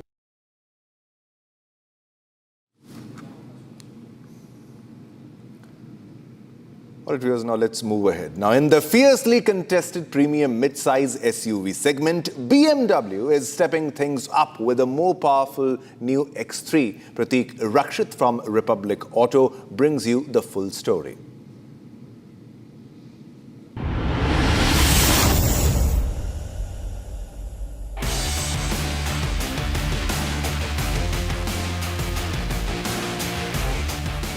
This is the BMW X330 X-Drive M Sport Pro.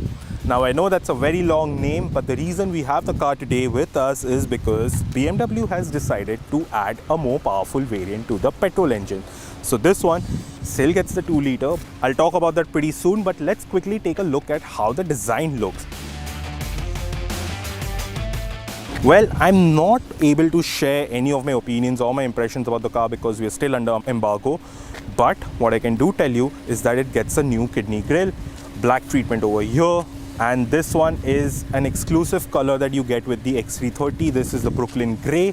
Then you also get these nice treatment for the headlamps. Now, if you move into the profile, you can see that the car is now longer, wider, and taller than before. So that translates to more space on the inside, but I can't talk about that. But if you see, you get these 20-inch alloy wheels, you get red brake calipers since this gets the M Sport Pro packets. And then once you move to the back, you can see that the tail lamp now has a wrap around effect. Then you get this X330 badging over here. Now let's quickly get inside the car so that I can show you how the cabin looks. So again, I cannot talk about the car, how it looks from the inside, nor can I share my opinions, but this is what you get pretty much. So a curved display, 12.3 inch for the driver's display, 14.9 inch for the infotainment system. This also runs the latest BMW OS 9.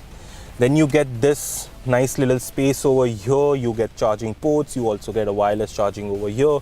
You get cup holders over here, and you get the M badge at the center. Then here at the center, you get the gear shifters on this side, auto hold, park assist, your start stop engine is button is over here. Then you get this rotary to navigate the menu. And of course, you also get 3 different modes. There's personal, there's sport, and then there's efficient if you want more mileage out of the car. Now, let's quickly take a look at how the car looks from the rear seat. So this is how the car looks from the rear seat. Let me quickly hop in and show you. So for reference, I am 5'8", 5'9", and I've positioned this car according to my driving posture. So I've got this much amount of leg room, this much amount of under thigh support, and this much of headroom. But what you can see that adds to the airiness is this massive panoramic sunroof. And like I said, this is a more powerful version of the X3 petrol version. So it gets that same 2-liter petrol engine with 48-volt mild hybrid system, but the output is now operated to 255 brake horsepower and 400 Newton meters of peak torque. And since it gets X-Drive, which essentially means an all-wheel drive, so all that power is sent to all the 4 wheels via an 8-speed transmission. Well, the prices will be announced on Feb 16th. That's when BMW will tell us how much this car costs. But there is obviously a smaller, less powerful version of it that retails at about 71 lakh to 72 lakh rupees ex-showroom. And then there's also a diesel version that retails at 74 lakh rupees.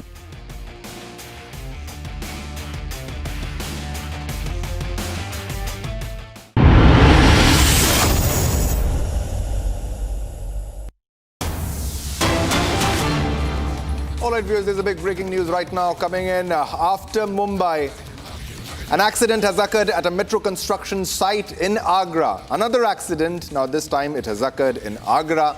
An accident has occurred at a metro construction site in Agra, Uttar Pradesh. While digging the foundation for a pillar, the wheel of a large crane sank into the ground. The crane overturned and the crane's shaft struck the roof of nearby liquor shop, damaging one room. These are the exclusive visuals, the pictures on your screen as you can see. Now an accident has occurred at a metro construction site in Agra, Uttar Pradesh. Exclusive pictures on your television screen.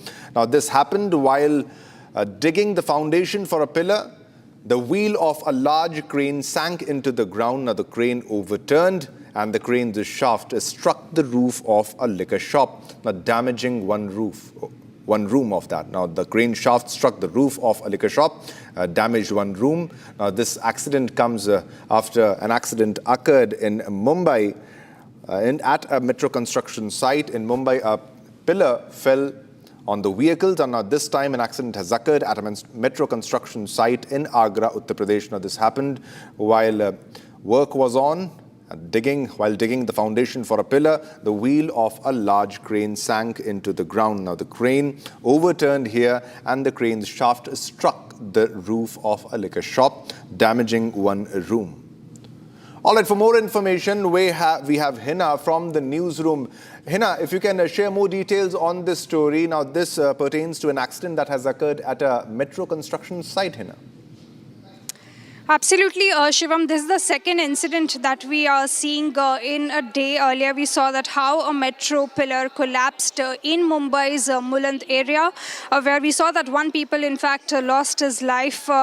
He was sitting inside an auto rickshaw, which was passing by right under from the metro pillar. But now another incident is coming to light from Agra, where we are seeing that an under construction metro pillar is involved, where we are seeing that a large crane, in fact, the wheel of the large crane actually sunk into the ground, and that is the reason why this crane overturned, is what we are getting to know. And the shaft, in fact, struck in the roof of a beer shop, and once it happened, the entire room was damaged, is what we are getting to know. So back-to-back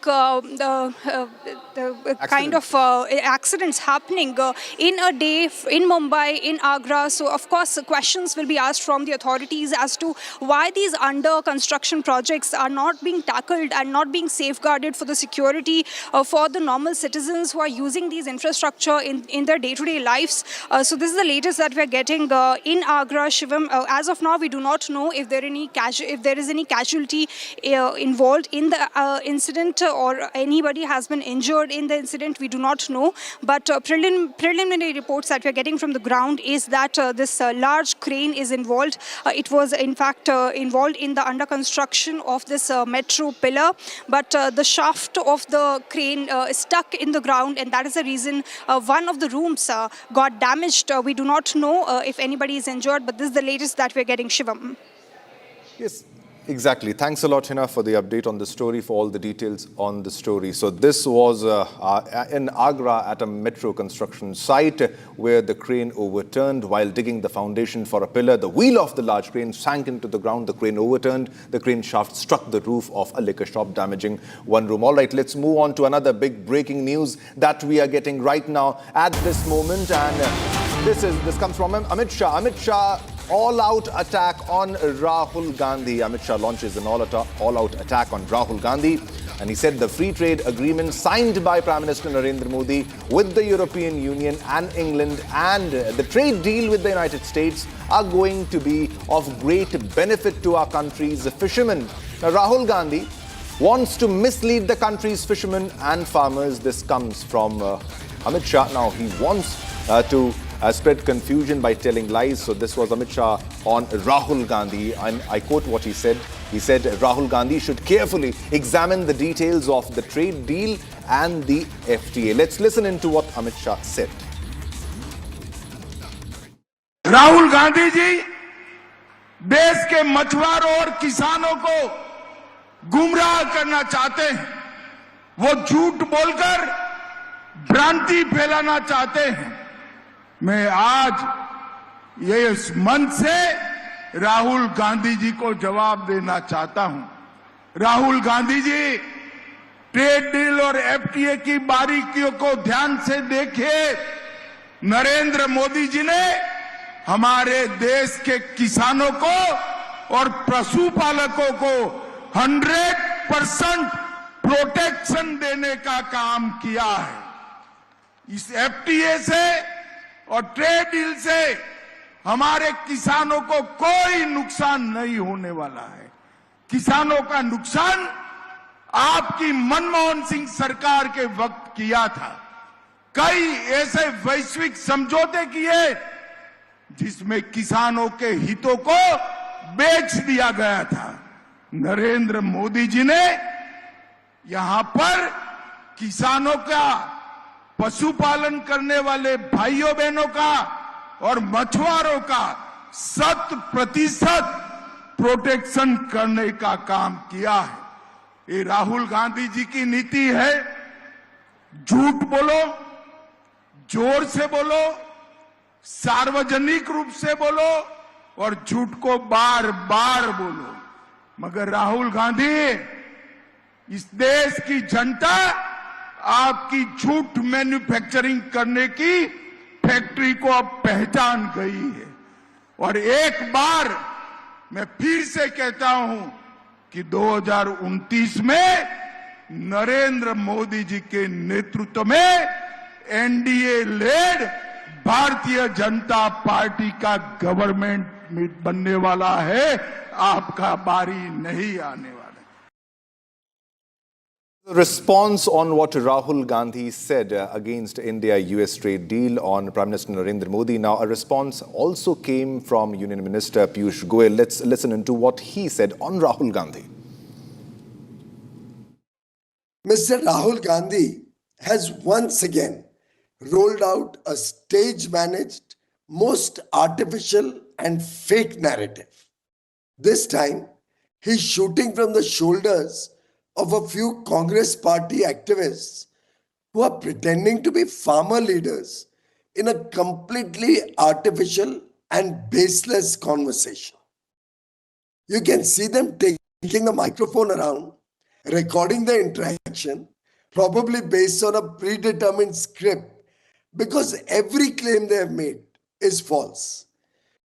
Let me now do a reality check on Rahulji's fakery and expose him and his friends for misguiding our innocent, hardworking Annadatas whose interests have been fully protected by the Modi government in the India-US trade deal. When I say fully protected, I say it on record and with full responsibility. We have protected the interests of all our farmers, and this is an agreement that will help our farmers, fishermen, hardworking youth, MSMEs, startups, artisans, and Vishwakarmas. I've already announced many times that soya meal and maize, that is corn, has not been given any concession whatsoever, and hence does not hurt any farmers' interests. By repeating it again and again, they're only trying to scare the farmers with their lies. Similarly, on apples, I've categorically explained many times since 7th February how our apple farmers are fully protected. India already imports 550,000 tons of apple every year. The demand is much more than production. In fact, the person in Rahulji's video is also saying that. We have not allowed unlimited import of apples in this agreement. We have only given a small quota, much less than our current imports, and that too will be allowed at a minimum import price of 80 rupees per kilo, on which a duty of 25 rupees will be charged. That is, the landed cost will be 105 rupees per kilo against the current landed cost of imported apple of 75 rupees a kilo. Tell me how that hurts the farmers, Rahulji. Another comment was made about walnuts. We are already importing in India 60,000 tons of walnut in a year to meet the demand, against which we have only given a quota of 13,000 metric ton at a slightly reduced import duty. How will that hurt any farmers? What a shame that Mr. Rahul Gandhi falsely claims that they had closed the doors to imports during Congress rule. The fact is, when Congress was in government, India used to import nearly $20 billion of agricultural products, including dairy products. Whenever there is a shortage of certain agricultural products, they are imported right from the days of Congress rule. Mr. Rahul Gandhi, जवाब दो, कब तक झूठ बोलते रहोगे और किसको गुमराह कर रहे हो? क्यों देश के किसानों के साथ बेवफाई कर रहे हो? बड़ा दुख होता है आपके रवैये से. Break. Mr. Rahul Gandhi. Break. All right, viewers, it's time to slip into a short commercial break, but don't go anywhere because coming up next, part of under construction metro pillar collapses in Mumbai. 5 injured, 1 reported dead in pillar collapse. Coming up next.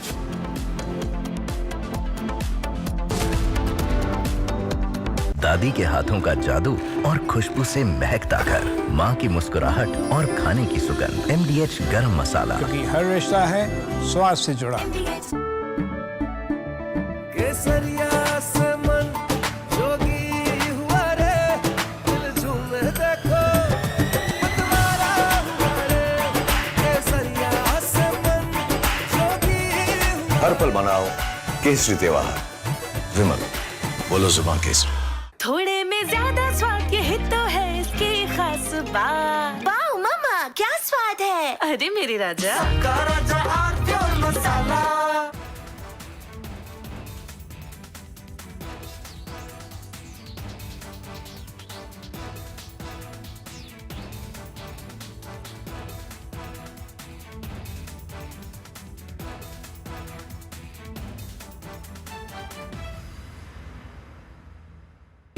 Pure सूजी pasta उबालो, मिलाओ और खाओ। 8 minute में तैयार। क्या taste है, सबका राजा hardcore masala.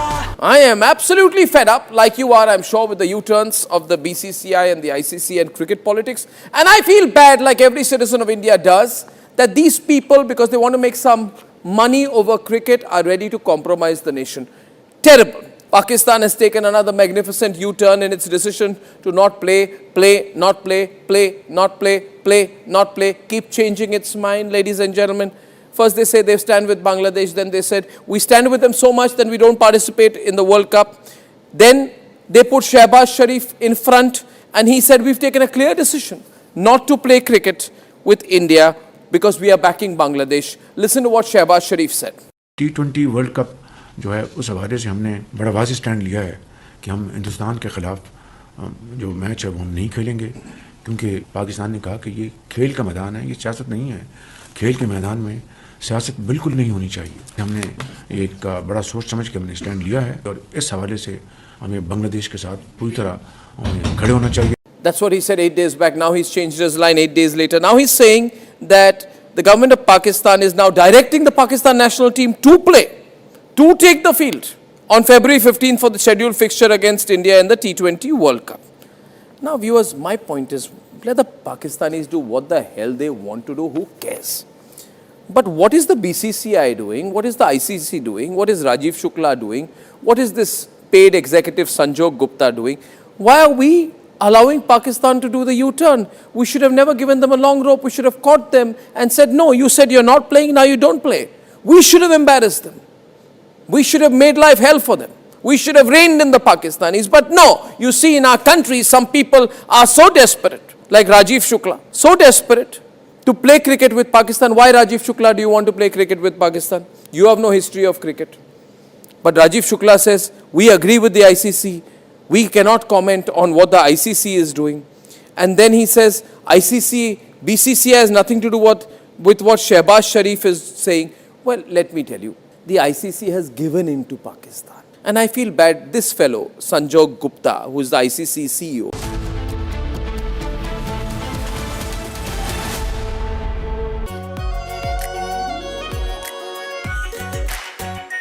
Are pure shahi paneer masala, delicious, healthy, everyday.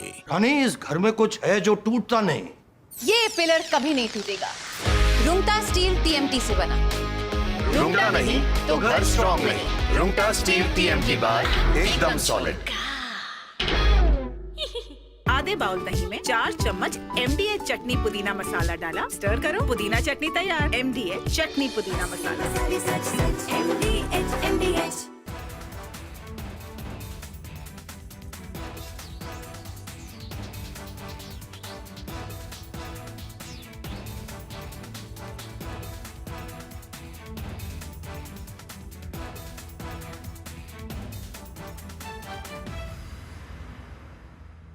Himanta Biswa Sarma, good evening. Good evening. And everyone across the country has watched your press conference yesterday. Yes.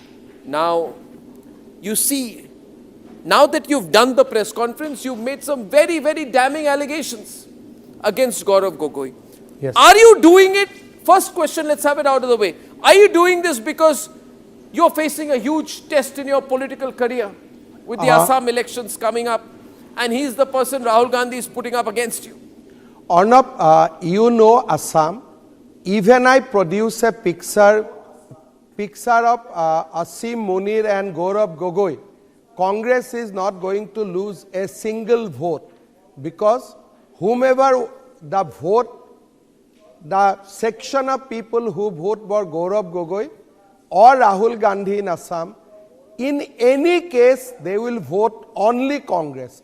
From that press conference, neither I will gain one vote, neither I will lose one vote. But you have said some amazing things. Yes. You said that you think that Gaurav Gogoi visited Pakistan on an invitation from the ISI. You have said he has gone there for specific training, and some specific training was given to him in Pakistan. Arnab, these are national secrets.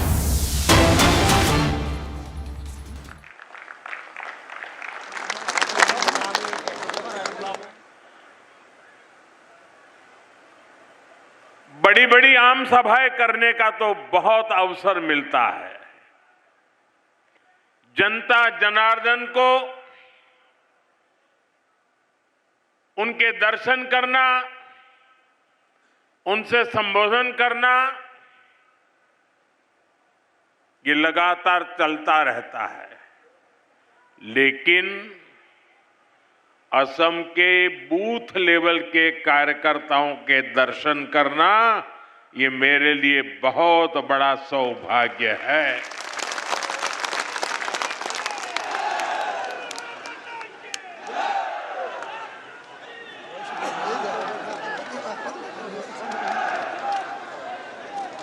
आज Bharatiya Janata party जहां पहुंची है, उसका श्रेय, उसकी credit अगर किसी को मिलती है तो वो सिर्फ और सिर्फ भाजपा के कार्यकर्ताओं को मिलती है।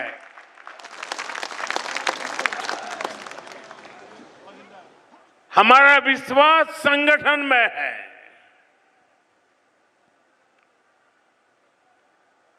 हम राष्ट्र जीवन में परिवर्तन का आधार संगठन की शक्ति मानते हैं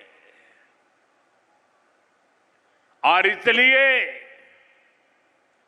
इतनी बड़ी तादाद में जमीन की जड़ों से जुड़े हुए कार्यकर्ताओं का दर्शन करना, ये अपने आप में बहुत बड़ा सौभाग्य है। साथियों, हम लोग एक ही मंत्र को लेकर के जिए हैं। हम लोग एक ही मंत्र को साकार करने के लिए अपने आप को खपा रहे हैं और वो मंत्र है भारत माता की जय। दोनों मुट्ठी बंद करके पूरी ताकत से मेरे साथ बोलिए, भारत माता की, भारत माता की, भारत माता की, वंदे वंदे वंदे। यहां इस विशाल कार्यकर्ता सम्मेलन में आए हुए भाजपा के हर एक कार्यकर्ता का मैं हृदय से स्वागत करता हूं, अभिनंदन करता हूं। भाजपा में रहते हुए आपने मां भारती की सेवा को, जनता की सेवा को अपना धर्म बनाया है। आप सभी भाजपा कार्यकर्ता ही भाजपा की प्राणवायु है, ऑक्सीजन है। भाजपा का कार्यकर्ता परिश्रम की पराकाष्ठा करता है और उसके कारण भारतीय जनता पार्टी आगे बढ़ती है। साथियों, मैं गर्व से कहता हूं, अगर मेरा सबसे बड़ा कोई क्वालिफिकेशन है, मेरी सबसे बड़ी गौरवपूर्ण मेरे जीवन की बात है, तो वो यही है कि नरेंद्र मोदी भाजपा का कार्यकर्ता है और एक भाजपा कार्यकर्ता के तौर पर मैं असम के अपने सभी कार्यकर्ता और भाई बहनों को, संगठन की शक्ति को सर झुका करके नमन करता हूं। साथियों, मैं मां आदि शक्ति, मां कामाख्या को भी कोटि कोटि प्रणाम करता हूं। मां कामाख्या की असम पर, असम वासियों पर, देश पर, देशवासियों पर बहुत कृपा रही है। उनके आशीर्वाद से असम ने राष्ट्र रक्षा और देश की स्वतंत्रता, देश की संस्कृति को आगे बढ़ाने वाली अनेक संतानें दी हैं। ऐसी ही एक महान संतान कविंद्रपुर कायस्थ जी को मैं आज प्रणाम करता हूं। उन्होंने अपना पूरा जीवन असम और समाज की सेवा के लिए समर्पित किया। इसी योगदान को नमन करते हुए बीजेपी एनडीए सरकार को उन्हें पद्म पुरस्कार से सम्मानित करने का सौभाग्य मिला है। वर्ष 2014 के बाद नॉर्थ ईस्ट के 125 से अधिक महान व्यक्तित्वों को पद्म पुरस्कार मिले हैं। 125 से अधिक। ये दिखाता है कि असम की धरती का, नॉर्थ ईस्ट की धरती का सामर्थ्य कितना बड़ा है। नॉर्थ ईस्ट का यही सामर्थ्य अब विकसित भारत का बहुत बड़ा आधार है। साथियों, कुछ दिन पहले ही देश का बजट आया है। बजट के बाद असम का, नॉर्थ ईस्ट का मेरा ये पहला दौरा है। जिस नॉर्थ ईस्ट को कांग्रेस ने हमेशा नजरअंदाज किया, हम उस नॉर्थ ईस्ट की भक्ति भाव से सेवा कर रहे हैं। नॉर्थ ईस्ट हमारे लिए अष्टलक्ष्मी है। इस वर्ष का बजट अष्टलक्ष्मी के लिए बीजेपी एनडीए के विजन को और मजबूती देने वाला है। बजट में बहुत अधिक फोकस नॉर्थ ईस्ट को आर्थिक रूप से आत्मनिर्भर बनाने पर है। इस साल असम को टैक्स की हिस्सेदारी के रूप में लगभग 50,000 करोड़ रुपए मिलने वाले हैं।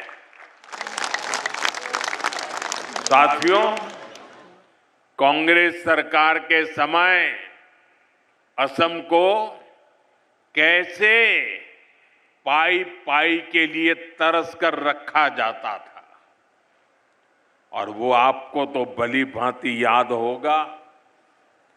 कांग्रेस के समय असम को टैक्स के हिस्से के रूप में सिर्फ 10,000 करोड़ रुपया मिलते थे। अब भाजपा सरकार में असम को कांग्रेस सरकार के मुकाबले 5 गुना ज्यादा रुपये मिल रहे हैं। अगर मैं पिछले 11 वर्ष की बात करूं तो असम को तमाम विकास परियोजनाओं के लिए केंद्र सरकार से 5.5 लाख करोड़ रुपए से अधिक मिले हैं। ये आंकड़ा आपको याद रहेगा?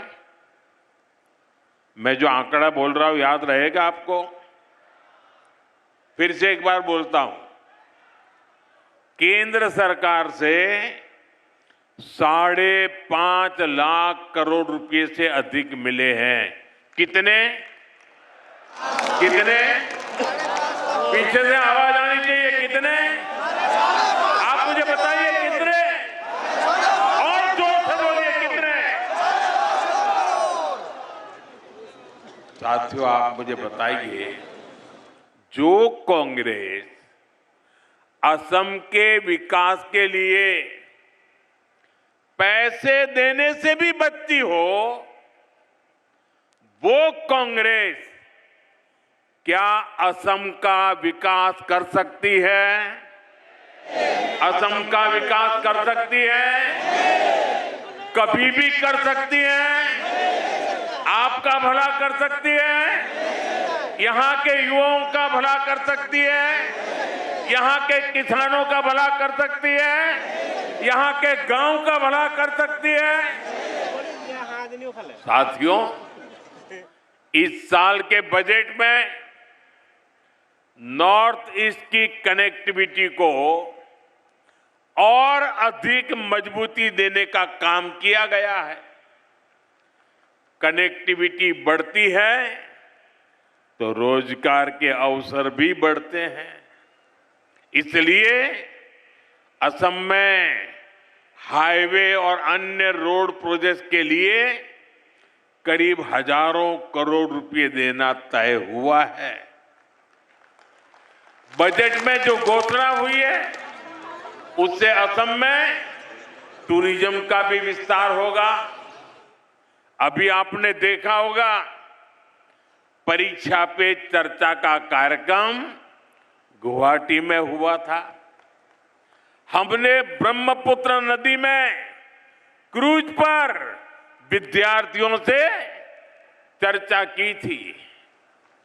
आने वाले समय में ब्रह्मपुत्र पर ऐसे ही रिवर टूरिज्म को और बढ़ाया जाएगा। मैं ऐसे ही वहां नहीं गया था, मैं देश को बताना चाहता था कि टूरिज्म के लिए इससे बेहतर जगह नहीं है। आओ, ये मेरा असम है, ये मेरी ब्रह्मपुत्र है। आइए, इस बार के बजट में इसके लिए भी व्यवस्था की गई है। साथियों, आज के दिन देश की नजरें असम पर है। सबने देखा कि असम का नॉर्थ ईस्ट का सामर्थ्य क्या है।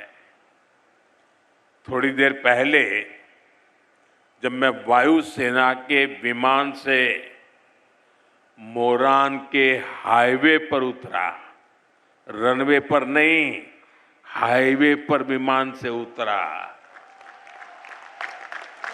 तो एक नया इतिहास बन गया। कभी नॉर्थ ईस्ट का नाम आते ही लोग सोचते थे, अरे यार छोड़ो, टूटी फूटी सड़कें, कोई ठिकाना नहीं, निकलेंगे तो पता नहीं कब पहुंचेंगे। वो भी एक वक्त था, ये भी एक वक्त है। और आज यहां ऐसे हाईवे बनकर तैयार हो रहे हैं जहां सिर्फ गाड़ियां ही नहीं चलती, बल्कि हवाई जहाज भी लैंड करते हैं।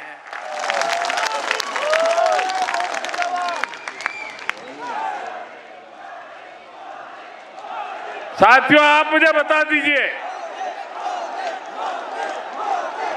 आपके हाईवे पर विमान लैंड हो, ये आपको गर्व हुआ कि नहीं हुआ? गर्व हुआ कि नहीं हुआ? तो जरा अपना मोबाइल निकालिए और फ्लैश लाइट कीजिए। आपको गर्व हुआ है ना? मोबाइल फोन निकालिए और फ्लैश लाइट कीजिए सबके साथ, दूर दूर तक।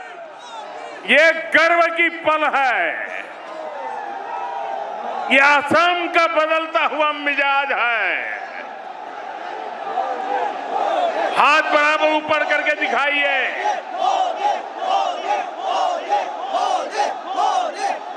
आपको गर्व हुआ कि नहीं हुआ? गर्व से मन भर गया कि नहीं भर गया? बोलिए भारत माता की। साथियों, असम का इतना विकास इसलिए हो रहा है क्योंकि यहां आप सभी की मेहनत से बीजेपी सरकार बनी है। यहां के नागरिकों ने भाजपा पर भरोसा किया है। आपने मेरा बूथ सबसे मजबूत, मेरा बूथ, मेरा बूथ, मेरा बूथ सबसे मजबूत की भावना से बूथ बूथ जाकर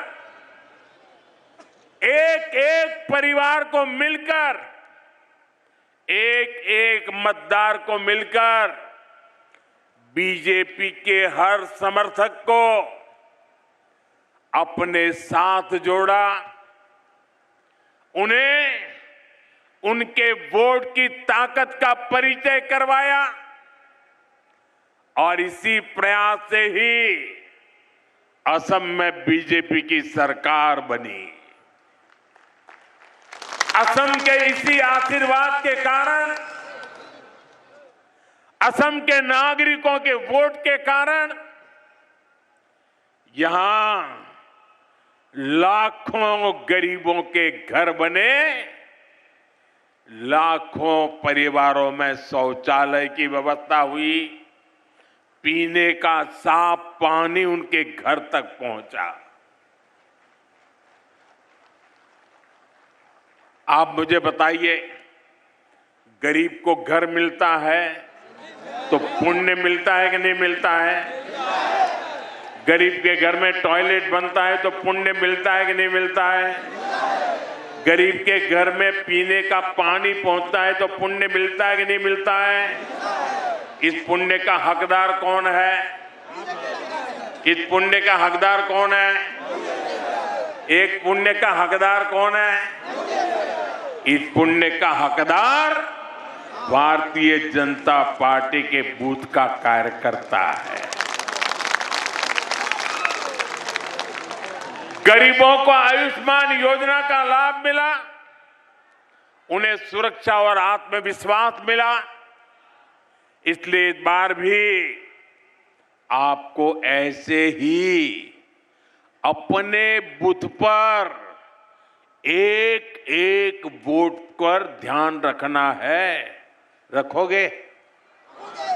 अब और कुछ मत करो, बस पूरी ताकत बूथ में लगा दो। आपका बूथ विजयी होगा तो बीजेपी विजयी होगी कि नहीं होगी?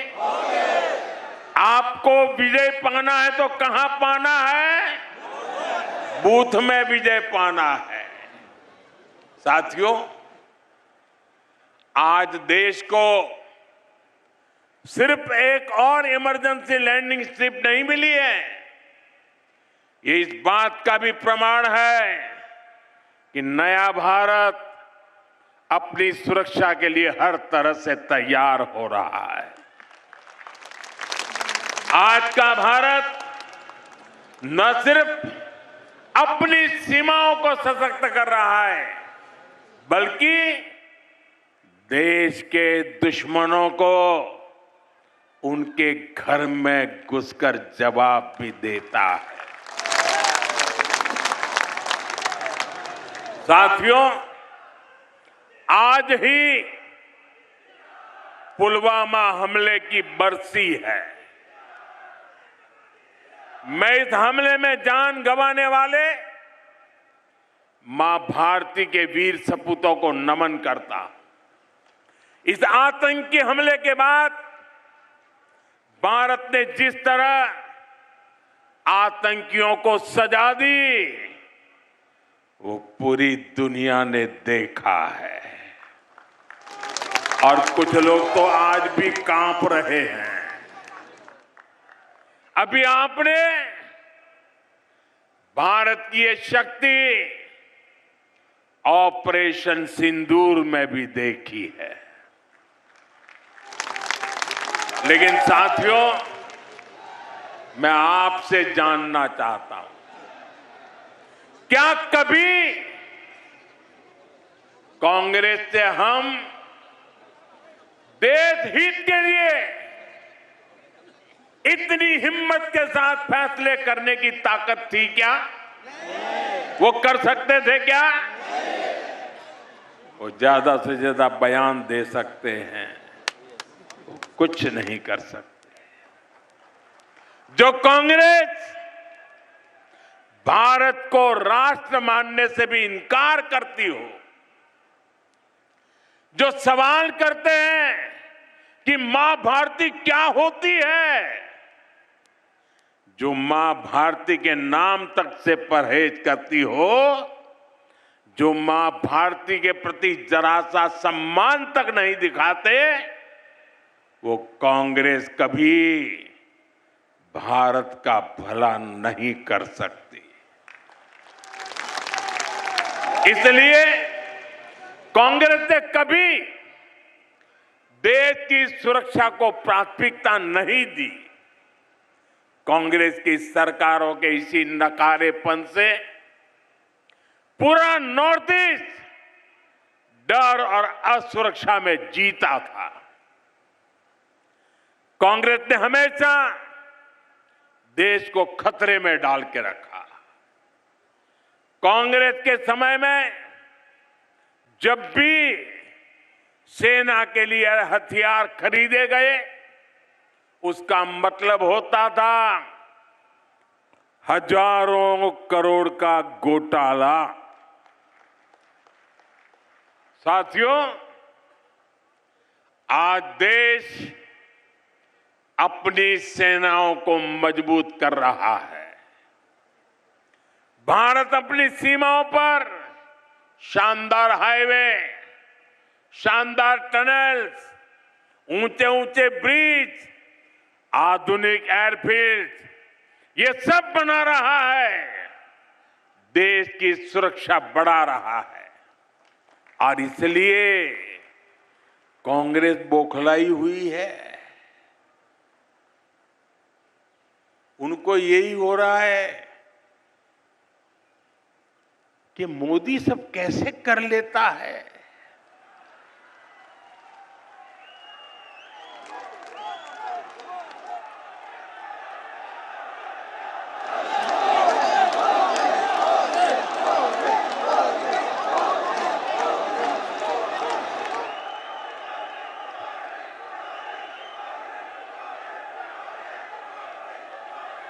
उन बेचारों को नींद नहीं आती, नींद नहीं आती।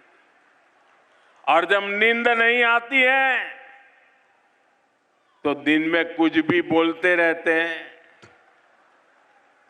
साथियों, आज की कांग्रेस हर उस विचार, हर उस आतंकी को कंधे पर बिठाती है जो देश का बुरा सोचता है, जो लोग देश के टुकड़े टुकड़े करने का सपना देखते हैं, जो लोग नॉर्थ ईस्ट को भारत से अलग करने के नारे लगाते हैं, वो कांग्रेस के लिए पूजनीय बन चुके हैं। आजादी के समय मुस्लिम लीग ने देश का बंटवारा कराया। अब आज की कांग्रेस मुस्लिम लीगी माओवादी कांग्रेस बनकर फिर देश बांटने में जुट गई है। ये एमएमसी है, माओवादी मुस्लिम लीगी कांग्रेस। और इसलिए आपको कांग्रेस से सावधान रहना है और असम की जनता को भी सावधान करना है। साथियों, यहां जो नौजवान है, जो अभी 20-25 वर्ष के हैं, उन्हें कांग्रेस का कुशासन शायद पता नहीं होगा, याद नहीं होगा।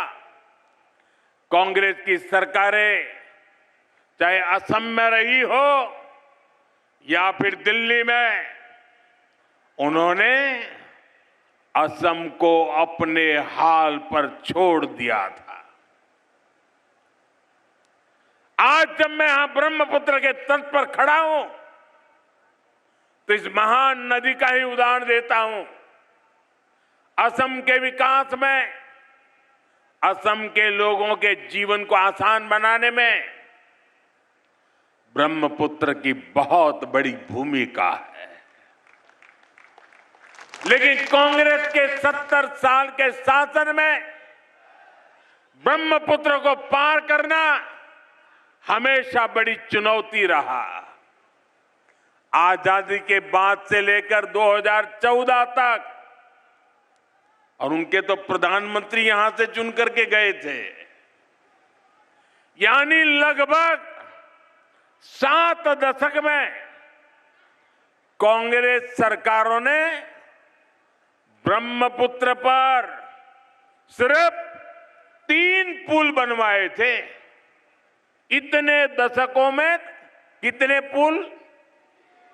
कितने?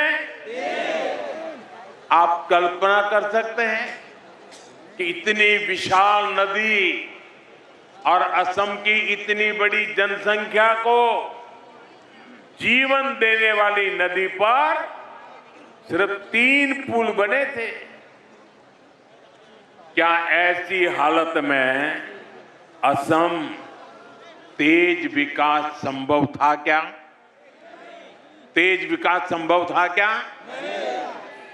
मेरे कार्यकर्ता साथियों, 2014 में आपकी मेहनत का परिणाम था कि मुझे भारत सरकार में देश की सेवा का अवसर मिला।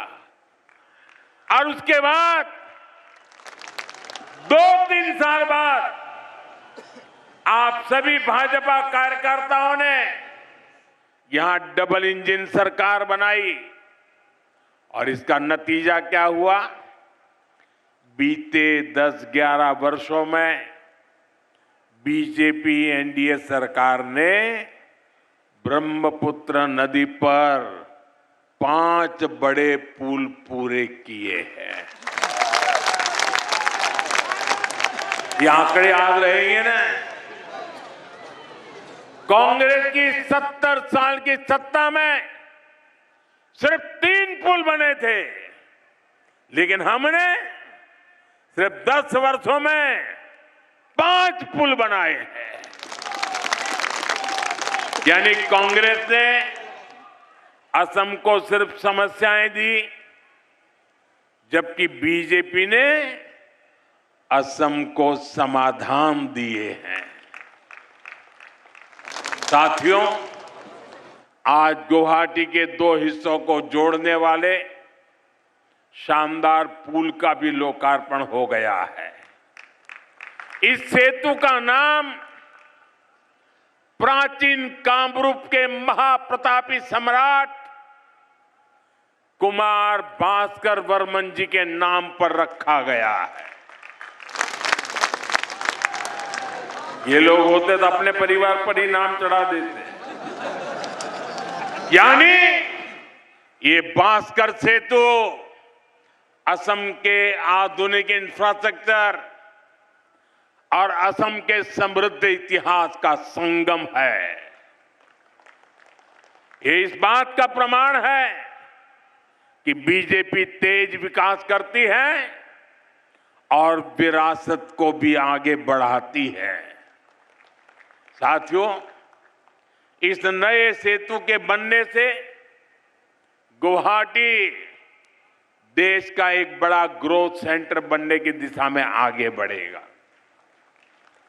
6 लेन के इस ब्रिज से नौजवान हो या बुजुर्ग, किसान हो या उद्यमी, सबको फायदा होगा। और मैं आपको एक और बात बता दूं, यहां भी ऐसे कई सारे पुलों पर काम चल रहा है। जब ये सभी तैयार हो जाएंगे तो असम और नॉर्थ ईस्ट के विकास को बहुत तेज गति मिलने वाली है। भाइयों और बहनों, कांग्रेस के दशकों के कुशासन की सबसे बड़ी वजह रही है कांग्रेस की तुष्टीकरण की राजनीति, वोट बैंक पॉलिटिक्स। कांग्रेस ने असम को हमेशा वोट के चस्पे से ही देखा। कांग्रेस ने हर वो काम किया जिससे तुष्टीकरण को बढ़ावा मिले और हर वो काम रोका जिससे असम का विकास। कांग्रेस के समय केंद्र सरकार की योजनाओं को असम तक पहुंचने में भी बरसों लग जाते थे, लेकिन साथियों, बीजेपी ने असम के विकास को, नॉर्थ ईस्ट के विकास को हमेशा प्राथमिकता दी है।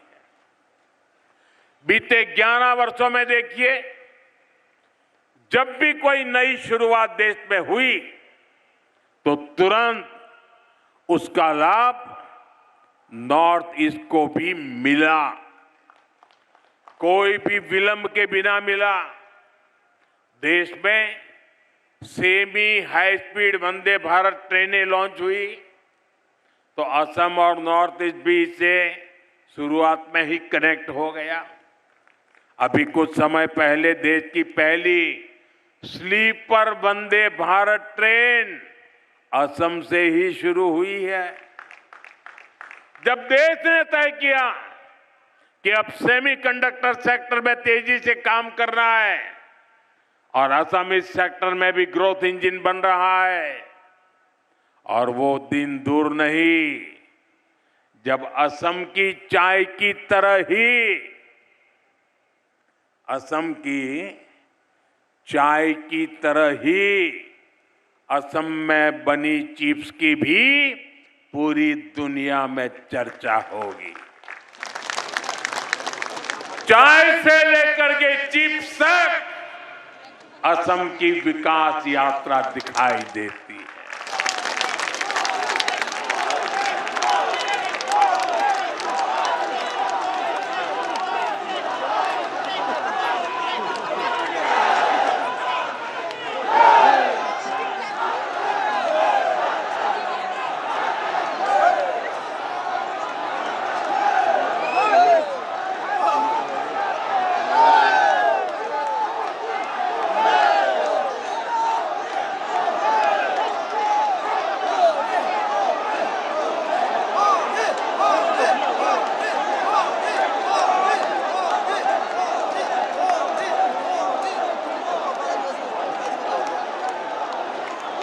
साथियों, असम का ये प्यार मैं कैसे भूल सकता हूं।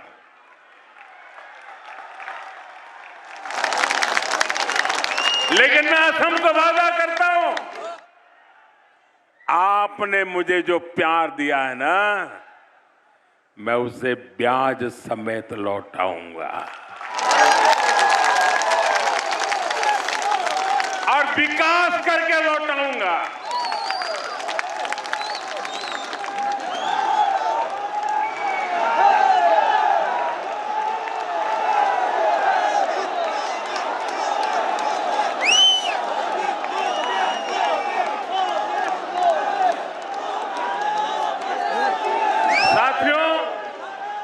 मैं आपको डिजिटल कनेक्टिविटी का भी उदाहरण दूंगा। आप देखिए, कांग्रेस के समय में 3G और 4G टेक्नोलॉजी आई, ये 2G के घोटाले भी आए, लेकिन नॉर्थ ईस्ट तक, असम तक उसे तेजी से पहुंचाने के लिए कांग्रेस ने मेहनत ही नहीं की। और जब भाजपा सरकार में 5G टेक्नोलॉजी आई तो हमने क्या किया?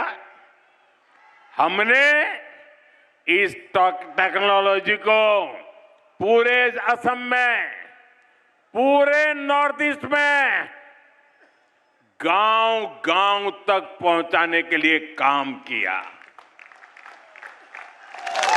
इस सैचुरेशन अप्रोच के कारण आज गुवाहाटी के युवाओं को हाई स्पीड इंटरनेट का लाभ मिल रहा है। और जब असम में NIC डेटा सेंटर की भी शुरुआत हुई है, ये डेटा सेंटर यहां के नौजवानों को बहुत बड़ा लाभ देने वाला है। साथियों, एक और उदाहरण स्वास्थ्य सेवाओं का भी है। कांग्रेस ने दशकों तक एम्स के विस्तार पर ध्यान नहीं दिया। जब अटल जी की सरकार बनी तो एम्स की संख्या बढ़ाई गई। इसके बावजूद हालत ये थी कि 2014 में देश में सिर्फ 6 एम्स थी। आपने 2014 में मोदी को देश की सेवा का अवसर दिया और आज देश में एम्स की संख्या बढ़कर 20 से ज्यादा हो चुकी है। बीजेपी सरकार ने एम्स गुवाहाटी का भी निर्माण किया है। इसके अलावा असम में कई मेडिकल कॉलेज और कैंसर हॉस्पिटल भी खोले गए हैं। और कल ही हमने PM राहत स्कीम को भी मंजूरी दी है। देश के किसी भी हिस्से में अगर कोई भी व्यक्ति किसी दुर्घटना में घायल होता है तो केंद्र की सरकार की ओर से उसका 1.5 लाख रुपए तक का इलाज मुफ्त में कराया जाएगा। एक्सीडेंट के बाद तुरंत मदद मिलने से जान बच जाती है। साथियों, यहां आए भाजपा कार्यकर्ताओं में बड़ी संख्या में मेरे युवा बेटे बेटियां की है। आप याद रखिए, देश में जब मैनेजमेंट और उच्च शिक्षा की बात होती थी तो असम और नॉर्थ ईस्ट के युवाओं के पास सिर्फ पलायन का ही विकल्प होता था। लेकिन आज देखिए, IIM पालसबारी का नया कैंपस शुरू हो चुका है। IIT गुवाहाटी का भी आधुनिकीकरण हो रहा है। इसके अलावा असम में IRI इसकी भी स्थापना की गई है। ये संस्थान असम में नई टेक्नोलॉजी लीडर्स को तैयार करेंगे। साथियों, आज केंद्र की बीजेपी एनडीए सरकार देश के छोटे छोटे शहरों में इलेक्ट्रिक बसों का जाल बिछा रही है। आज ही मुझे गुवाहाटी में 100 इलेक्ट्रिक बसों को हरी झंडी दिखाने का अवसर मिला। All right, so this was Prime Minister Narendra Modi, and he was speaking about the development that has taken place in Assam during BJP rule. वाले समय में बहुत बड़ी संख्या में असम को भी इलेक्ट्रिक बसें मिलने वाली है। साथियों, कांग्रेस ने असम के साथ एक और बहुत बड़ा अन्याय किया है। कांग्रेस ने असम को अशांत रखा, हिंसा और अलगाव में रखा। आजादी के बाद से ही असम बम बंदूक, बंद ब्लॉकेड और कर्फ्यू की चपेट में रहा और इसकी गुनहगार कांग्रेस ही थी। मुझे याद है, मैं जब यहां संगठन का काम करता था तो मैं वापस जाने का भी कार्यक्रम बना के आता था, लेकिन यहां मैं कार्यक्रम नहीं कर पाता था। क्यों? कहीं ब्लॉकेड है, कहीं जा नहीं सकते, रास्ते बंद है। तो मुझे कभी कभी तो 3 दिन के लिए आया था, 7 दिन तक वापस नहीं जा पाता था, काम ही नहीं कर पाता था। ये हालत करके रखी थी। लेकिन साथियों, भाजपा एनडीए सरकार असम में शांति, बहाली और तेज विकास का संकल्प लेकर चल रही है। इसलिए जो असम कभी बम धमाकों से गूंजता था, उसी असम में अब शांति की स्थापना हो रही है। जिस असम में हर साल औसतन 1000 से ज्यादा लोग हिंसा में मारे जाते थे, आज वहां हिंसा की घटनाएं बंद हो रही है। पहली बार असम में बोडो, कार्बी, आदिवासी, डीएनएलए, उल्फा ऐसे हर संगठन से जुड़े साथियों ने बंदूक छोड़कर देश के संविधान का रास्ता चुना है, शांति और विकास की राह पकड़ी है। लेकिन मेरे कार्यकर्ता साथियों, आपको भूलना नहीं है, 10 वर्ष सत्ता से बाहर रहने की वजह से कांग्रेस और ज्यादा जहरीली हो गई है। उनके टॉप लीडर से नीचे तक उनके जुबान से जहर ही निकलता है। कांग्रेस असम को फिर से अशांति और अराजकता में झोंकना चाहती है। कांग्रेस असम को घुसपैठियों के हवाले करना चाहती है। आप इनके दिल्ली के नेताओं को देखिए, यहां जो इनके नेता हैं उनको देखिए, ये सब घुसपैठियों को बचाने में ही लगे हुए हैं।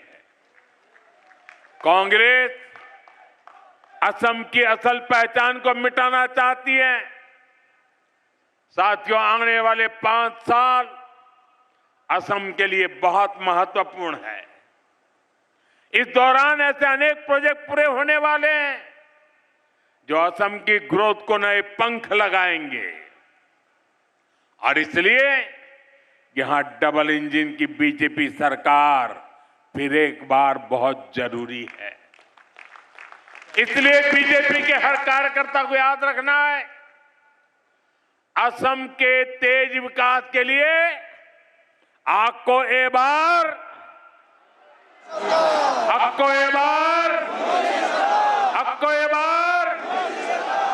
असम के युवाओं को रोजगार के लिए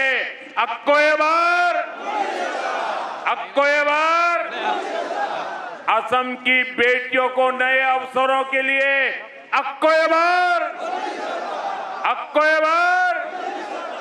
असम की पहचान बचाने के लिए सबको ये बार साथियों, आज यहां आप सबका ये जोश देखकर असम की महाविजय का मेरा विश्वास और मजबूत हो गया है। मुझे पूरा भरोसा है इस बार और बड़े बहुमत से असम में हमारी सरकार की वापसी होने वाली है। लेकिन साथियों, याद रखिएगा, हमें सिर्फ चुनाव ही नहीं जीतना है, हमें निरंतर असम के लोगों का मन भी जीतना है।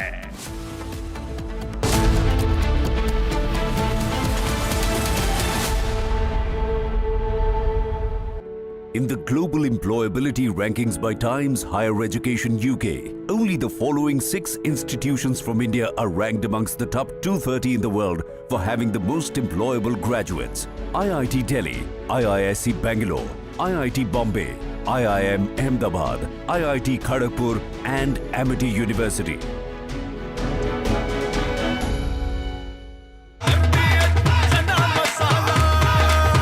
अब छोलिया हो या लोबिया, सफेद चने या काले चने, सब कुछ मजेदार बने। केसरिया से मन जोगी हुआ रे, दिल झूमे देखो मतवारा हुआ रे। केसरिया से मन जोगी हुआ। हर पल मनाओ केसरी त्योहार। विमल, बोलो जुबान Kesari.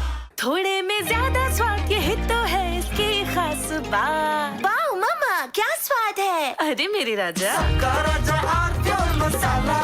I am absolutely fed up, like you are, I'm sure, with the U-turns of the BCCI and the ICC and cricket politics. And I feel bad, like every citizen of India does, that these people, because they want to make some money over cricket, are ready to compromise the nation.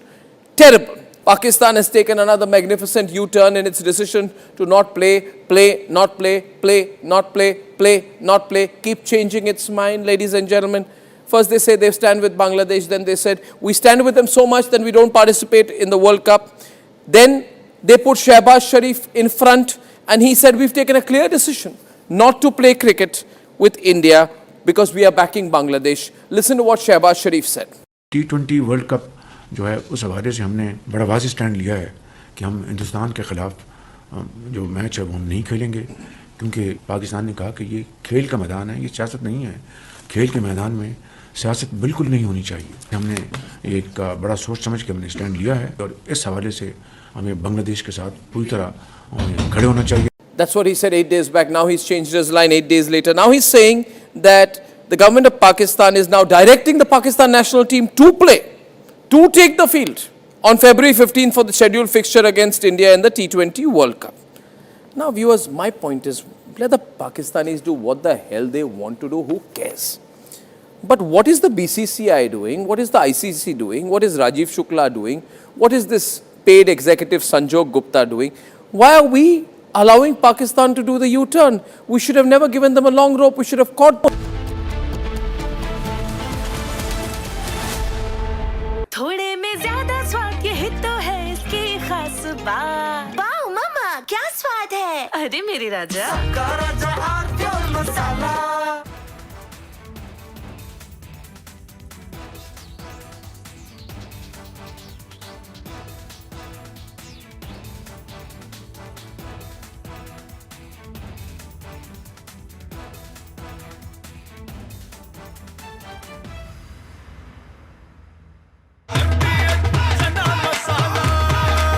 अब छोलिया हो या लोबिया, सफेद चने या काले चने, सब कुछ मजेदार बने।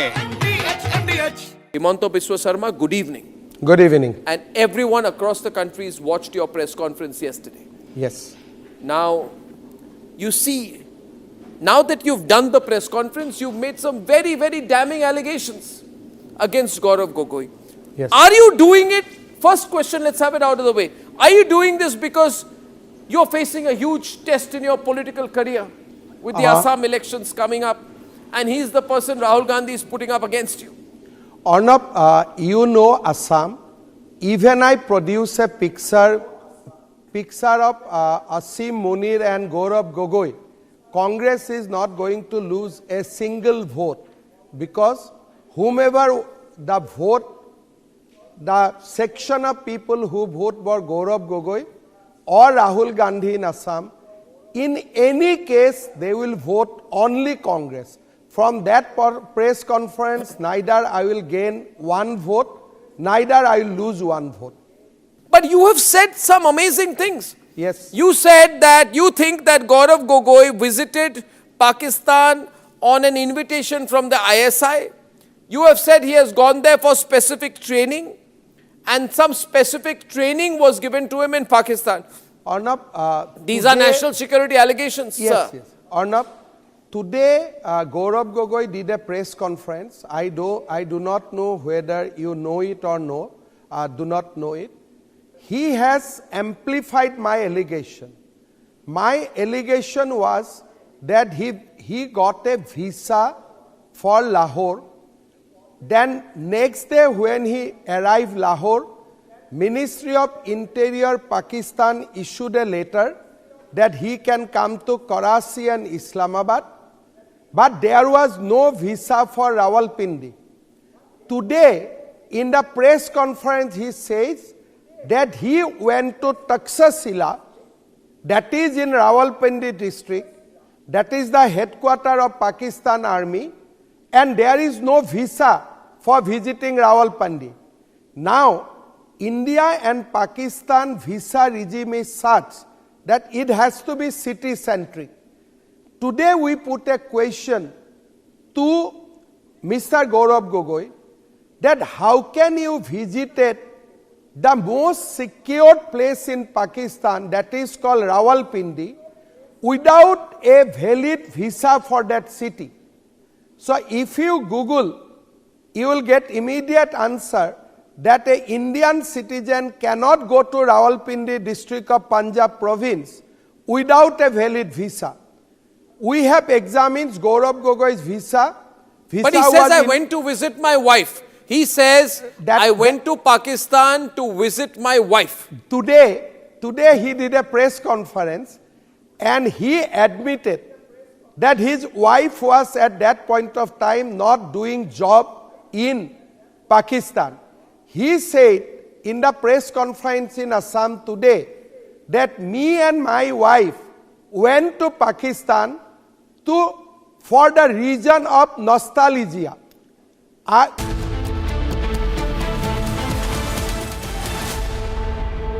आधे बाउल दही में 4 चम्मच MDH चटनी पुदीना मसाला डाला, स्टर करो, पुदीना चटनी तैयार। MDH चटनी पुदीना मसाला। MDH केसरिया से मन जोगी हुआ रे, दिल झूमे देखो मतवारा हुआ रे। केसरिया से मन जोगी हुआ। हर पल मनाओ केसरी त्योहार। विमल, बोलो जुबान Kesari.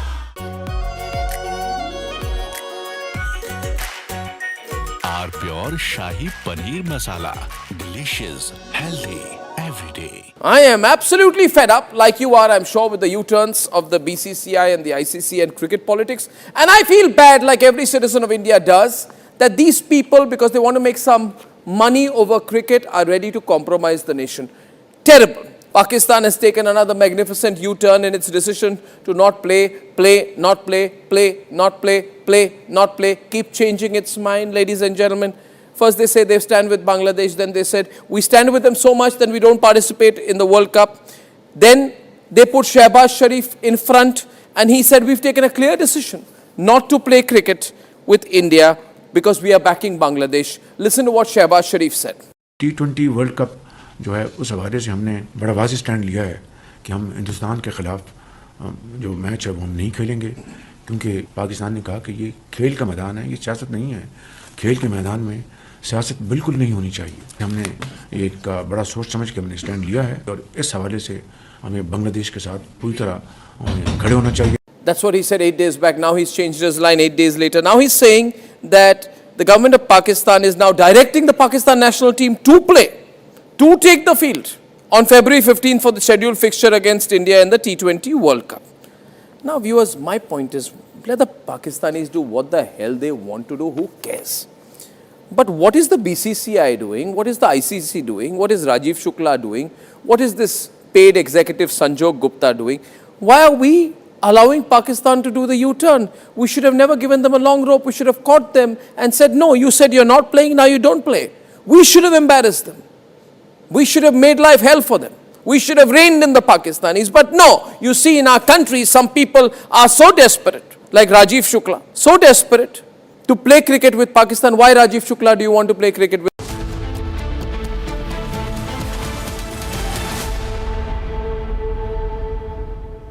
All right, viewers, in a major security breakthrough in Jammu and Kashmir, authorities have foiled a Pakistani drone narcotics operation. Now, 2 separate consignments dropped by drones from across the border were seized within just 2 days, highlighting the growing threat of cross-border smuggling. Watch this report for more information.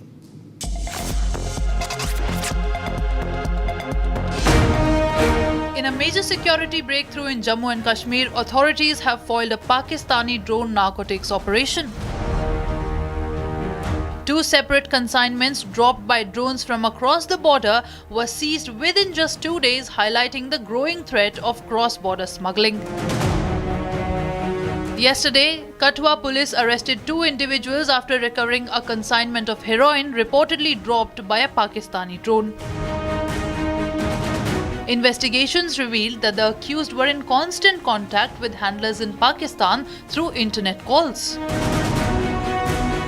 And today in Jammu's Araspura, the border security force along with the local police recovered another major consignment of narcotics, also delivered via drone from across the border. Security forces have now launched a major search operation near the international border to prevent further drops and apprehend of any accomplices.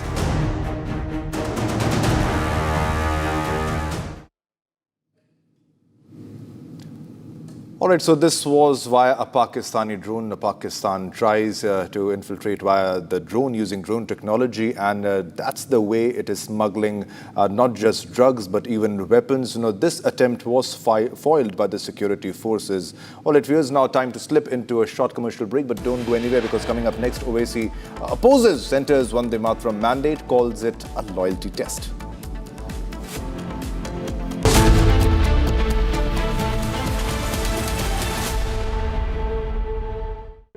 In the global employability rankings by Times Higher Education UK, only the following 6 institutions from India are ranked amongst the top 230 in the world for having the most employable graduates: IIT Delhi, IISc Bangalore, IIT Bombay, IIM Ahmedabad, IIT Kharagpur and Amity University. Pure सूजी pasta उबालो मिलाओ और खाओ 8 minute में तैयार। क्या taste है सबका राजा आर्नब मसाला केसरिया से मन जोगी हुआ रे दिल झूमे देखो मतवारा हुआ रे केसरिया से मन जोगी हर पल मनाओ केसरी त्योहार। विमल, बोलो जुबान केसरी। दादी के हाथों का जादू और खुशबू से महकता घर, माँ की मुस्कुराहट और खाने की सुगंध। MDH गरम मसाला, क्योंकि हर रिश्ता है स्वाद से जुड़ा।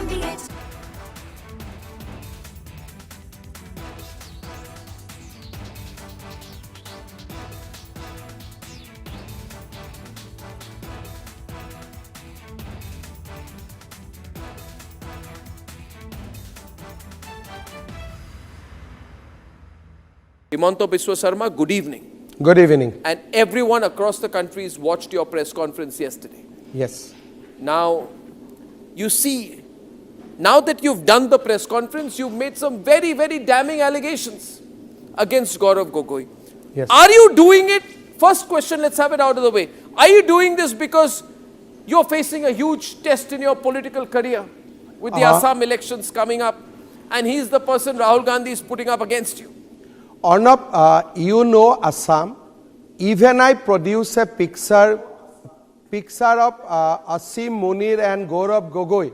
Congress is not going to lose a single vote because whomever the vote the section of people who vote for Gaurav Gogoi or Rahul Gandhi in Assam, in any case, they will vote only Congress. From that press conference, neither I will gain one vote, neither I will lose one vote. But you have said some amazing things. Yes. You said that you think that Gaurav Gogoi visited Pakistan on an invitation from the ISI. You have said he has gone there for specific training, and some specific training was given to him in Pakistan. Arnab,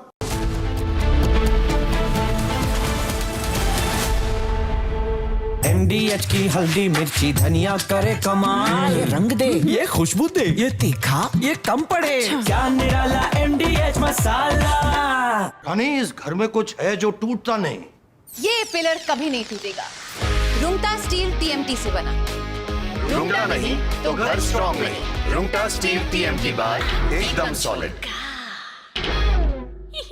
are pure सूजी pasta, उबालो मिलाओ और खाओ, 8 minute में तैयार। क्या taste है, सबका राजा hardcore masala.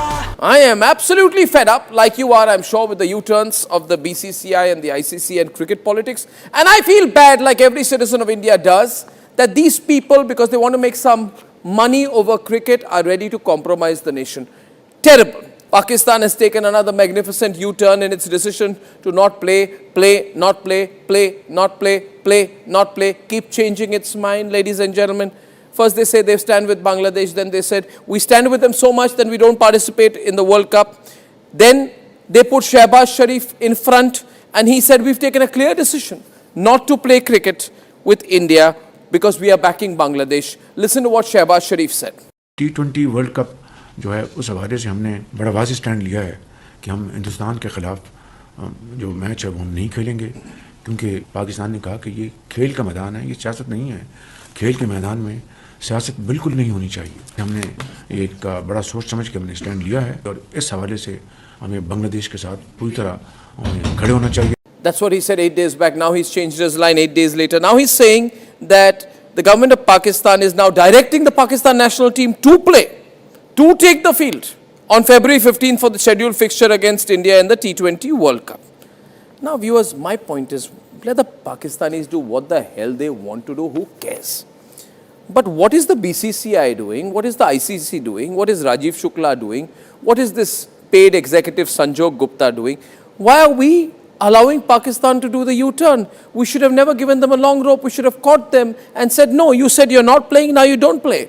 We should have embarrassed them. We should have made life hell for them. We should have reined in the Pakistanis. But no, you see in our country, some people are so desperate, like Rajiv Shukla, so desperate. From Asia's largest news headquarters, setting the agenda for Bharat.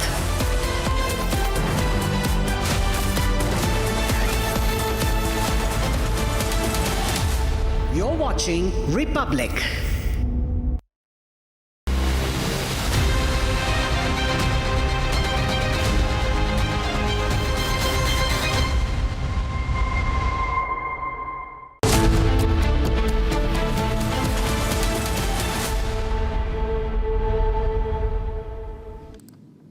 A very good afternoon. You're watching Live and Break. I'm Dr. Tamisha with you. We'll get you the Prime Minister's latest message that he has sent out on a day when India remembers its braves, as we remember the Jawans who laid down their lives in the Pulwama attack. We'll get you what the Prime Minister said in his address from Guwahati and much more lined up for you in this edition. First, a quick check of the headlines.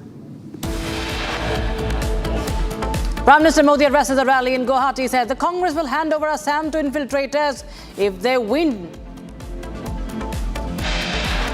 2 bodies found inside a car in Noida. Preliminary reports suggest that the man shot the woman before killing himself. Part of under construction metro pillar collapses in Mumbai. Many fear injured.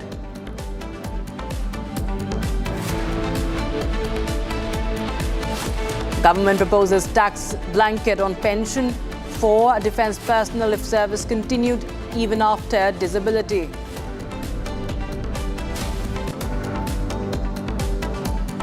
Northeast gets a big boost in defense infrastructure as the Prime Minister inaugurates the Assam airstrip in Moran and with an aerial display of our fighter jets. Unusually strong attack on Rahul Gandhi from top ministers, from Piyush Goyal to Shivraj Singh Chauhan.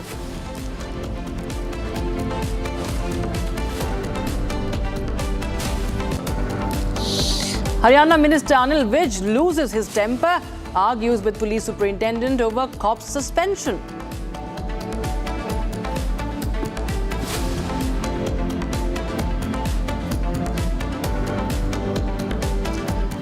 Now, viewers, Asaduddin Owaisi has strongly opposed any directive mandating the recitation of Vande Mataram, describing it as unconstitutional loyalty test that cannot be imposed on citizens.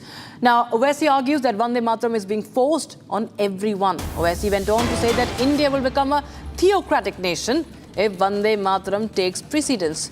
So that is Owaisi joining the chorus against Vande Mataram. Listen in.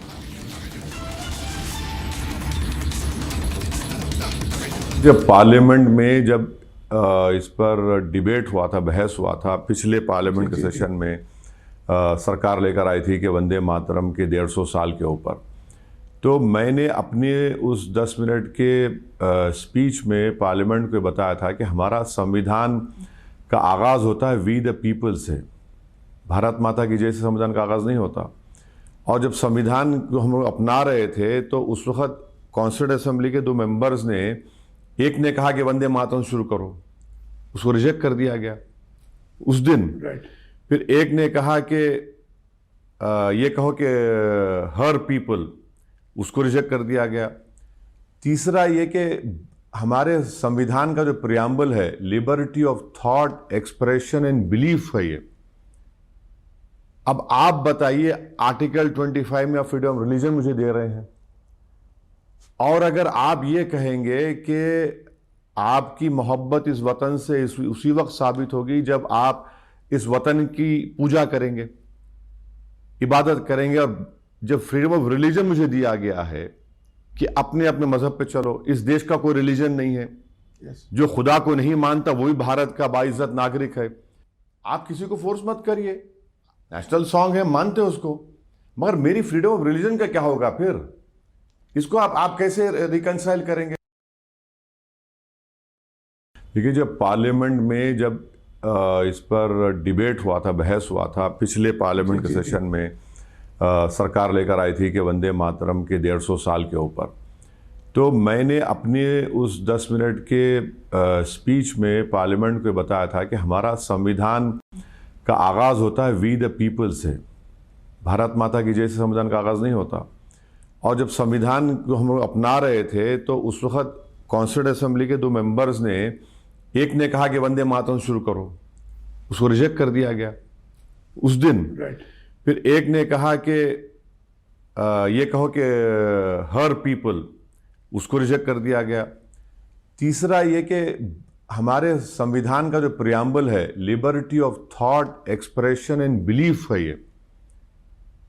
अब आप बताइए, article 25 में आप freedom of religion मुझे दे रहे हैं, और अगर आप ये कहेंगे कि आपकी मोहब्बत इस वतन से उसी वक्त साबित होगी जब आप इस वतन की पूजा करेंगे, इबादत करेंगे, और जब फ्रीडम ऑफ रिलीजन मुझे दिया गया है कि अपने अपने मजहब पे चलो, इस देश का कोई रिलीजन नहीं है, जो खुदा को नहीं मानता वही भारत का बाइज्जत नागरिक है। आप किसी को फोर्स मत करिए, नेशनल सॉन्ग है, मानते हो उसको, मगर मेरी फ्रीडम ऑफ रिलीजन का क्या होगा फिर? इसको आप कैसे रिकंसाइल करेंगे? Now, a tragic late-night accident in Vadodra's western area has claimed the life of a young man after a speeding SUV, a Thar, allegedly lost control and rammed into him. A 19-year-old girl has been arrested in connection with the case. Here's a full report.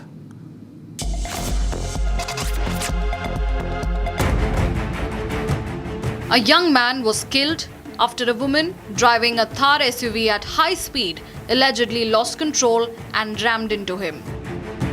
The accident occurred late last night on Sun Pharma Road along the stretch connecting Akshar Chowk in Vadodara.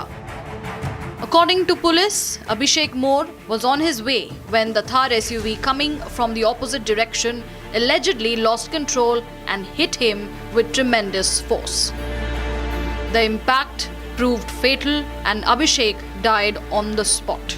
The local residents rushed to the scene soon after the crash.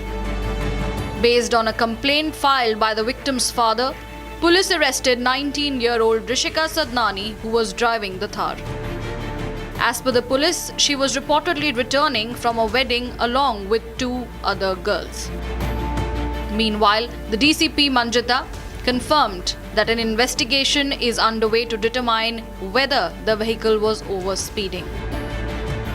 Rishika Sadnani करके जो lady थी वो ये गाड़ी चला रही थी और ये अपनी दोस्त को शादी के बाद घर छोड़ने जा रही थी। उस दौरान ये घटना हुई है। क्या कर रही है ये ऋषिका अभी कॉलेज के फर्स्ट ईयर में पढ़ाई कर रही है। चश्मदीद का ये कहना है कि गाड़ी ओवर स्पीड में थी, बहुत स्पीड में चला रहे हैं। अभी हम पुलिस की तहकीकात में हम जितने भी सीसीटीवी कैमरास हैं और इस गाड़ी की स्पीड की एक टेक्निकल सर्वे होता है, मोटर व्हीकल एक्सपर्ट्स होते हैं, उनको बुला के हम जो गाड़ी की स्पीड कितनी हो सकती है, कितनी स्पीड में कितनी टक्कर लग सकती है, वो सारा एक पुलिस इन्वेस्टिगेशन होता है। वो पुलिस इन्वेस्टिगेशन कर रही है और रात को ऐसे कोई नशीले पदार्थों का लेडी ने सेवन किया हुआ है तो उसकी भी उनका शारीरिक परीक्षण पर किया जा रहा है। On the other hand, a medical examination has also been conducted to check if the driver was intoxicated.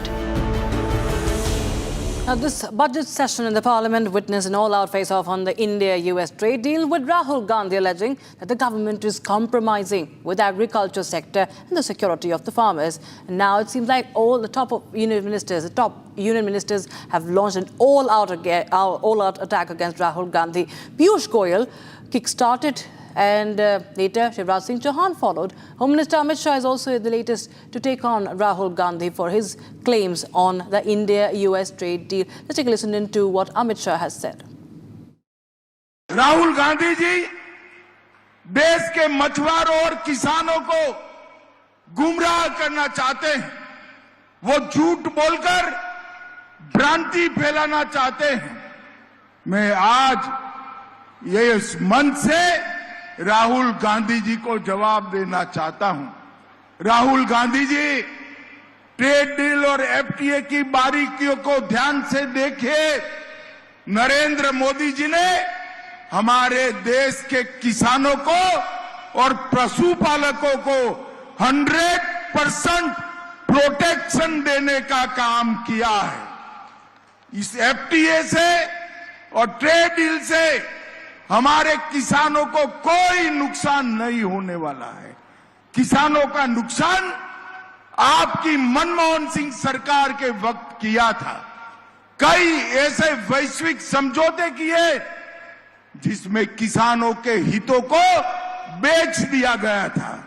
Narendra Modi ji ने यहां पर किसानों का, पशुपालन करने वाले भाइयों बहनों का और मछुआरों का 100% प्रोटेक्शन करने का काम किया है। ये राहुल गांधी जी की नीति है। झूठ बोलो, जोर से बोलो, सार्वजनिक रूप से बोलो और झूठ को बार बार बोलो। मगर राहुल गांधी, इस देश की जनता आपकी झूठ मैन्युफैक्चरिंग करने की फैक्ट्री को अब पहचान गई है। और एक बार मैं फिर से कहता हूं कि 2029 में नरेंद्र मोदी जी के नेतृत्व में NDA lead Bharatiya Janata party का गवर्नमेंट बनने वाला है। आपका बारी नहीं आने वाला। Now, viewers, onto a story that we are closely tracking. This is about the exemption of the IT exemption being now removed on the disabilities of superannuated soldiers. Major General G.D. Bakshi war veteran has raised concerns over a provision that has been linked to the budget this year. According to him, it affects the war-wounded soldiers who are retained in service. General Bakshi argues that removing income tax exemptions on certain pensions could hurt the morale in the armed forces and sends the wrong message to soldiers risking their lives in combat. In fact, General Bakshi stresses that a nation must honor and support those who fight and sacrifice for its security. Take a look at this. In the recently passed budget, finance budget 2026 in the parliament, amongst all the furor that was there, a very small, insignificant little detail which has huge implications on the morale of the armed forces, on the elan of the armed forces, have passed unnoticed. What is that? You know, when soldiers get wounded in war, then there are two things that can happen to them. One, if the wounds are so severe, so bad that, you know, they cannot continue to serve any more effectively, they are boarded out of service and given full disability pension, 100% or depending upon the nature of the wounds, disability pension, and these pensions are exempt from income tax. There is another category when the medical board takes place, they find that yes, you've lost a leg, you've blown a leg, but you've gotten a plastic leg. The army has fitted a plastic leg onto you, right? And plastic limbs onto you. And you can continue to serve because we would like to keep such war veterans with us, those who have fought battles, those whose combat experience is of great value to the service, to the nation still. And what we now find is that those who are retained in service, their, you know, in their pensions, their income tax exemption has been taken away. Oh, we kept you, we didn't kick you out, you know. We were kind, so don't expect to be exempt from income tax. You bloody well will pay income tax. So what if you lost your leg? So what if you lost your arm? So what if you lost your eye? So what if you took a burst of bullets in your belly? May I just remind you of some of the people who had suffered these war wounds and they continued to serve. You know, this includes the redoubtable Field Marshal Sam Manekshaw, right? Military Cross, who fought in Burma, who took a burst full of bullets in his belly, but he survived. He survived. And the armed forces decided that such a brave soldier should not be thrown to the wolves. And he continued to serve. He rose to be not just the chief of the army staff, India's first field marshal who broke Pakistan in two, under whose leadership the army, the armed forces broke Pakistan in two. He was the chairman, chiefs of staff then. We have another army chief, General Tepi Raina, who had lost his eye. He, you know, completed his service with a glass eye.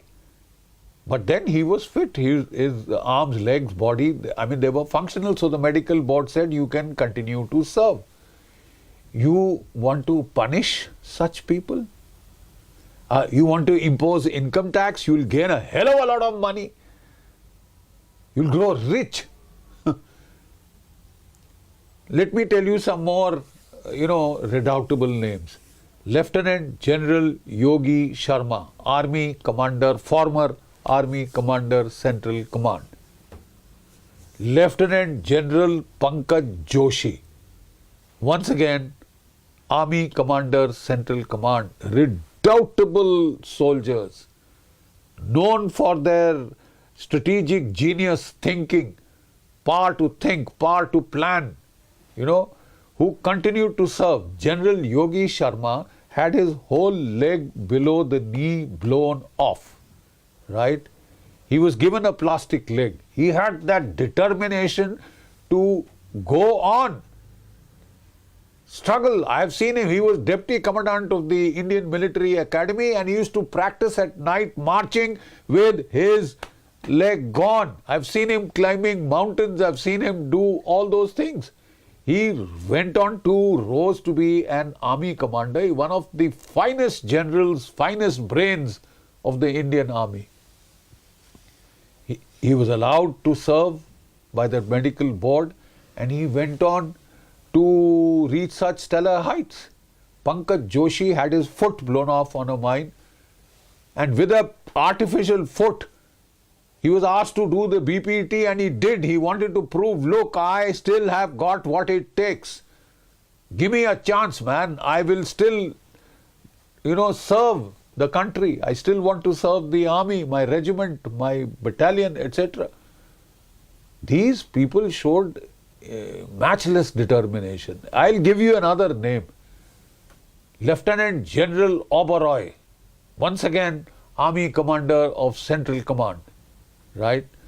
And he'd also lost his leg. How did these people lose their legs and limbs, man? Fighting for you and me. Huh? Now when you sort of try and penalize them by retroactively now imposing, income tax on their pension, what is the message you are sending? Look, you are an idiot if you show bravery in combat, in fighting the enemies of this country. If you get wounded, what use are you of us? You've lost your leg. Now we don't need you. We'll get people with both the legs. You'll also send a bloody message. Don't show courage in combat. To preserve yourself, save yourself, keep hiding, keep taking cover. Idiot, if you get wounded, you are of no use to us. Huh? It is amazing. I haven't heard of a greater inanity. For God's sake, don't do it. There are some heartless babus who are trying to pinch pennies in our defense budgets. Pinch pennies. This is the third largest economy. We'll get bankrupt if it doesn't get the income tax from the people who lost their legs, arms, limbs, who fought for you, man. You imagine what it is to go around limping on a plastic leg? He did it for you, man. And what are you doing? What is the courtesy that you are showing him? What is the honor that you are giving him? We'll charge you income tax, blighter. You saved your income tax, huh? We'll take it away from you. We'll make you pay. Make you pay for losing your leg, for getting a burst of bullets in the eye, for losing an eye on the battlefield. You want to discriminate? You should have gotten out of the way. Who needs wounded people in the army? We need them for their combat experience, for their bravery, for their courage, so that the wrong message doesn't spread to the rank and file. Huh? That you get shot up, you are to blame. You are an idiot for fighting for your country, for choosing to take risks for your country, for showing courage. That's not the message that the armed forces want to send to their rank and file. Stand up and fight. You know, ladies and gentlemen, there is a Samuel Huntington, the greatest expert on civil-military relations, talks of a soldier-society covenant. Talks of a soldier-society covenant, right? And as per this covenant, society tells the soldier, look, we need you to fight and defend this country. So go ahead and fight. Don't look over your shoulder, boy. If you get killed, we'll take care of your family. So there are many of such veterans are calling for the centre to in fact rethink this tax on the disability for the superannuated soldiers. The anger amongst the veterans is palpable, and of course one has to wait and watch if the government takes a call and rethinks and takes a call, rolls back the decision. This is on the union budget move. Viewers, we will continue to keep a close eye on the reactions that are coming in on this story. But now it's time to take a very, very short break. On the other side, we get you the tragedy from Mumbai. Part of under construction metro pillar collapses in Mumbai. Many people injured, one person dead.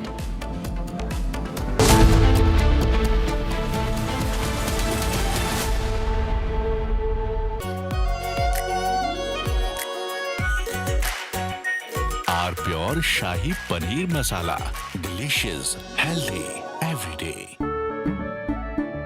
केसरिया से मन जोगी हुआ रे दिल झूमे देखो मतवारा हुआ रे केसरिया से मन जोगी हर पल मनाओ केसरी त्योहार विमल बोलो जुबान केसरी ये है सीक्रेट रेसिपी MDH का जीरा सिप जल जीरा मसाला सिप सिप जीरा सिप MDH का जल जीरा सिप MDH का जल जीरा SIP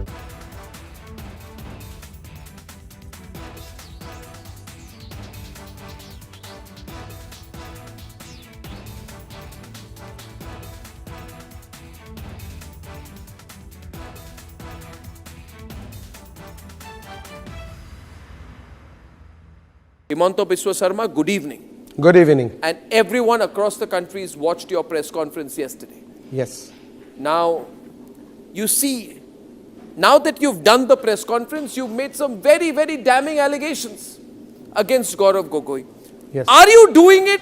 First question, let's have it out of the way. Are you doing this because you're facing a huge test in your political career with the Assam elections coming up, and he's the person Rahul Gandhi is putting up against you? Arnab, you know Assam. Even I produce a picture of Asim Munir and Gaurav Gogoi. Congress is not going to lose a single vote because whomever the vote, the section of people who vote for Gaurav Gogoi or Rahul Gandhi in Assam, in any case they will vote only Congress. From that press conference, neither I will gain one vote, neither I will lose one vote. But you have said some amazing things. Yes. You said that you think that Gaurav Gogoi visited Pakistan on an invitation from the ISI.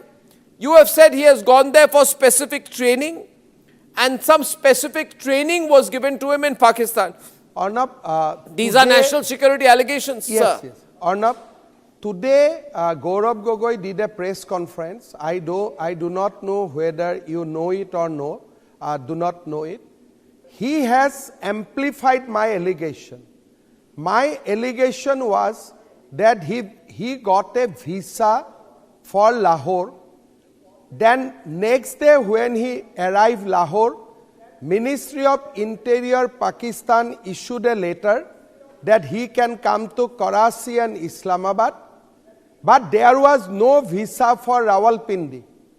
Today, in the press conference, he says that he went to Taxila, that is in Rawalpindi district, that is the headquarters of Pakistan Army, and there is no visa for visiting Rawalpindi.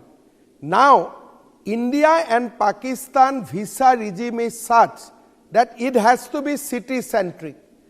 Today we put a question to Mr. Gaurav Gogoi that how can you visit the most secured place in Pakistan, that is called Rawalpindi, without a valid visa for that city. So if you Google, you will get immediate answer that an Indian citizen cannot go to Rawalpindi district of Punjab province without a valid visa. We have examined Gaurav Gogoi's visa. But he says, I went to visit my wife. He says, I went to Pakistan to visit my wife. Today he did a press conference and he admitted that his wife was at that point of time not doing job in Pakistan. He said in the press conference in Assam today that me and my wife went to Pakistan for the reason of nostalgia. Both of us went to see the park where my wife used to play. We went to Pakistan to see where my wife used to do daily marketing. I went to Pakistan to see where my wife's office was. Veterans are opposing the union budget move for this year.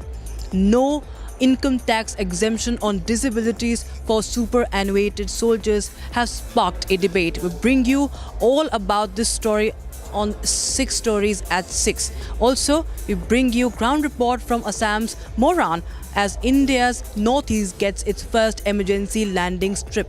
All that and much more at 6 p.m. this evening with me, Rakshita Mishra.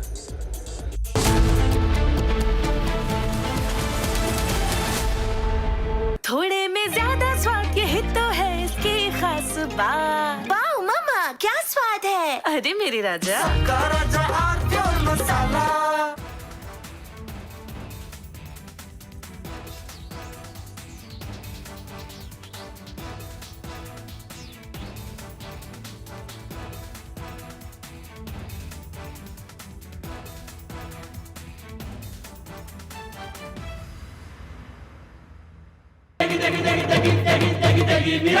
MDH की देगी मीरज, देगी मिर्च का तड़का, अंग अंग फड़का। MDH की देगी Miraj. I am absolutely fed up, like you are, I'm sure, with the U-turns of the BCCI and the ICC and cricket politics. And I feel bad, like every citizen of India does, that these people, because they want to make some money over cricket, are ready to compromise the nation.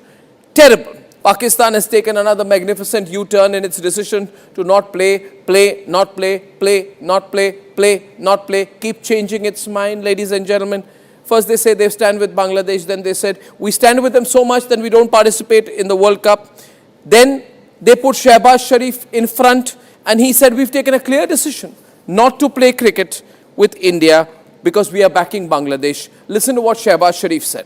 T20 world cup जो है उस हवाले से हमने बड़ा वाज़ेह stand लिया है कि हम हिंदुस्तान के ख़िलाफ़ जो मैच है वो हम नहीं खेलेंगे, क्योंकि पाकिस्तान ने कहा कि ये खेल का मैदान है, ये सियासत नहीं है। खेल के मैदान में सियासत बिल्कुल नहीं होनी चाहिए। हमने एक बड़ा सोच समझ के हमने स्टैंड लिया है और इस हवाले से हमें बांग्लादेश के साथ पूरी तरह खड़े होना चाहिए। That's what he said 8 days back. Now he's changed his line 8 days later. Now he's saying that the government of Pakistan is now directing the Pakistan national team to play, to take the field on February 15 for the scheduled fixture against India in the T20 World Cup. Now viewers, my point is, let the Pakistanis do what the hell they want to do, who cares? But what is the BCCI doing? What is the ICC doing? What is Rajiv Shukla doing? What is this paid executive Sanjog Gupta doing? Why are we allowing Pakistan to do the U-turn? We should have never given them a long rope. We should have caught them and said, no, you said you're not playing, now you don't play. We should have embarrassed them. We should have made life hell for them. We should have reined in the Pakistanis. But no, you see in our country, some people are so desperate, like Rajiv Shukla, so desperate to play cricket with Pakistan. Why, Rajiv Shukla, do you want to play cricket with Pakistan? You have no history of cricket. But Rajiv Shukla says, we agree with the ICC. We cannot comment on what the ICC is doing. And then he says, ICC, BCCI has nothing to do with what Shehbaz Sharif is saying. Well, let me tell you, the ICC has given in to Pakistan. And I feel bad, this fellow, Sanjog Gupta, who is the ICC CEO, earlier was a TV executive, ladies and gentlemen, in the same company. Now, this man, Sanjog Gupta, puts out a statement trying to placate Pakistan, trying to placate Bangladesh. And now they are sitting on the negotiating table with Pakistan.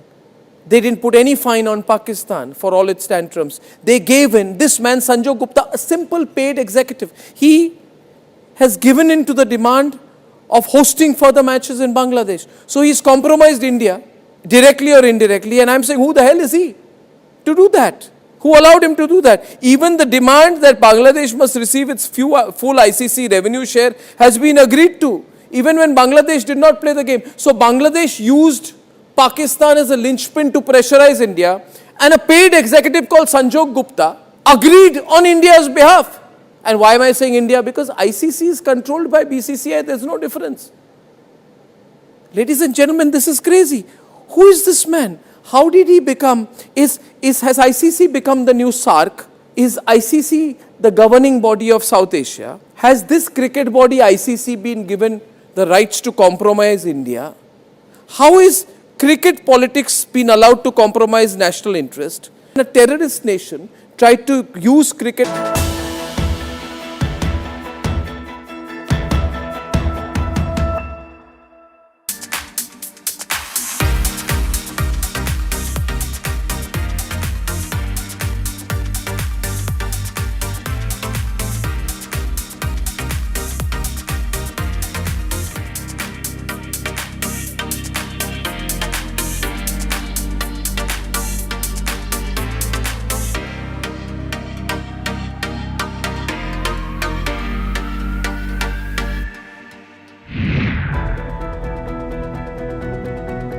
In this episode, we bring you highlights from LIBF Expo 2026, where global networking meets real business opportunity.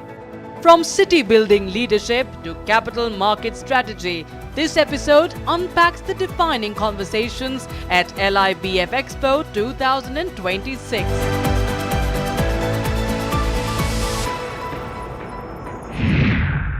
Warm welcome. LIBF Expo represents the collective strength of our community and our shared commitment to enterprise, excellence, and service. Today, it has evolved into a global business movement, connecting India with Africa, GCC, UK, Europe, USA, Canada, Australia, New Zealand, and beyond. As we inaugurate LIBF Expo 2026 today, I pray that every exhibitor achieves meaningful business. May this platform create not just transformation, but trust, not just context, but connections, not just business, but bonds. Once again, I thank our honored dignitaries, sponsors, trustees, directors, overseas delegates, exhibitors, and every member of our community for being part of this historic moment. I would like to tell you all, it's wonderful to see so many of you here who have traveled from all across the globe, also within India, and make this entire function possible. I arrived yesterday, and it's so wonderful to see every time I attend the LIBF meetings, we see a change. This was indeed an honor for our group, an honor for all the Lohanas of the world, and above all, the Lohanas who have been traveling the globe. Thank you, Vijay Bhai, for inviting me to this event. It's really a grand event here, and my full thank you and appreciation to the whole Lohana community for creating such a wonderful community-based events. First, the thought comes to my mind about this platform, LIBF. I think this platform is about learn, earn, and return. And this is the platform also where you can return something in knowledge, ideas, sharing, service to the community and beyond. LIBF Expo 2026, Mumbai calling, and a privilege to join this inaugural session as a guest of honor. In Industrial Revolution, Europe created more wealth than that was created in 10,000 years before. Next 50 years will create more wealth than that was created last 10,000 years. And who will create that wealth? It is India. India's time has come. How do societies create wealth? Is also because they are well organized. They trust each other. India today has a framework where even if you want to raise 5 crore rupees, 10 crore rupees, 100 crore rupees, National Stock Exchange is now allowing you to raise smallest of funds. In 5 crore rupees, you don't get 2-bedroom hall kitchen flat in Borivali now. But even as an entrepreneur, you don't have money, nobody wants to give you venture capital, angel funding. All smart people come to my investors. I have 12.5 crore investors. NSE has 12.5 crore investors. If I were a country, I will be in top 10 country in terms of population. Market capitalization is $5 trillion. 1/3 of India's wealth is now on NSE. LIBF has tied up with NSDC and Quality Council of India, and we have tied up with 100 municipal schools to train the children of the municipal schools who come maybe from a lower strata of society on their skill development, on various other aspects, and this is entirely with zero cost to the municipal schools. Future is youth, and today if we do not train these youth into various skills, we will be left a poor country. We are so grateful, we are so obliged that all of y'all have come here from, I don't know, Hetvi said 36 countries around the world. So I would say thank you, all of you, for being here. We are happy to be of service. We are humbled that you honored us by coming here. We'll start the questions. I'll have first question to all of you, and then we'll see how it goes, right? Interestingly, you all are in some form or fashion a founder also, because you are running your own setup and you are all investors. So it's a lovely combination to have. So the question is, what is that one hard truth about being a founder that you truly understand after becoming an investor? Once you set up your own fund, you start with the journey of raising capital yourself for your own fund. Makes you very, very grounded, and you're able to see the pains of the founder. You have to teach them and coach them that you have to really respect a founder. First basic thing I love about entrepreneurs is that they've taken that call to be an entrepreneur. It's not easy. Think of areas where you can add value. So I always look at founders from the perspective of where I can add value, because we are all humans, right? At the end of the day, we all lack certain skills. Being an investor, I get the opportunity of meeting many, many founders. So I get to see the kinds of mistakes people make. So I get to see the patterns of mistakes. And therefore, there's a lot of learning which gets accumulated over time. So if you know that the person is really out there to solve the problem, and the person is not yet reached a certain point but really want to make it happen, then you really want to make sure that you give him all the support or her all the support. Thank you, Vikram. I think one thing which we've heard through the day today is founders and the passion. So very well said. Yuvraj, you want to go next? To answer your question, what is the difference in my journey as a founder and as an investor? I think the difference is passion. When you're a founder, you are so very passionate about this one problem that you're trying to solve that sometimes you can lose perspective. But when you become an investor, you have to take a 35,000-foot view. When you're a founder, you're in love with your product, your company, you're in love. But when you're an investor, you cannot be in love. As a founder, you are encouraged to make these mistakes. As an investor, you are encouraged to find and reject these mistakes. So this has been my greatest learning, wearing both hats. Very interesting perspective, Yuvraj. Thank you. Manoj bhai? Every founder who comes to you certainly believes in the product, has the necessary passion. You see that all over the place, and that is the time when your job as an investor becomes difficult. Because somewhere as an investor also I'm a founder, and you want to be founder friendly, but then you realize you can't always be founder friendly. Moving on, it's a question specifically to Vikram you. As an investor, how do you judge whether it's the founder's conviction, whether it's genuine insight or it's just overconfidence? It's a combination of a few things, right? One is the problem that you're trying to solve. There is a conviction about how big that problem is in terms of how many people would want to buy into the solution to that problem.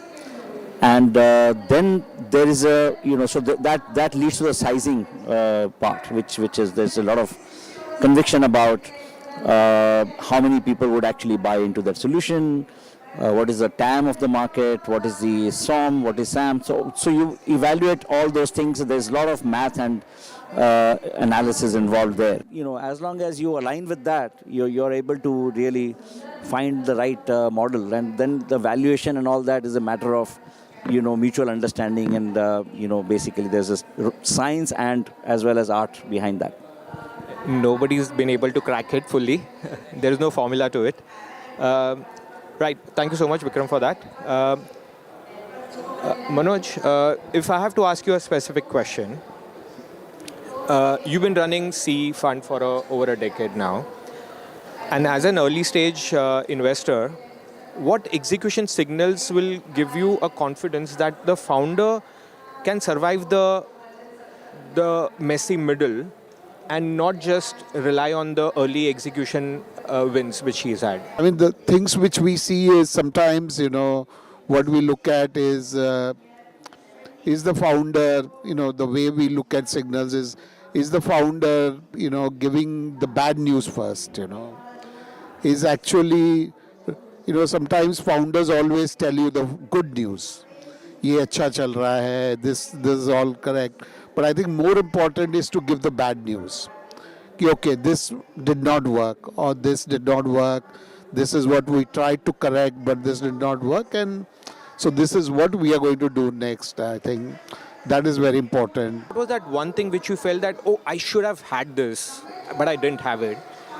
And as an investor, what is that thing, one thing which you would love to give to founders, remembering that, okay, this was something which I'm missing, but now that you've got a different wisdom as an investor? The most practical thing that I've learned is that if it does not make sense small term, small scale, it will not make sense big scale. Because what our textbooks teach us is, you know, once you hit this level of production, you'll hit economies of scale, right? But economies of scale is something that is very, very, very far away, right? And funding winters like we saw after Russia attacked Ukraine happen every 5 years, every 4 years, right? There is a lean period, right? And that is the messy middle that you said. The ability to sustain yourself by actually making money, right? People seem to forget that startups are still businesses, and PAT is the lifeblood of businesses, right? Regardless of all of the benefits that we would get, and regardless of the ability for us to abuse that base fundamental requirement of green positive cash flows. Jai Shri Krishna, Jai Jalaram, Jai Mahapariषद. કેમ છો બધા? આજના સરસ મજાના topic પર લગ્ન એટલે I think લગ્ન એક માનવ જાતિનું એક અદ્ભુત કમ્યુનિટી નેટવર્કિંગનું સંશોધન છે કે જેમાં એકદમ બે જણા નથી જોડાતા, આખા પરિવારો, કાકા મામા ફોઈ માસીના સગા સંબંધીઓ, કેટલું મોટું એક બહોળું કુટુંબ ભેગું થતું હોય છે. એટલે ઘણા બધા એના સાથેના પ્રશ્નો પણ હોય છે. અને આજે આપણે બહુ જ સરસ અહીંયા આગળ પ્રશ્નોની રૂપમાળા લઈને હું તમારા લોકો સામે હાજર છું. તો સૌથી પહેલો ક્વેશ્ચન આપણે શરૂ કરીએ. જ્યોતિબેન ખેરૈયા, જીવનસાથી શોધતી વખતે જ્યોતિબેન શું ધ્યાનમાં રાખવું જોઈએ? જેમ આપણે કહીએ જીવનસાથી ગોતવામાં પહેલાં આપણે કુંડલીને મહત્ત્વ આપીએ છીએ, એમાં હવે થોડું ઓછું ધ્યાન આપવું જોઈએ, કેમ કે અગર સમય બદલાય તો આખી કુંડલી જ ચેન્જ થઈ જાય છે. તો એના કરતાં જેમ રશ્મિબેને આપણે કીધું થેલેસીમિયા ઇઝ વેરી ઇમ્પોર્ટન્ટ, એ તો પહેલાં ચેક કરાવવું જોઈએ, આગળની પીઢી સ્ટ્રોંગ અને હેલ્ધી થાય. એના સિવાય કમ્પેટેબિલિટી ઇઝ વેરી ઇમ્પોર્ટન્ટ. અને એ તો આપણે હવે આજકાલના બાળકોને સમય વધારે જોઈએ જ છે, તો આપણે આપીએ જ છીએ. તો એમાં અને એ પણ ખાસ જોવાનું હોય છે કે આગળ જતાં એ આપણને સાથ આપશે કે નહીં જીવનસાથી. એ નાના નાના એવા ચિહ્નો હોય છે જે એ લોકોના કોર્ટશીપમાં આપણને ખબર પડી જાય છે કે બીમાર હોય ત્યારે વધારે ધ્યાન આપે છે કે નહીં, એના સુખના સમયમાં કોલ કરે છે કે નહીં. અને કેમ કે અત્યારે એમ લાગતું હશે કે આ એક બહુ નાની વાત છે, પણ આ જ એક અમૂલ્ય ચીજ છે જે એક વૃક્ષ બનીને જીવનસાથીને ખૂબ સાથ અને સહકાર આપશે ને તમારું દાંપત્ય જીવન બહુ સરસ જશે. સો નાઇસ જ્યોતિબેન, એકદમ વિચારવા જેવી વાત છે નહીં? કે કે આપણે કુંડળી મેળવવામાં એટલું બધું ધ્યાન આપી દઈએ છીએ ને કે બીજી બધી વસ્તુઓ ભૂલાઈ જતી હોય છે. તો ક્યાં ધ્યાન આપવું એ જ્યોતિબેને આપણને સૂચવ્યું. તો next question I would like to ask Pannaben. International ઝોનમાં તમારી પાસેથી કંઈક અમને નવું જ અભિગમ જાણવા મળશે. સુખી લગ્ન જીવન માટે સૌથી મહત્ત્વની વસ્તુ કઈ છે? પ્રેમ, વિશ્વાસ કે આદર? The answer or the response I have for the question is really all three are very crucial and very important matters for a very happy marriage or a happy marriage. Respect. Respect is when you value, you understand and appreciate your partner. This provides stability for a very healthy marriage. Then comes trust as well. Trust is a safety mechanism. Love. Love provides emotional connections between the two people. Warmth and the desire to nurture the relationship. So in my opinion, all three are very important for a happy marriage. But I must say that this is not, although this is a forum for women, it takes both partners to work on these challenges in life to make a happy marriage. Thank you. Thank you so much, Pannaben. That was really a thought-pondering review from your end. ત્રણે ત્રણ વસ્તુ એટલી જ મહત્ત્વની છે. લગ્ન માટે આપણને ખ્યાલ છે કે ઘણું બધું ધ્યાન રાખવાનું હોય છે, સાથે સાથે ઘણા બધા ભાવનાઓ પણ સાથે જોડાયેલી હોય છે. તો this all three are very pillars of marriage. Rashmiben, આપને આગળનો પ્રશ્ન હું પૂછવા માંગીશ કે અત્યારે આંતરજ્ઞાતીય લગ્નમાં સાંસ્કૃતિક તફાવતોને પણ ઘણા બધા આવતા હોય છે અને એના કારણે ઘણા બધા પડકારો પણ આવતા હોય છે. તો એના માટે આપ શું જણાવશો? જય અંબે. મને એવું લાગે છે કે અત્યારે મોટા ભાગના આંતરજ્ઞાતીય એટલે બીજી કાસ્ટની અંદર લગ્ન થઈ રહ્યા છે અને આ પ્રોબ્લેમ ઘણા લોકો પોતાની લાઈફમાં એ લોકોને હશે. એના માટે મારે એટલું કહેવાનું કે ઓફકોર્સ હું ખાસ આપણી કાસ્ટ માટે વાત કરીશ કે આપણે લોહાણાઓ છે. આપણી દીકરીઓ આપણી સાથે 20 વર્ષ કે 25 વર્ષ રહ્યું હોય એ આપણા ધર્મ, આપણા સંસ્કારો, આપણું બધું જાણતી હોય છે. પણ જ્યારે કોઈ નવું પાત્ર બીજી કાસ્ટ અને આપણી દીકરીઓ લગ્ન થઈ અને એમના ફેમિલીને રીત રિવાજો અપનાવતી હોય છે, જ્યારે નવું પાત્ર આપણા ફેમિલીમાં આવે અને એ બીજી કોઈ કાસ્ટમાંથી હોય ત્યારે ઓફકોર્સ ચેલેન્જીસ તો ઘણા આવે છે, ઘણી તકલીફો આવે છે. એમને બી આવે છે કારણ કે એ જે સમાજમાં ઉછરેલા હોય એના રીત રિવાજો જાણતી હોય. તો આના માટે એવું થાય છે કે એના માટે અને ફેમિલી માટે બધી રીતે બેલેન્સ જાળવવું ખૂબ જ જરૂરી છે. Thank you Rashmiben. ખૂબ સરસ એક કે ને કે પેશન્સ માટેની એમણે જે વાત કરી, આઈ થિંક બંનેને સ્ટેન્ડિંગ ટાઈમ આપવાની જરૂર હોય છે, સ્પેસ આપવાની થોડી જરૂર હોય છે. તો ઓટોમેટિક બધું થાળે પડી જતું હોય ઓવર પીરિયડ ઓફ ટાઈમ. આગળ આપણે રૂપલબેન રાજદેવને પૂછવા માંગીશું કે લગ્ન જીવનમાં પોતાની અંગત ખુશી અને પરિવારની અપેક્ષાઓ વચ્ચે બેલેન્સ રાખવા માટે શું કરવું જોઈએ?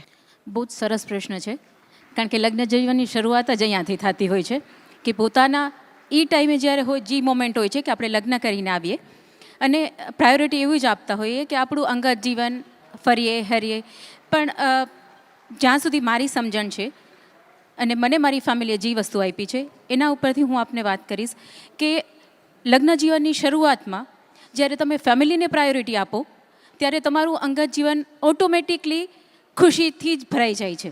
મને યાદ આવે મારા સાસુ હંમેશા કહેતા કે બેટા અમે તમને 5 વર્ષ આપશું ને એટલે તમે અમને આખી લાઈફ આપશો. સરસ વાત કરી. જ્યોતિબેન, આપને એક પ્રશ્ન પૂછવા માંગીશ કે આજના યુગમાં અને પુરાતન યુગમાં લગ્નની સમાજમાં શું શું ફેર આવ્યો છે એ થોડું જણાવશો? પહેલાંના જમાનામાં ડાયવર્સનું જે હતું તો એની માટે એક સ્ટિગ્મા જેવું હતું. Now days it is not taken as a stigma. Now નથી ફાવતું તો society has accepted them. So no more it is a stigma for them. બીજું એક્સપેક્ટેશન્સ બહુ બધા હાઈ છે અને lack of understanding. Maximum working ladies છે તો they don't get time to maintain their family or પોતાના પાર્ટનર સાથે dialog કરવા કે એની માટે થોડો ટાઈમ ઓછો પડે છે. Ladies have become independent. તો હવે એ લોકોને સિક્યુરિટીનો કોઈ પ્રોબ્લેમ નથી કે પહેલાં એવું હતું કે જનરલી હાઉસવાઈફ રહેતી હતી એટલે એ લોકોને થોડો એક ડર રહેતો હતો કે ડાયવર્સ પછી what will be our future. So now that has change. Maximum ladies they are independent. So now educated, independent. So that is not the problem. Thank you to all our esteemed dignitaries for joining us. Please, let's give a huge round of applause. Huge round of applause for Ashish Chauhan ji for joining us today. Another huge round of applause, please.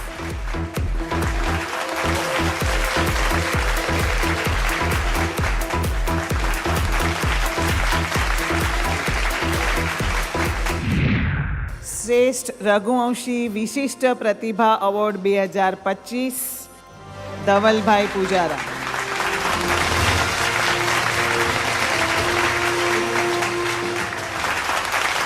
શ્રેષ્ઠ રઘુવંશી સાહસિક પ્રતિભા award Shri Prafulbhai Sejpal પરિવાર કિન્નૂર.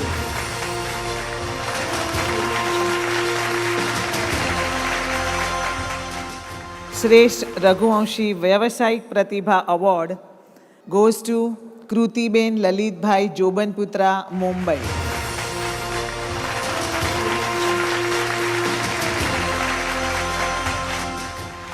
શ્રેષ્ઠ રઘુવંશી વ્યાપારી પ્રતિભા award 2025 Vijaybhai Pramodbhai Kariya, Mumbai.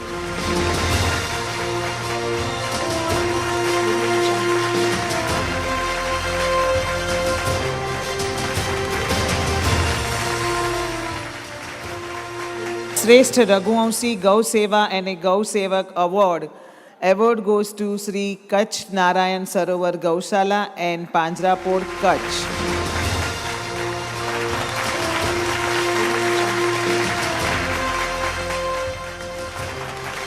Raghuvanshi શિક્ષણ મહર્ષિ award Shri Jalaram સેવા trust Bengaluru, Shri સમીરભાઈ Somaiya, Mumbai.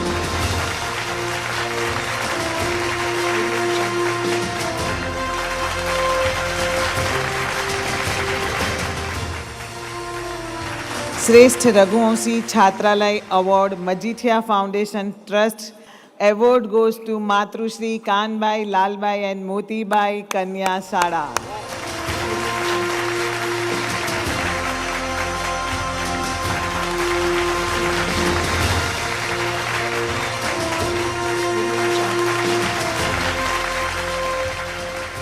Raghuvanshi Maharshi Award Sri Jalaram Seva Trust Bengaluru sponsored, and a award goes to Sri Manish Bhai Kachela Maharaj, Mumbai.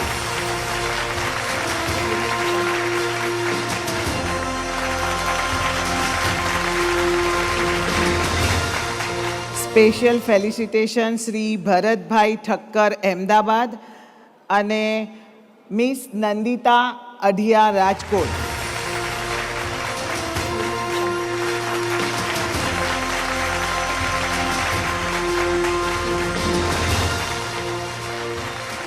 લોહાના Mahajan award Shri Pune Lohana Mahajan.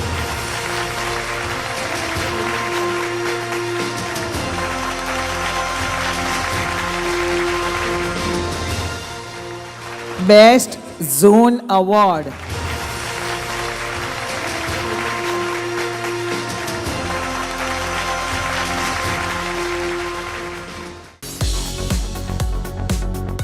Coming up next, the rest of LIBF Expo 2026.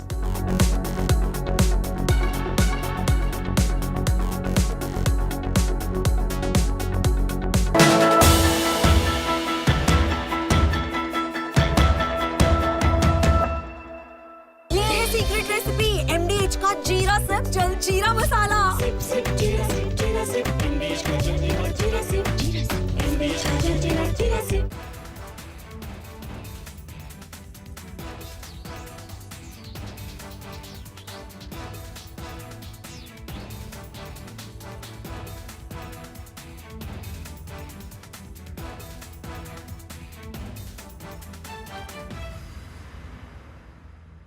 थोड़े में ज्यादा स्वाद, यही तो है इसकी खास बात। वाओ मामा, क्या स्वाद है। अरे मेरे राजा।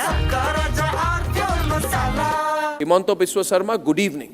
Good evening. And everyone across the country has watched your press conference yesterday. Yes. Now, you see, now that you've done the press conference, you've made some very, very damning allegations against Gaurav Gogoi. Yes. Are you doing it? First question, let's have it out of the way. Are you doing this because you're facing a huge test in your political career with the Assam elections coming up, and he's the person Rahul Gandhi is putting up against you? Arnab, you know Assam. Even I produce a picture of Asim Munir and Gaurav Gogoi. Congress is not going to lose a single vote because whomever the vote, the section of people who vote for Gaurav Gogoi or Rahul Gandhi in Assam, in any case they will vote only Congress. From that press conference, neither I will gain one vote, neither I will lose one vote. But you have said some amazing things. Yes. You said that you think that Gaurav Gogoi visited Pakistan on an invitation from the ISI. You have said he has gone there for specific training, and some specific training was given to him in Pakistan. Arnab, these are national security allegations, yes, sir. Yes. Arnab, today Gaurav Gogoi did a press conference. I do not know whether you know it or no. Do not know it. He has amplified my allegation. My allegation was that he got a visa for Lahore. Then next day when he arrived Lahore, Ministry of Interior Pakistan issued a letter that he can come to Karachi and Islamabad, but there was no visa for Rawalpindi. Today, in the press conference, he says that he went to Taxila, that is in Rawalpindi district, that is the headquarters of Pakistan Army, and there is no visa for visiting Rawalpindi.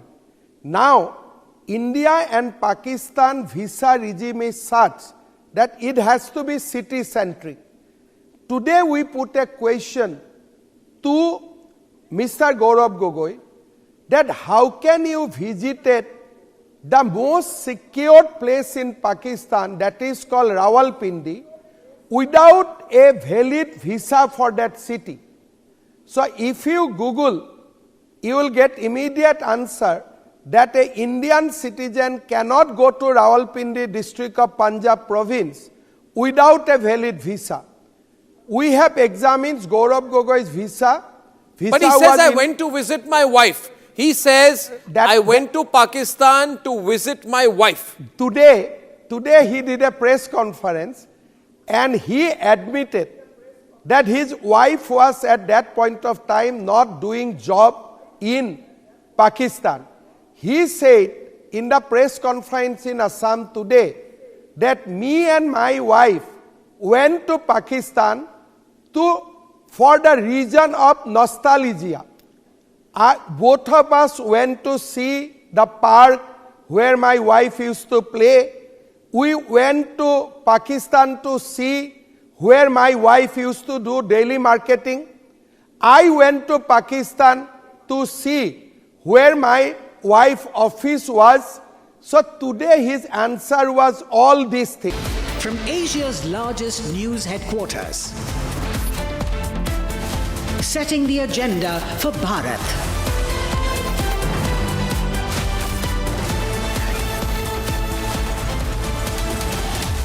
You're watching Republic. Veterans are opposing the union budget move for this year. No income tax exemption on disabilities for superannuated soldiers has sparked a debate. We bring you all about this story on 6 Stories at 6. Also, we bring you ground report from Assam's Moran as India's northeast gets its first emergency landing strip. All that and much more at 6 p.m. this evening with me, Rakshita Mishra. From Asia's largest news headquarters, setting the agenda for Bharat.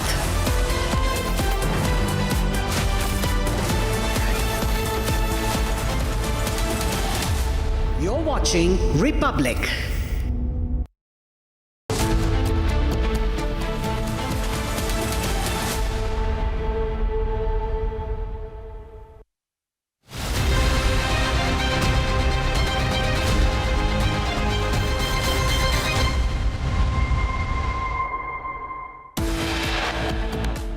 Congress Assam को फिर से अशांति और अराजकता में झोंकना चाहती है। कांग्रेस असम को घुसपैठियों के हवाले करना चाहती है।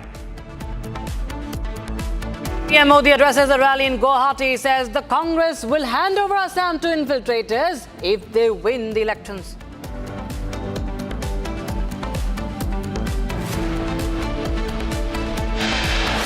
Two bodies found inside a car in Noida. Preliminary reports suggest the man shot the woman before killing himself. Part of under construction metro pillar collapses in Mumbai. Many feared injured, one dead.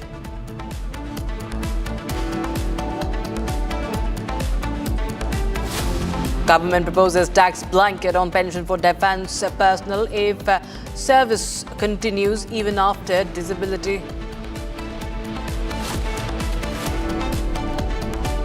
Northeast gets a big boost in defence infrastructure. Prime Minister Modi inaugurates the Moran airstrip in Assam and witnesses aerial display of the top fighter jets of our fleet. Unusually strong attack on Rahul Gandhi from top ministers such as Piyush Goyal and Shivraj Singh Chauhan.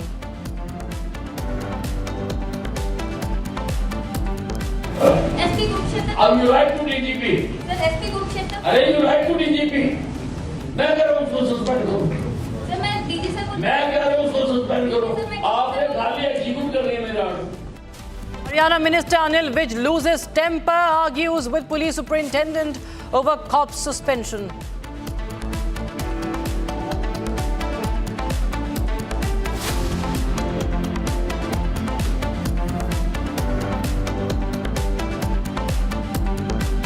Good evening, viewers. You're watching Live and Breaking. I'm Rakshita Mishra with you. We start with the news coming in from Mumbai, the Mumbai metro tragedy. Now, Chief Minister of Maharashtra has ordered inquiry into the metro pillar collapse. Maharashtra Chief Minister office statement coming in. It says that the slab collapsed during construction, and now an investigation has an inquiry into the Mumbai metro pillar collapse in which one person has been killed, several others injured. Been ordered.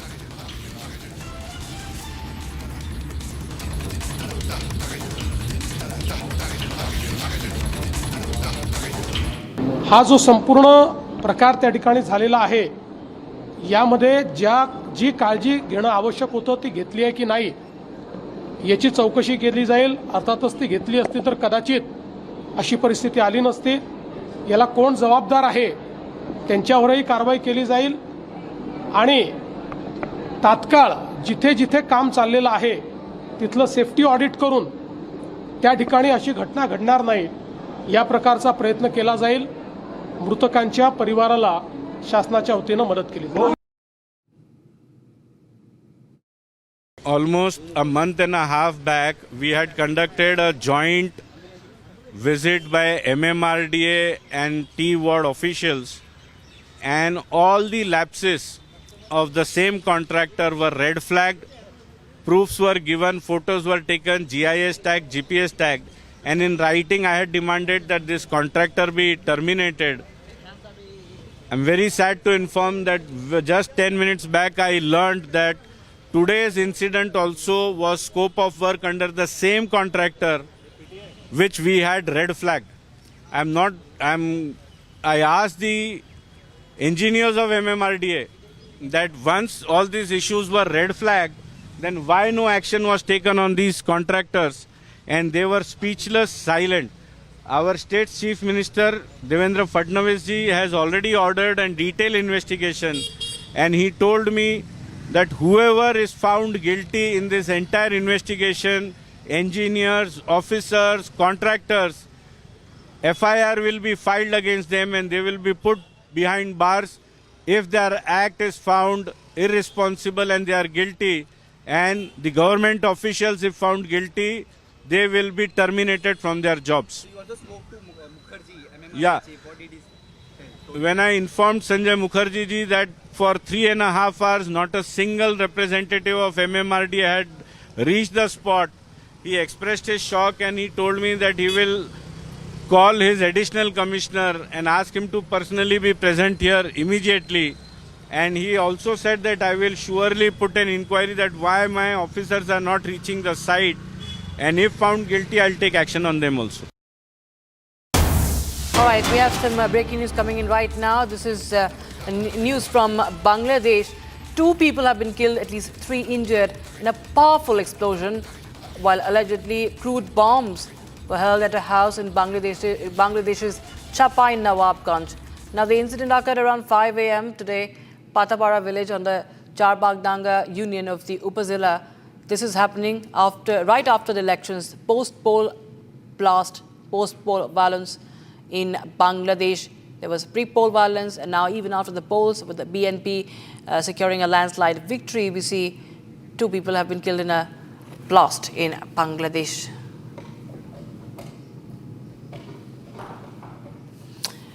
And viewers, 13th edition of the Joint Special Forces exercise Khanjar has gone underway in Assam. The annual bilateral military drill focused on counter-terrorism operations and special forces tactics brings the elite troops from the nations together to enhance interoperability and combat readiness. India-Kyrgyzstan joint drills. India's defense engagement with Central Asia continues to gain momentum. India and Kyrgyzstan are further strengthening their defense partnership. The 13th edition of exercise Khanjar between India and Kyrgyzstan is currently underway at Misamari in Assam. The joint special forces drill between the 2 strategic nations began on February 4 and will conclude on February 17, 2026. Conducted annually since 2011, the exercise is hosted alternatively by both countries and has emerged as a key pillar of their growing defense cooperation. The joint training also focuses on counter-terrorism operations under a United Nations mandate framework. The elite contingents from both sides are engaging in simulated missions across urban and rugged areas. Exercise Khanjar also reflects the shared commitment of India and Kyrgyzstan to tackle evolving security challenges, particularly international terrorism and extremism. Gonda in Uttar Pradesh, 5-year-old mauled to death by 2 stray dogs in Gonda district. Video shows the aftermath of the stray dog attack on a 5-year-old.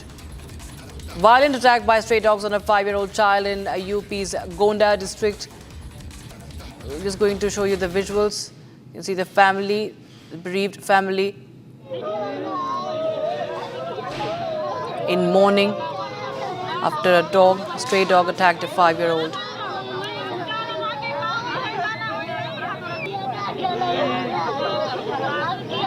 These are visuals from the house of the 5-year-old. The family completely devastated after a stray dog attacked a 5-year-old.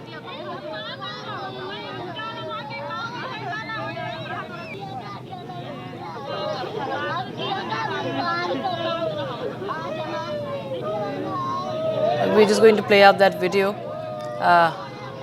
after what happened after the attack. The 5-year-old lost his life. He was mauled to death. 2 stray dogs attacked the minor. I'm just going to play out that video.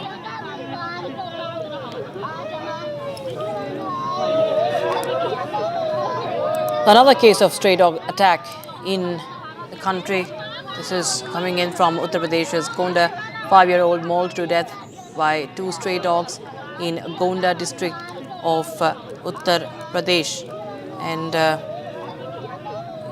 this is, in fact, what we understand is that this was a 5-year-old child. And in fact, we'll just play out the video that we've received. In fact, this happened nearby the house where the 5-year-old child was going outside, and the child was mauled to death. He succumbed to the injuries. The photograph of the child mauled to death by 2 stray dogs. And this is coming in from Gonda's Dhanepur.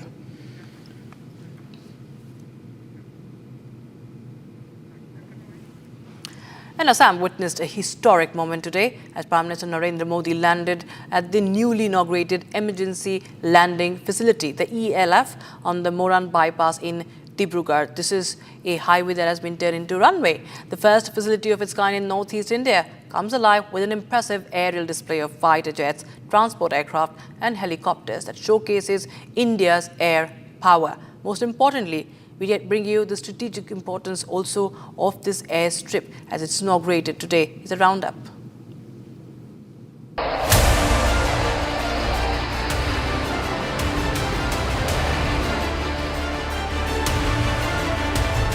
History has been scripted in Assam.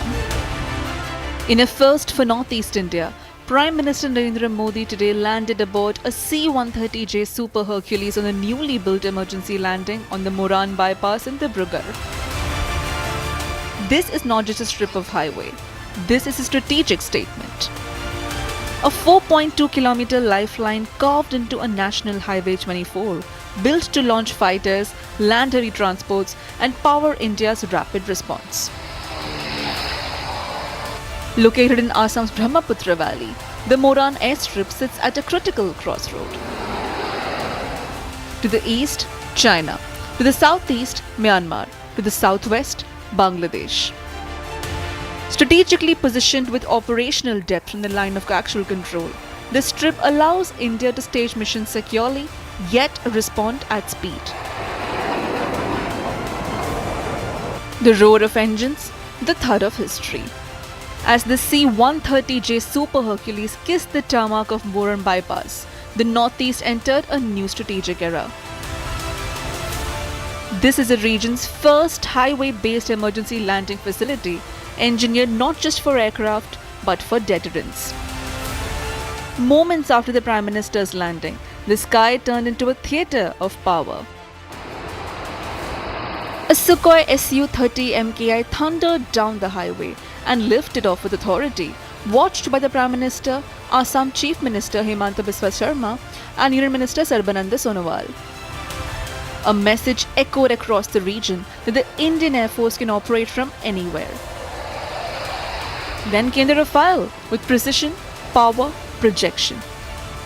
The fighter's takeoff from a public highway underscores India's evolving doctrine of mobility, flexibility, survivability. 16 aircrafts, fighters, transports, helicopters took part in the aerial display. The aircrafts and the forces also performed live demo of rescue operations. This wasn't just spectacle, this was validation. But Moran is not only about war preparedness. Assam faces devastating floods year after year. With this emergency landing facility, relief aircraft can land closer to disaster zones, cutting response time when every minute matters. The Moran ELF is part of a larger Indian Air Force plan, 28 potential highway landing facilities nationwide. A highway that doubles as a runway, a frontier that becomes fortified. From the Brahmaputra Valley to India's eastern borders, Moran's emergency landing facility is more than concrete and markings. It is a declaration the Northeast is no longer peripheral to India's defense calculus.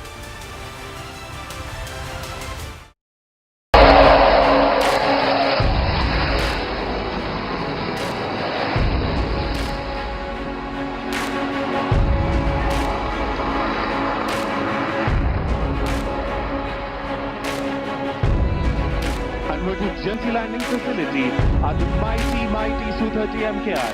Flying in wing formation, this is the Arjun formation of number 102 Squadron.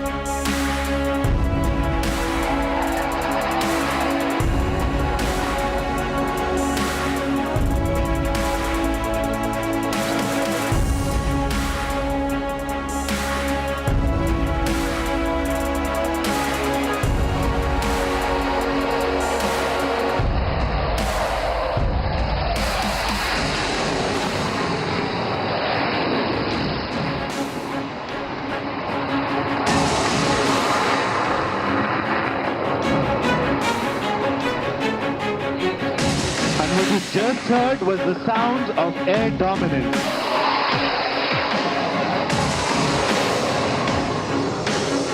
कृपया अपनी दाहिनी ओर देखें। Call sign Arjun 2 जिसका संचालन wing commander Saurabh Jaiswal और flying lieutenant यश पुनिया कर रहे हैं। अब ओवरशूट के लिए स्वयं को संरेखित कर रहा है।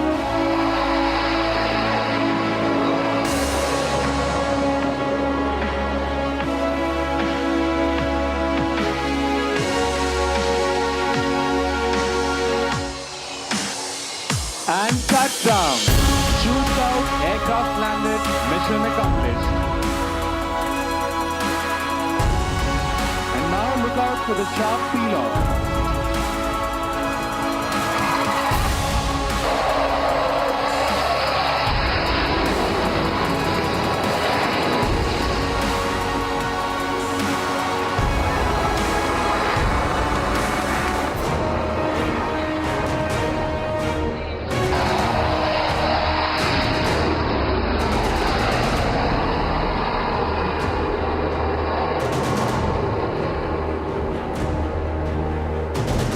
Now, Abhimanyu 2 and 3 will carry out a low overshoot over the ELF and number 1 will land. Coming in from the right, behind the controls, Flight Lieutenant Shoravi.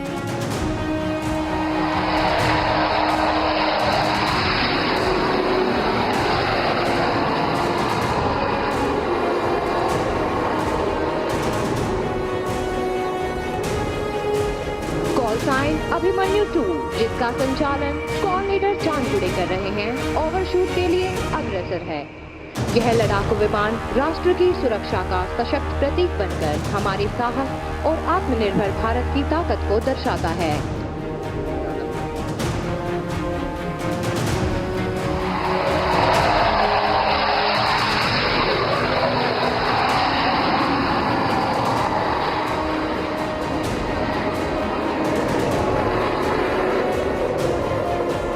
Here comes call sign Abhimanyu 1, piloted by Group Captain Arun Kumar, aligning for landing.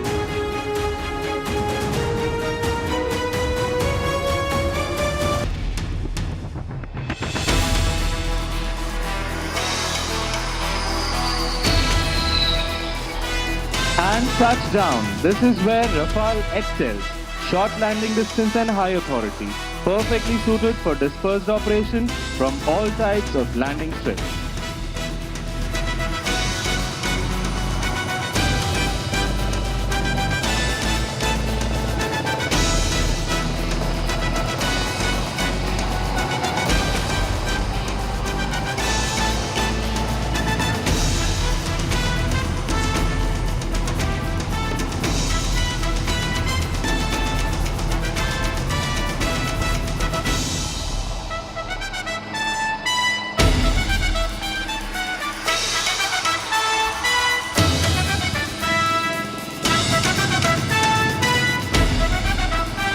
Ladies and gentlemen, be on the lookout and see how swiftly the Garud commandos tread onto the objective area.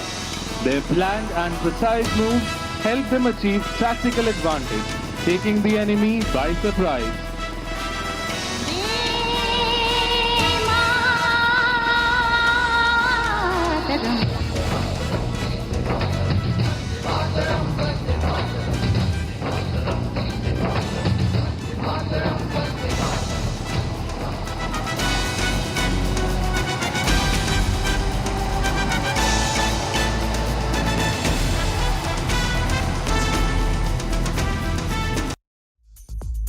Veterans are opposing the union budget move for this year.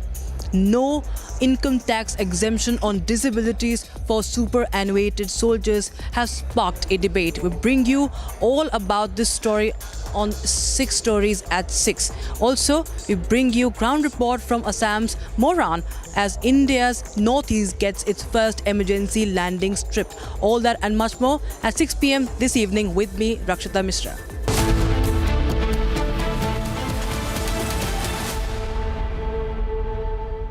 MDH की हल्दी मिर्ची धनिया करे कमाल, ये रंग दे, ये खुशबू दे, ये तीखा, ये कम पड़े, क्या निराला एमडीएच मसाला। केसरिया से मन जोगी हुआ रे, दिल झूमे देखो मतवारा हुआ रे, केसरिया से मन जोगी हुआ। हर पल मनाओ केसरी त्योहार। विमल, बोलो जुबान Kesari.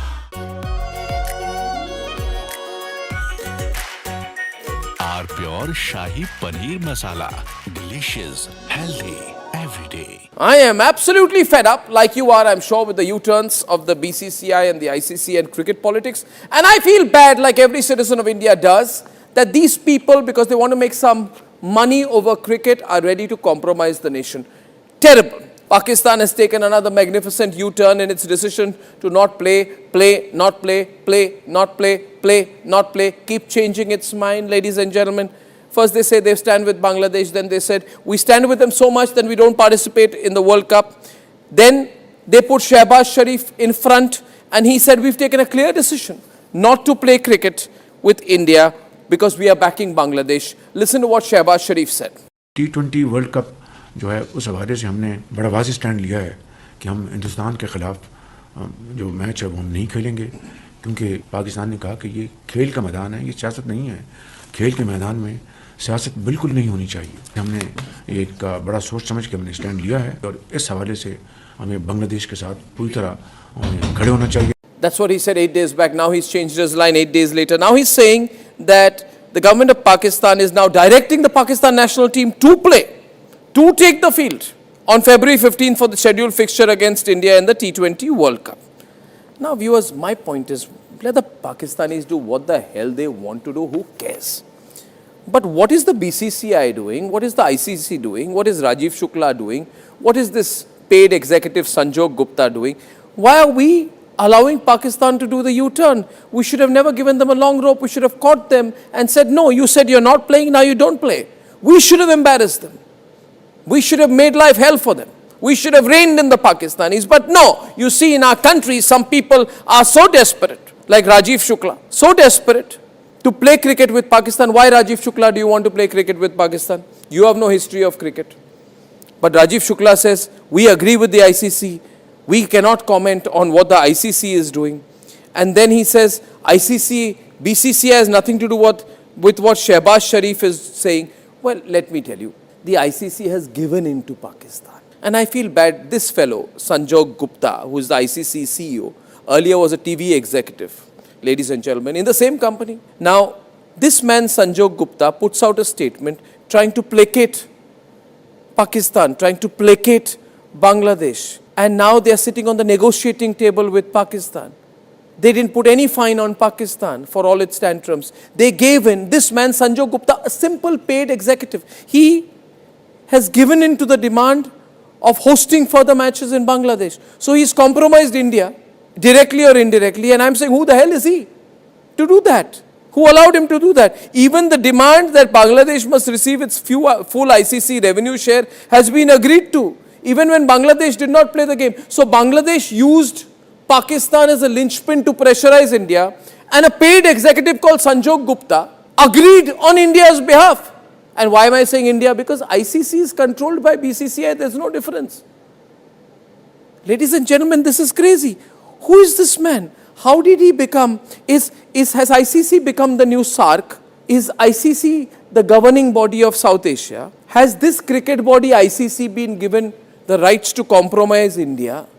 How is cricket politics been allowed to compromise national interest? A terrorist nation tried to use cricket as leverage to pressurize India, and ICC, A man called Sanjog Gupta of ICC puts out a placatory statement. Now, I want to ask, did ICC or BCCI ask the people of India what they think about this? Did ICC or BCCI think somewhere that we are doing all this agreement, we are doing all this politics? Do we care what the people of India think? Do we care that the people of India have not forgotten Pahalgam? Do we care that in India, that Hindus were asked to read the Kalma, prove they were Muslim or non-Muslim and shot dead? Who is Sanjog Gupta? Who the hell is Sanjog Gupta? Give us 2 months of ceasefire, we will go to elections. That's it. Give us ceasefire, give us security infrastructure. Maybe not 2 months, but we need a lot of days to prepare. Then give us possibility, our soldiers, to vote, how they can, defend our lives, our country, and at the same moment to vote. This is something difficult. Even not, this strange, it's something very difficult, and I don't know who has such experience. We don't have it. And we can't compare. Sometimes I heard, yes, we had elections in the United States during Lincoln's time and etc. How we can compare it? We have missiles, our people under missiles. It's not just land war, a lot of missiles. We're under ballistic attacks. So give us ceasefire. President Trump can do it. Push Putin, make ceasefire, then our parliament will change the law and we will go to elections. If they need them, if Americans need elections in Ukraine, and if Russians need elections in Ukraine, we are open for this.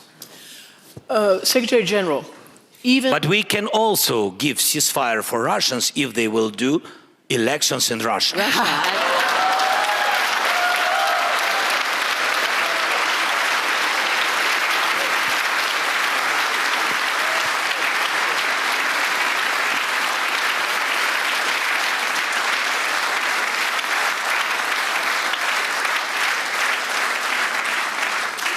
Secretary General, even the Chinese... This is why he is... But that's his previous and his current strength, right? Communication. Can I ask you, even the Chinese foreign minister, as he was talking and addressing today, did the whole Russian trope about having to talk about the historical reasons and the preconditions and this and that for a ceasefire. What do you see as the vital security guarantees that need to be in place? And so far, Russia has said no to even an international monitoring force of Europeans. So what do you see is a realistic security guarantee? Well, let's first of all, answering to the Wang Yi, to the Chinese thing, conclude together that there was absolutely no reason whatsoever for the Russians to invade Ukraine. Not in 2014 with Crimea, not a full-scale onslaught on Ukraine starting late February 2022. So this is absolutely not true. Then, when it comes to security guarantees, the first thing which is crucial is for NATO, that NATO came back together. The last couple of days, there has been a huge shift in mindset within NATO, where the Europeans are now taking more of a leadership role in NATO, where the Europeans take more responsibility for their own defense, and this is making us stronger because it anchors the United States stronger in the NATO alliance. It answers a request from them, and for Ukraine to stay strong, it is important that the 32 NATO allies are stronger together. So I really believe NATO is stronger now than it was ever since the fall of the Berlin Wall. And we are now ready also to help Ukraine, not as an alliance, we will do that individual allies, and this brings me to the security guarantees. We need security guarantees at 3 levels. Level 1 is the Ukrainian armed forces. They have to be so strong and so well trained, and of course they are already battle hardened, that they can first of all, of course, defend themselves. Then we need, and this is the leadership of Macron and Starmer within Europe, the coalition of the willing, many other countries participating in Europe, Canada, and also, by the way, दादी के हाथों का जादू और खुशबू से महकता घर, माँ की मुस्कुराहट और खाने की सुगंध, MDH गरम मसाला, क्योंकि हर रिश्ता है स्वाद से जुड़ा। यानी इस घर में कुछ है जो टूटता नहीं। ये पिलर कभी नहीं टूटेगा। रुंगटा स्टील TMT से बना। रुंगटा नहीं तो घर स्ट्रॉन्ग नहीं। रुंगटा स्टील TMT बार एकदम सॉलिड। आर प्योर सूजी पास्ता उबालो मिलाओ और खाओ 8 मिनट में तैयार। क्या टेस्ट है सबका राजा R pure masala.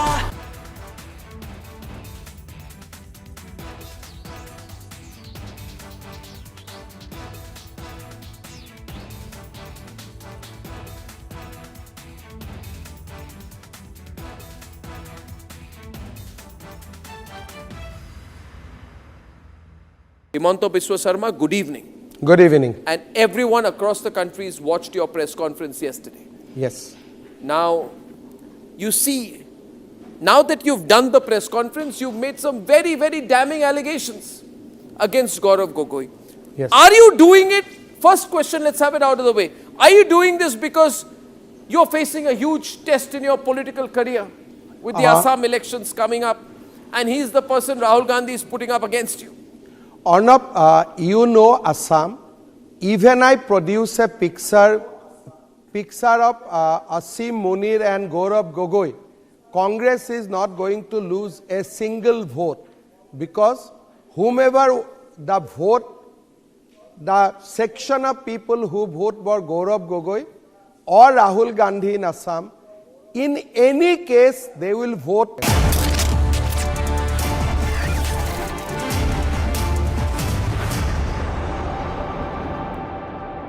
Hello and welcome. I'm Deepthi Singh, and in this episode of our Estate Building the Nation, we are decoding the forces shaping India's real estate and infrastructure story.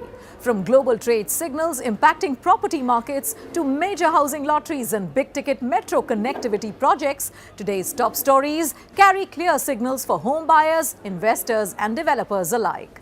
Let's begin with the headlines making news.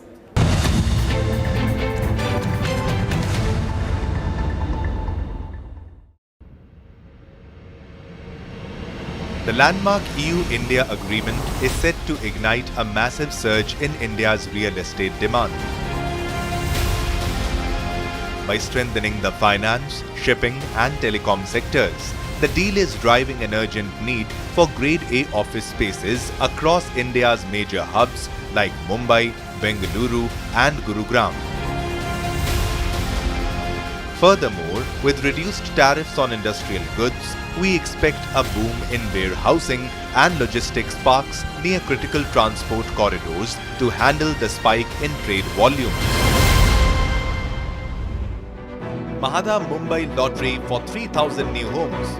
Home buyers in Mumbai may soon be able to purchase homes at regulated prices through a housing lottery announced by the Maharashtra Housing and Area Development Authority. Following the lifting of election restrictions, which is expected in March 2026.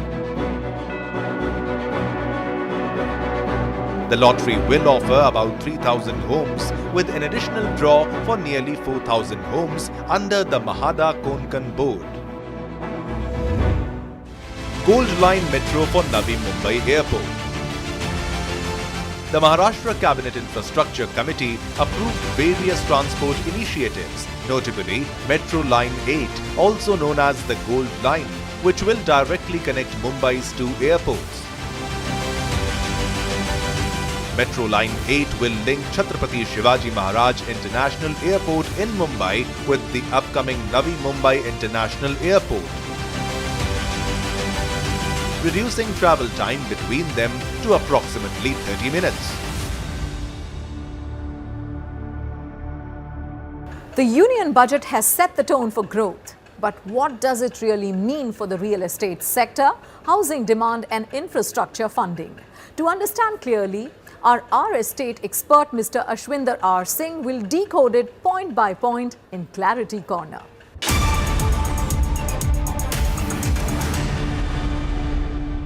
Mr. Ashwinder, I have a few questions for you. To begin with, let me ask you, what is the biggest and most important news for consumers in this budget? What will be its impact? Sure, Deepthi. Beyond the budget, real estate growth depends on three things, and none of them actually need big announcements. First, regulatory consistency, stable rules, predictable approvals, and faster clearances. Second, access to long-term capital for credible developers, so execution doesn't suffer. And third, urban planning at scale, transport, utilities, and social infrastructure planned together, not in silos. If these three are done well, real estate doesn't need stimulus. It grows responsibly and sustainably. Real estate actually doesn't need excitement. It needs certainty and stability. What steps should be taken by government apart from budget for regular and sustainable growth? Deepthi, if Indian real estate is going to move from a 400-500 billion market today to nearly $1 trillion by 2030, that growth will not come only from the top 7 metros. The real acceleration will come from Tier 2 and Tier 3 India, and that shift had already begun. Tier 2 and Tier 3 growth is being driven by 3 structural forces. First, jobs are moving closer to people. Manufacturing, GCC, IT services, healthcare, education, and logistics are expanding into non-metro cities. When jobs move, housing demand follows naturally and substantially. Second, infrastructure has collapsed. Distance, highways, expressways, regional airports, rail connectivity and digital infrastructure have made Tier 2 cities livable, investable and connected. People no longer need to live in metros to access opportunity. Third, aspiration has gone local. Home buyers today want space, quality of life and affordability. Tier 2 and 3 cities offer larger homes, better value and community living without the stress and the cost of metros. This is why Tier 2 and 3 cities are no longer just affordable markets. They are becoming primary housing markets with demand for plotted development, gated communities, premium apartments, and mixed-use townships. That's exactly what Tier 2 and 3 cities need to scale responsibly. India's real estate future won't be built only upwards in metros, it will be built outward across Tier 2 and Tier 3 India. Thank you so much, Mr. Ashwinder Singh, for this very important analysis of budget news. Every market shift is best understood through voices that shape the sector on the ground.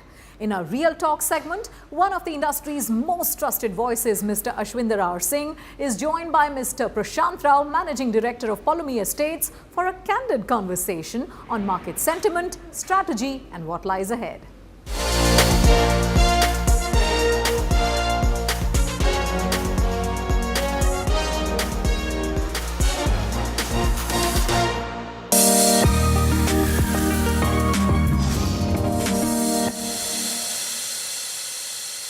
I have Mr. Prashant Rao from Polumi, Director Polumi from Hyderabad with me, who has built residential, commercial, done a lot of work on infrastructure in Hyderabad, has seen the Hyderabad real estate market for the last 2 decades. He is a promoter in the real estate world who has worked very hard to focus on trust and finally deliver the end product to the customer, and that has been his philosophy for the last 2 decades. Thank you very much for having me here on the show. Pleasure meeting you and get to know you better. I would love to know that, how was the shift when you moved from your banking journey and became an entrepreneur, and how have you seen the Hyderabad market evolve in these last 20 years? Quite excited to actually have got into this business. My banking career ended in 2005 when I took the shift into entrepreneurship, and with the company that we founded, Polumi, in 2005, September was when we founded this company. And from then it's been a great journey, a lot of ups and downs. We've seen the best times. 2005 was the best of times for real estate in Hyderabad. 2005, 2006 was one of the best years. Then we've seen a slump where the state went through an agitation process for a separate state. So almost 7 years, the real estate was very slow. So that's when we ventured into infrastructure works as well. We've done a lot of work within the state, outside the state as well. So that has given us a lot of growth as well and understanding of this business in a better perspective. Yeah. Your roots lie in infrastructure development. I would want to know, how has that helped you to build, Polumi as a real estate brand? Infrastructure was actually an afterthought, came in post 2007 when the separate state was going through an agitation, when the state was going through an agitation for a separate state. We had a huge manpower was dependent on us. Market was very slow. So that's when we decided that why don't we get into infrastructure. And we branched out, we started working for other builders. We've done a lot of work for the government. So that has actually helped us in terms of learning, a lot of learnings we've got from there. How do you ensure that peace of mind as a metric is getting implemented by you and your team for your clients on the ground on a day-to-day or a regular basis? See, the tagline peace of mind came in because generally there's a perception in this market that builders are troublesome, right? And when somebody is purchasing a house, it's one of his most valuable possession, and there's a lot of attachment to this house. So if we are able to deliver that peace of mind to that customer, there can be nothing better to him, right? So we ensure that right from the planning stage, when we start a project, the location of the project is important, right? So the process of the customer when he comes to choose an apartment, from there starts our interaction with him, to the process of him finalizing an apartment, to the construction process when we keep updating him regularly on the progress of his apartment, and then finally to handing over when he moves into his newly made home. I realize that you also focus a lot on people when you are designing your projects, and it is not just about how the project looks. I would really want to know more about this. Sure. I'll just break this up into two parts, I would say. So Bhartiya City acquisition, we've just acquired land from Manyata. Along with Manyata, we are abutting Bhartiya City in Tanisandra. It's an 85-acre township again, being developed by Manyata as probably Manyata Tech Park 2 or something. We are part of the residential division of Manyata now, where we will be doing our the residential portion for that township as part of the integrated township. And you said yes. See, I think in the last 2 decades again, the style of living has evolved now. Earlier, we were all used to staying in independent houses or independent small unit apartments. From there, we've actually seen people now moving into gated communities, primarily because there's a lot of advantages in gated communities, right? You have safety, security for the children, the elders have their walking spaces, the lady of the house has convenience. So all these amenities and facilities have evolved in this gated community concept. So now people are preferring to move into gated communities. And now from there, now the next I think shift is moving into larger societies where you have work from home, where you have shopping within that community. So I think that's the new trend now, where we have larger areas where you have malls, you have a hotel, you have restaurants, just like Bhartiya City is. So I think Manyata Tech Park 2 also would be very similar to that, where we have all the amenities within one township, yes. You've developed 7 projects, 4 million square feet, 2 projects which are already under construction. So 2 decades is a good amount of time. What have been your key learnings in terms of from a risk management standpoint? So we've had a lot of ups and downs in this business, yes. See, real estate is cyclical. We do see a lot of upward trends and downward trends. So we've got to be lucky with this. So what we've learned in this is consistency, being a little realistic, being grounded, and that's what we are. If you see our journey starting off in 2005, wherein we started, and then 2007 onwards, there was a recession in Hyderabad reality market for about close to about 7 to 8 years. So we held on, we survived that trend, and we were lucky post-COVID when suddenly the market really did appreciate multiple times. So we were lucky. So this is a little cyclical, so you have to be able to sustain that cycle. Customer confidence is very, very important because when we are in a downward trend, projects tend to slow down a lot. So despite that, we have to ensure that we are able to deliver the project at the required quality, at the required timelines to the customer. How would you want yourself to be remembered as an entrepreneur? Just one thing, and what is the legacy you want to leave behind? Just being passionate about what I'm doing. Today, I'm very passionate about my work. I involve myself totally in each project, right from the planning stage to the end handing over process. In fact, post handover also, I directly interact with customers, attend to any query that they have, any issue that they face. So I think that gives me a lot of satisfaction. Right? So especially when I walk into these communities which are occupied, and customers or residents come up to me and thank me for having delivered such such a wonderful project to them, that gives me a lot of satisfaction. So it was wonderful talking to you. Thank you so much. Thank you very much. Thank you so much. Real estate stocks are seeing their sharpest correction since 2021, raising a crucial question for investors. Is this a warning sign or an opportunity? Time to break it down in Finance Ka Funda with Mr. Ashu Madan, Managing Director, JM Financial.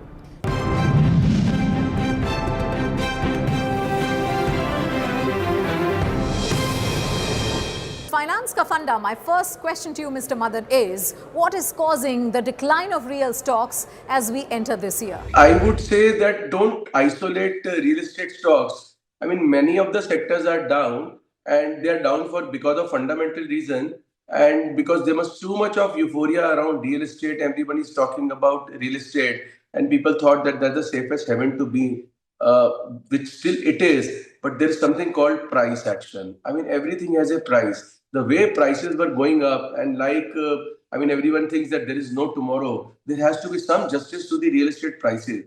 Other than few pockets, I mean, the way prices are getting stagnated, I mean, real estate sector is getting into that, is also getting that reality check that there is nothing beyond a particular price. You cannot keep on increasing the price, and a multi-crore flat, how many people are in India are earning in crores? And if you look at across India, everyone is talking of apartments which are multi-crores. I mean, for how long this can continue? So I think some reality check, some sanity check will get into place, and because of which real estate stocks will get a hit or will get a reality check. And the way prices were going up, and everyone thinks that there is no tomorrow. There has to be some justice to the real estate prices. Two types of correction in the market. One is the price correction, and one is the time correction. So first, real estate are undergoing a price correction, and then probably, we have seen many past cycles of real estate. I mean, there are long cycles of consolidation. And that is what I'm expecting now, that there could be a long process of consolidation in real estate, which will result into a long consolidation in real estate stocks also. Here comes my last question, sir. India has locked 2 major deals and the budget is also passed. So is there any impact on the real estate shares as such? I would say you can term it differently. Whether you call it slowdown, I would call it consolidation, because end of the day, the real estate demand, what is the desire of every normal human being in India, that to desire to own a house? If you see the various pockets, whether it is Goa, or whether it is the tier 2, tier 3 cities, or whether fancy township, I mean, suddenly there is stagnation, the sales are going down, and this is a cycle. And I'm more concerned about, more than price correction, the cycle of consolidation, which may last few years. Let's now take a closer look at where the money is moving in the real estate sector. From rising liquidity flows and fresh developer bets to regional markets showing unexpected momentum, these signals often reveal where the next opportunities lie. This is Market Watch.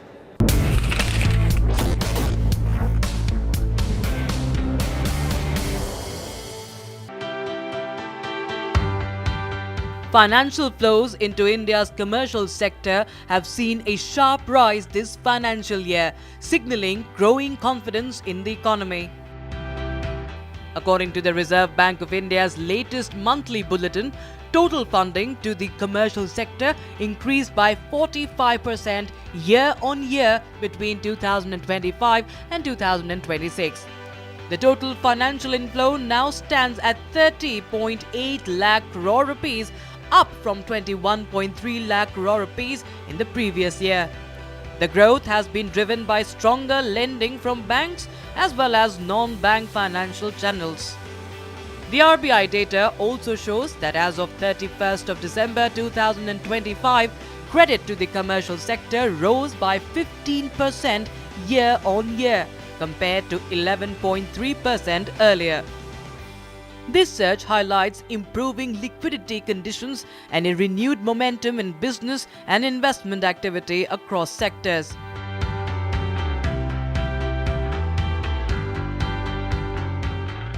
India's real estate major DLF is stepping into the senior living segment, marking a significant shift in residential development priorities. The company is set to launch its first senior living project in Gurugram later this quarter, with an expected revenue of around 2,000 crore rupees. The move comes as India's senior living market shows strong long-term growth potential. According to a joint report by the Association of Senior Living India and JLL India, nearly 15,000 senior homes are expected to be operational across the country by 2030. The report highlights changing demographics, rising life expectancy, and evolving lifestyle preferences as key drivers of this expanding sector. Senior living is increasingly emerging as a structured, organized, and economically significant segment within Indian real estate.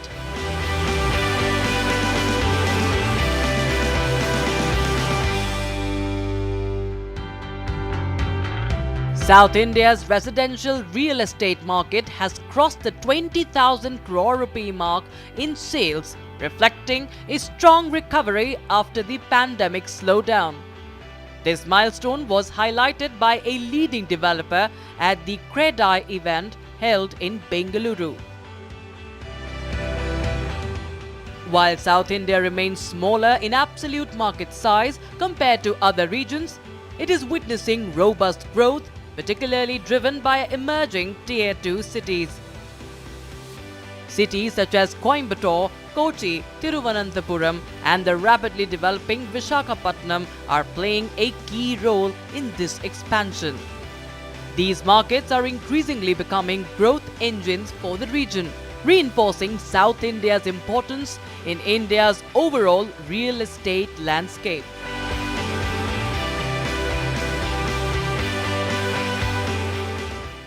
Today, buying or investing in property isn't just about budgets and returns. Legal clarity matters just as much. In this segment of Legal Edge, Mr. Venkat Rao, who is our legal expert, joins us to answer some of the most important questions facing home buyers and investors today.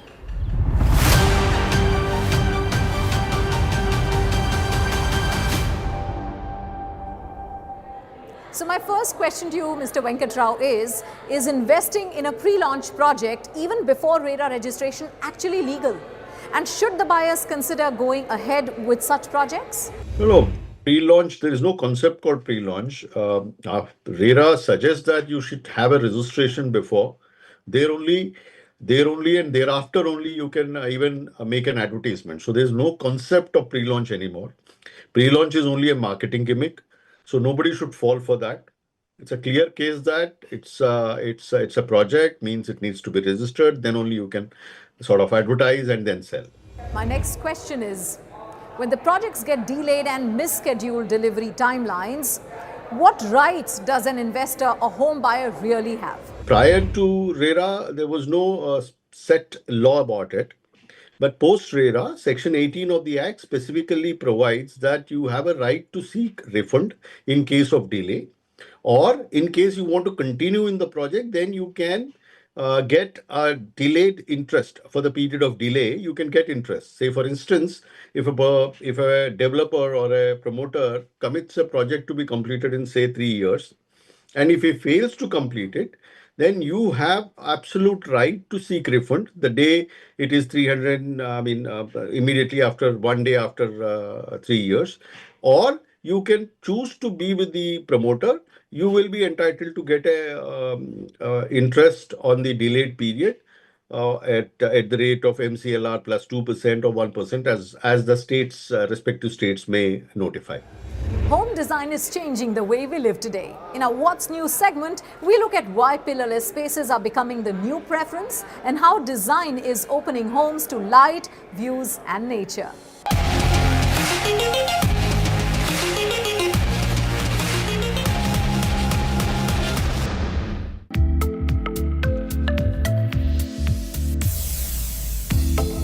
Big balcony, even bigger potential.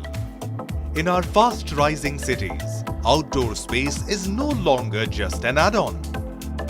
It's an opportunity. Vertical gardens are redefining balcony living. Moving beyond crowded pots on the floor, they transform walls and railings into living, breathing landscapes. a revolution that's already taking root globally and soon across India. Using modular planters, pocket panels, or elegant trellises, balconies become lush green canvases. Herbs, flowers, leafy greens, even small vegetables all thriving vertically without taking away precious space.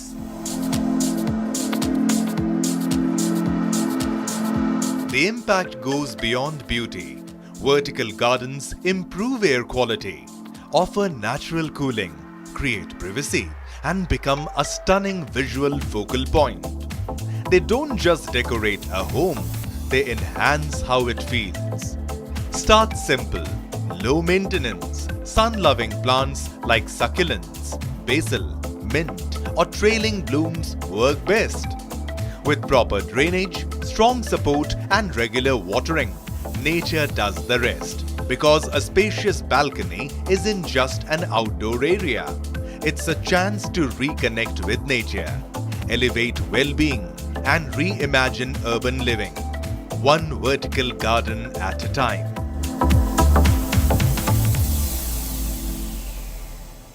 That's all on this episode of Our Estate, Building the Nation. We'll be back with more insights, sharper analysis, and on-ground stories from India's evolving property landscape. Until then, stay informed, stay invested, and keep watching Our Estate, Building the Nation.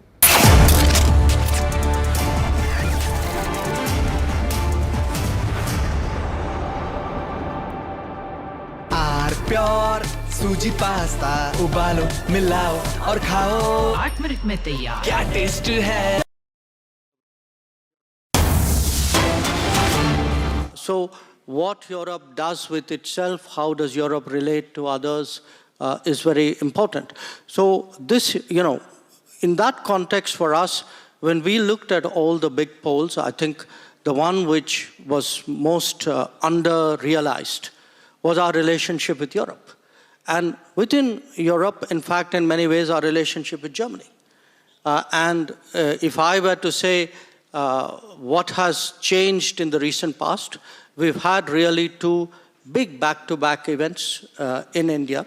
The visit of Chancellor Merz. I think it was his first visit to Asia.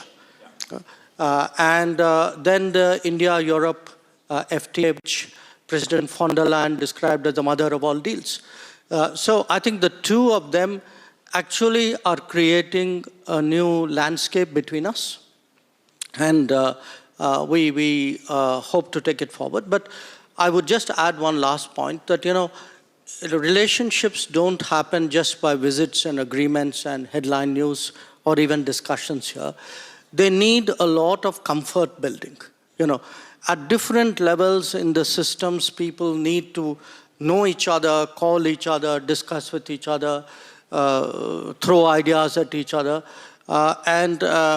We need India and Europe and India and Germany to work to build that level of comfort, which I think is eminently feasible. And that's really what I see as the task before us.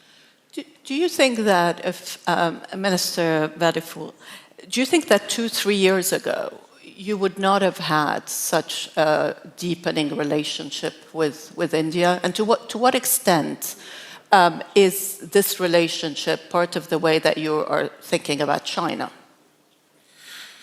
No, to be honest, 2 or 3 years ago, I wouldn't have expected that we would come to that very level of cooperation between us and between the European Union and India as well. As Joyce correctly said, we're just building up a new center of sovereignty here in Europe. And of course, he referred to the shocks we had in the last years. And of course, the last one was only Greenland. Before that, of course, the Russian war of aggression and so on and so on. We all remember that. And the conclusion from our side was that really we have to bring Europe to a new level in the decision-making process, to come to a qualified majority voting, to be really able to act when it comes to foreign policy, and also with regard to our enlargement process, the Chancellor just yesterday answered to a question from the Western Balkans that we are very open to the enlargement process. We are not only looking to the Western Balkans, but perhaps also to other countries, not only in the east, but also perhaps in the north. So, and India, of course, was always, I would say, on our radar, but it was, we oversaw sometimes the opportunities which are laying ahead. And when we realized that, I think we made steps forward. And we know each other for some times, not only we personally, but also our governments. And this is a longer line, which also former governments in Germany took. And for that very reason, there was a common ground. And I would like to quote my friend Jaish with a very important sentence, which makes perhaps clear. And he said, quote unquote, predictability today carries a huge premium in global politics. And this is so true. And I think perhaps it needed these shocks that we were aware that we know where India is and that you are predictable and that we trust you, and vice versa perhaps. And so this initiated what happened, and this, of course, makes a categorical difference to China. We are both democracies. We have freedom of speech. We have rule of law. And that, of course, means really a lot for us. And so India is a very different partner to us compared to China. Mr. Jaishankar, when one of your themes has been strategic autonomy. Following the recent agreement with the US, the trade agreement where you are now forced to wean Russia off of, wean India off of Russian oil, does that not impact your strategic autonomy? Because that's how you were explaining it in the past. No, look, I think, one, we are very much wedded to strategic autonomy because it's very much a part of our history and our evolution. And it's. But can you exercise this strategic autonomy today as much as you want? No, well, we do, and we've always done. I think it's something which is very deep, and it's something which cuts across the political spectrum as well. Where the energy issues are concerned, look, this is today a complex market. I think oil companies in India, as in Europe, as probably in other parts of the world, look at availability, look at costs, look at risks, and take the decisions that they feel is in the best interest. So I would say, and we have a position which you know on that. So I don't want to rehash the polemics of that. I think that phase has passed. Today, when coming to Munich, very honestly, I'm kind of coming here in the afterglow of an India-EU FTA and a very successful visit of Chancellor Merz. So I would rather, look, we are not in 22, we are not in 23, we are not even in 25. So many things are changing, and so many of us are doing our calculations and recalculations. It's important for us to say, what are the touch points, what are the common grounds, where is it we can strengthen each other? We would not, we talk to each other quite often. We would not necessarily agree on everything, but I do believe that by doing that, and if there is an inclination to find common ground and overlaps, that would happen. But if the bottom line of your question is, would I remain independent-minded and make my decisions, and would I make choices which sometimes may not agree with your thinking or his thinking or somebody else's thinking out there? Yes, it can happen. This is a question for both of you. Is this new world order that's emerging one in which there are coalitions that get formed for specific issues, whether sometimes it works for trade, sometimes, and this is the sort of the Mark Carney view of the future? I would say yes. Coalition is perhaps a good phrase, not alliances, but specific coalitions, and of course that includes this is not only for one sector. You cannot have a coalition only orientated perhaps on the economic sector if you have not a common understanding, a basic understanding on other sectors as well. So we are also cooperating on the defense sector very closely. We are cooperating when it comes to build resilience against climate change. We are cooperating when it comes to defending democracies and all these international rules-based standards and so on. So this is, I would say, a new world, a good new world is ahead, is achievable. Of course, we have to strengthen our efforts. The EU has to be to become capable to be effective on the world stage. We're working on that, as I just said. But for Germany, it's absolutely clear that we are looking beyond Europe, and not only over the Atlantic Ocean to the west. Where are our partners? Where are possible partners on other continents? And we are finding them. This is the fortunate situation we're in. This has often been India's strategy. Yes. I mean, I obviously, like most of us in the room, followed Prime Minister Carney's speech in Davos with a lot of attention. But bear in mind, Carney is speaking as the Prime Minister of an alliance country, of a treaty partner.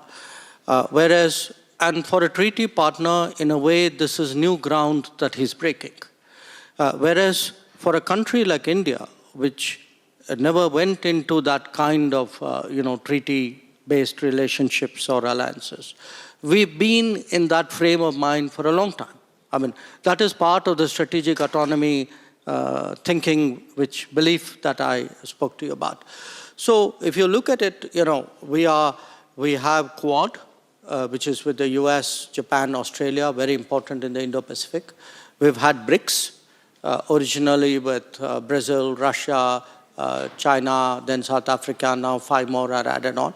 We have a number, if I actually count them, I think we have probably more than 20 of these trilateral or more than trilateral combinations. In fact, we just did one with Canada, with Mr. Carney, India, Australia, and Canada on a You're deepening your relationship with Brazil as well, aren't you? Yes, indeed. We have one with India, Brazil, South Africa. So we are as 3 developing democratic countries.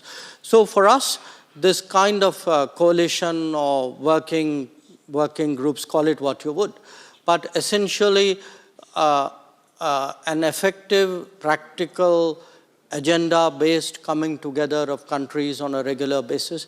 This has been very much the hallmark of Indian diplomacy now for about 2 decades. I'm going to open it up for a question after this one for Minister Vadeful. What do you think of a world made up of spheres of influence? And what is your sphere? Yeah, of course, our sphere is of course Europe, but I have to realize that there are powers who are trying to have that spheres of influence, and of course, in a way, we have to build up resilience in Europe against that. So that is a very good reason for us to look for these partners. And like India does have a lot of partners, so do we, as Europeans, as Germans, with a long-lasting relationship with Japan, a big friendship. I was just in Australia and New Zealand and visited Singapore and the Pacific Islands. I will spend my next longer visit to Latin America, so being in Brazil, Argentina, perhaps also Chile. So We have a lot of partners, and of course I would have to mention the African continent as well. But I think the new thing is, some years ago, and that was one of the first questions you raised here correctly, was, did you expect that very development? And I answered no, because some years ago we firstly considered these countries as being members of the BRICS, and that is in a sort of alienated us from them, and that was wrong. So now we realize that, of course, we have a lot of differences with especially Russia that has not to be underscored here. They are very, very fundamental. And also with China, but we have a lot of things in common with countries like India, like Brazil. And why not focusing on these common interests and common values? So this is, I think, the new view Europe and Germany is putting on the world. It's very interesting. There was a question over there. Yes, go ahead.